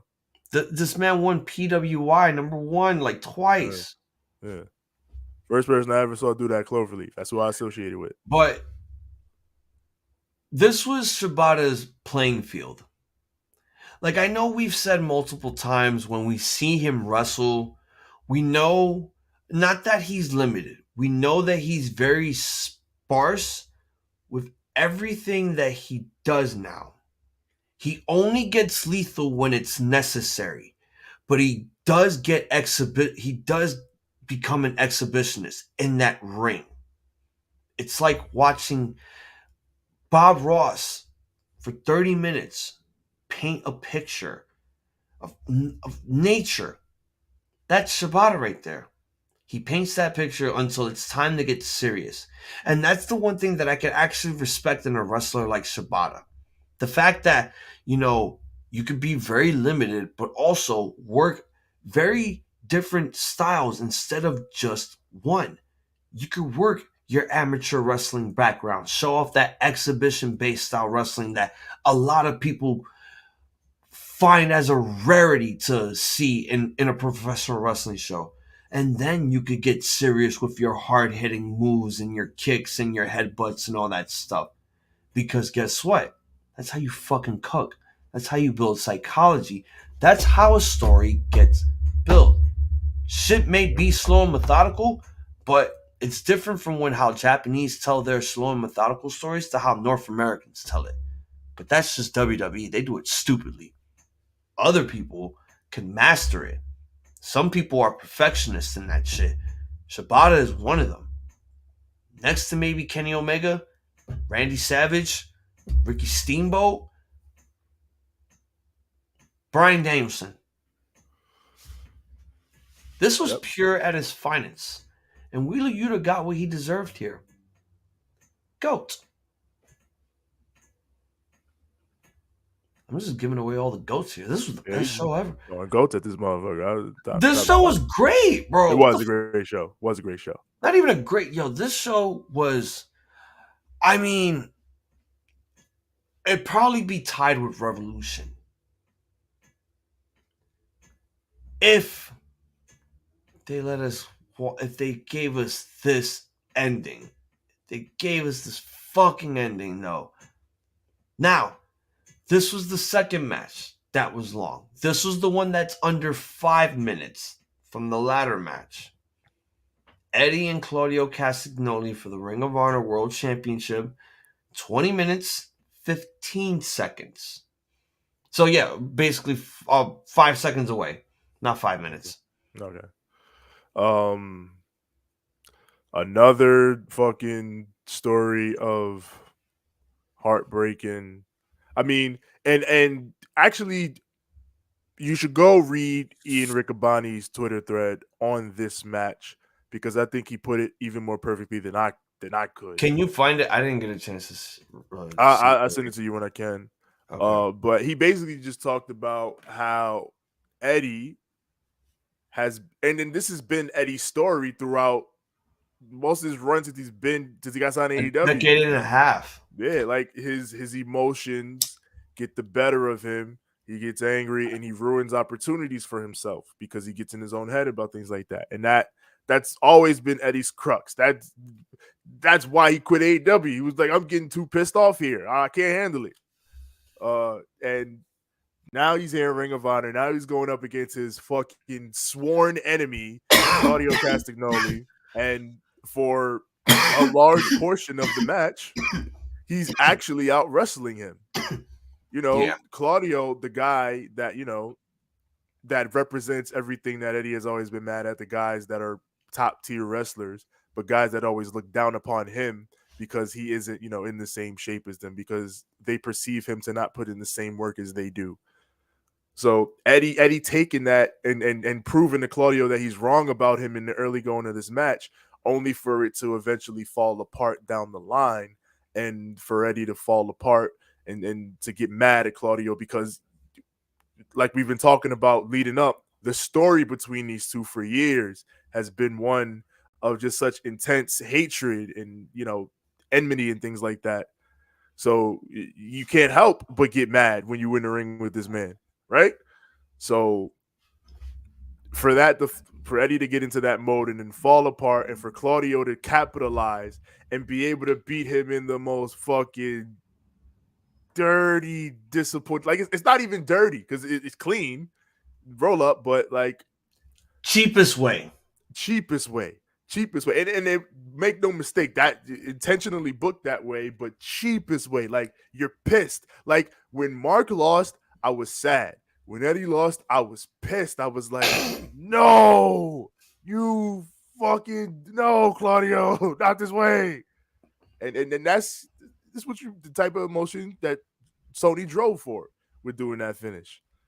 So with that, now again, you got Eddie, and he straight up says it at the end when he grabs the mic, and after he just randomly curses, he's like, "Yeah, I'm coming for you, Claudio. I'm not done with you, Claudio. I'm gonna take that title." So you know the story's not over. This is part one. This is, again, we keep talking about the story and everything. This is part one, the failure, and you got to go through the hardships. And now Eddie is gonna go through those hardships, hopefully on his way to being world champion. I'm going to give this match a high bars. I thought that they melded everything together perfectly with the technical aspect, with the brawling aspects, with the emotional storytelling aspects. This is exactly what you could have wanted out of seeing Eddie and Claudio actually in the ring together again. Who would have thought it after all these years? So yeah, high bars. You know why this was better than Cody versus Roman? Because Eddie struggled. Eddie struggled his whole life trying to get his hands on Claudio Castagnoli for all the shit that he had to deal with him in Chikara. Everything. He told this man to go back to the fucking circus.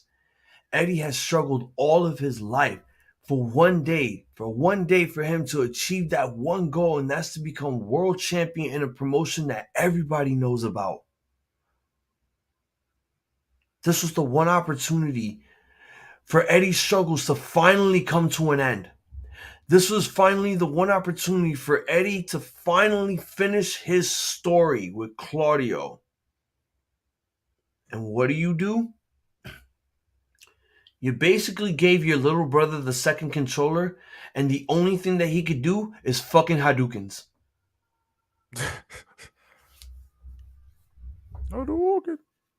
This match was so great until you fucking ruined it with the end. And you want to know why we liked this match better than Cody versus Roman? Because it hit us. It hit us deeply from our hearts. You dropped it on us like an atomic bomb. The fact that it ended that abruptly, out of nowhere. We were all shocked. We were all shocked in disbelief because we all kept saying, "This is it. This is it. This is finally it. He's doing it for the hood niggas. He's doing it for guys like Loki. He's doing it for guys like Xavier. He's doing it for guys like Homicide." And it still gets taken away from him. And Eddie still has to go through that fucking struggle every day. What did Biggie say in this song? I don't want to live no more. Sometimes I hear death knocking at my front door. I'm living every day like a hustle. Another drug to juggle. Another day, another fucking struggle. This is not over. Eddie's struggle is not going to be over until he finally beats Claudio Castagnoli. I may be upset over the fact that this guy fucking lost, but GOAT. I don't care about the finish. I don't care about the aftermath. All I care about right now is for Eddie's struggles to finally end so his inner demons won't take over him anymore. I respect a man like Eddie Kingston. I respect a man like Eddie Kingston. If there's anyone other than CM Punk that was more real in this professional wrestling business, it's this nigga. This nigga deserves his fucking flowers. And it's about time, Tony, that you fucking give it to him. I go to this whole goddamn show minus maybe 2 matches. I think the proof is in the pudding that this is why Tony Khan gets these awards that he deserves. This was a Booker of the Year qualifying match, a Booker of the Year qualifying show, a Booker of the Year for 2023. Y'all might be thinking I'm just dick riding this man right now. He deserves his flowers. Well, just like everyone else in Ring of Honor tonight, they deserve their flowers. But more importantly, the family of Jay Briscoe deserved their fucking flowers tonight. Not tonight, on this night, on that Friday, when this show appeared. The whole entire Briscoe family deserved their flowers tonight. And the fans are the ones that should be giving it to them. This show was not about us. This show was not about the talent performing in the ring. Yeah, maybe it was, but this show, more importantly, was all about Jay Briscoe. This whole fucking show is getting an A+. Respect. Yeah, I'm gonna go solid A. I think it hit exactly as it needed to. I think this was the best show of WrestleMania weekend of any promotion. From top to bottom, the variety, the emotion, the tributes, the hooks, the story hooks for future properties. Like I think that it is tough to end on a downer note like they did with Eddie losing. That is always tough, but it's like we talked about. There is a means to an end with that. There's a method to that madness. So even though that hurts, that pill hurts to swallow, you do swallow it and you take it and you accept it as part of an overall bigger picture and what was overall a great show. Like I said, show of the weekend. I thought everything needed to hit exactly. The key matches were fucking fantastic. And nothing was really bad. So yeah.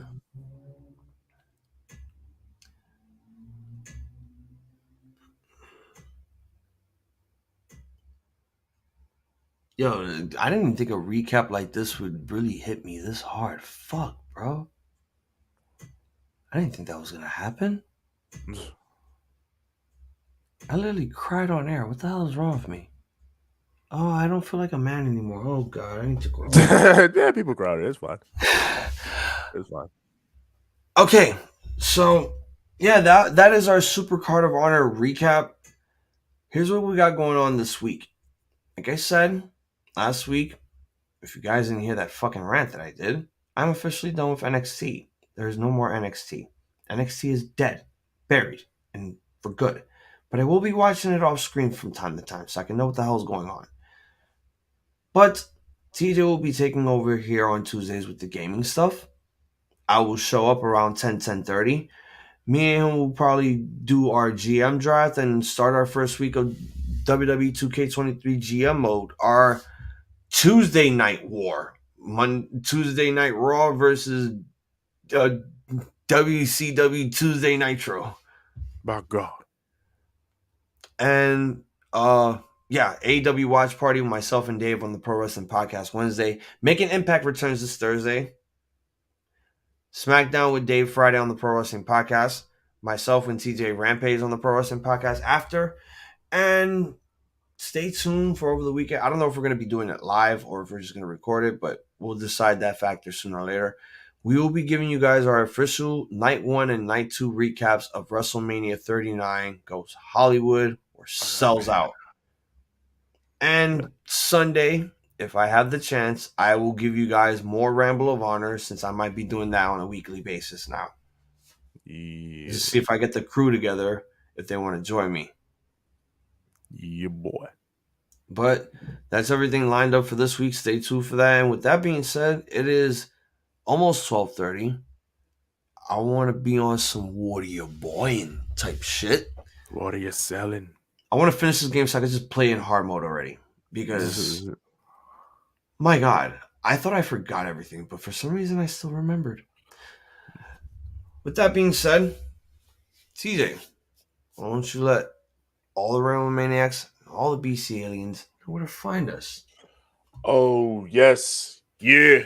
Already know where to find us. Find us on Instagram at Ramblemania Show and at Banter Club Podcast. Find us on Twitter at Ramblemania, Facebook.com/Ramblemania Show. Also find our group there, Ramblemania Show's Banter Club, where we need other wrestlers, podcasters, everybody we associate with, post all our goings on and all that's going down.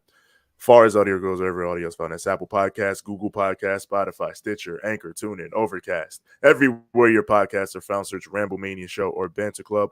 As far as visuals, twitch.tv/Ramblemania Show. We're on Spotify video. We're on YouTube. Search Ramblemania Show or Banter Club. When you get here, like the videos, click subscribe, and click the bell so that when the new content drops, it goes straight to yeah. And as for me personally, find me on Instagram at TJ the Great One. That's TJ the GR, the number 8, the number 1. Find me on Twitter at TJ the Great. That's TJ the GR, the number 8. It's as simple as that. TJ the Great to TJ the Great. You damn right. You can find me on Instagram at iZombies, IZOMBIESZ. Let me do this real quick before I fucking forget.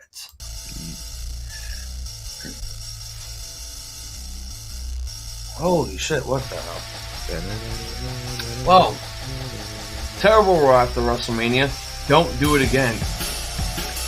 For TJ the Great, I'm Hazel the iZombie. This has been our Raw Rantz live reaction and thoughts, plus our Supercard of Honor 2023 recap. We would like to wish all of you a funny goodies. Here, a fucking sweet and a good fight and a good night. And besides,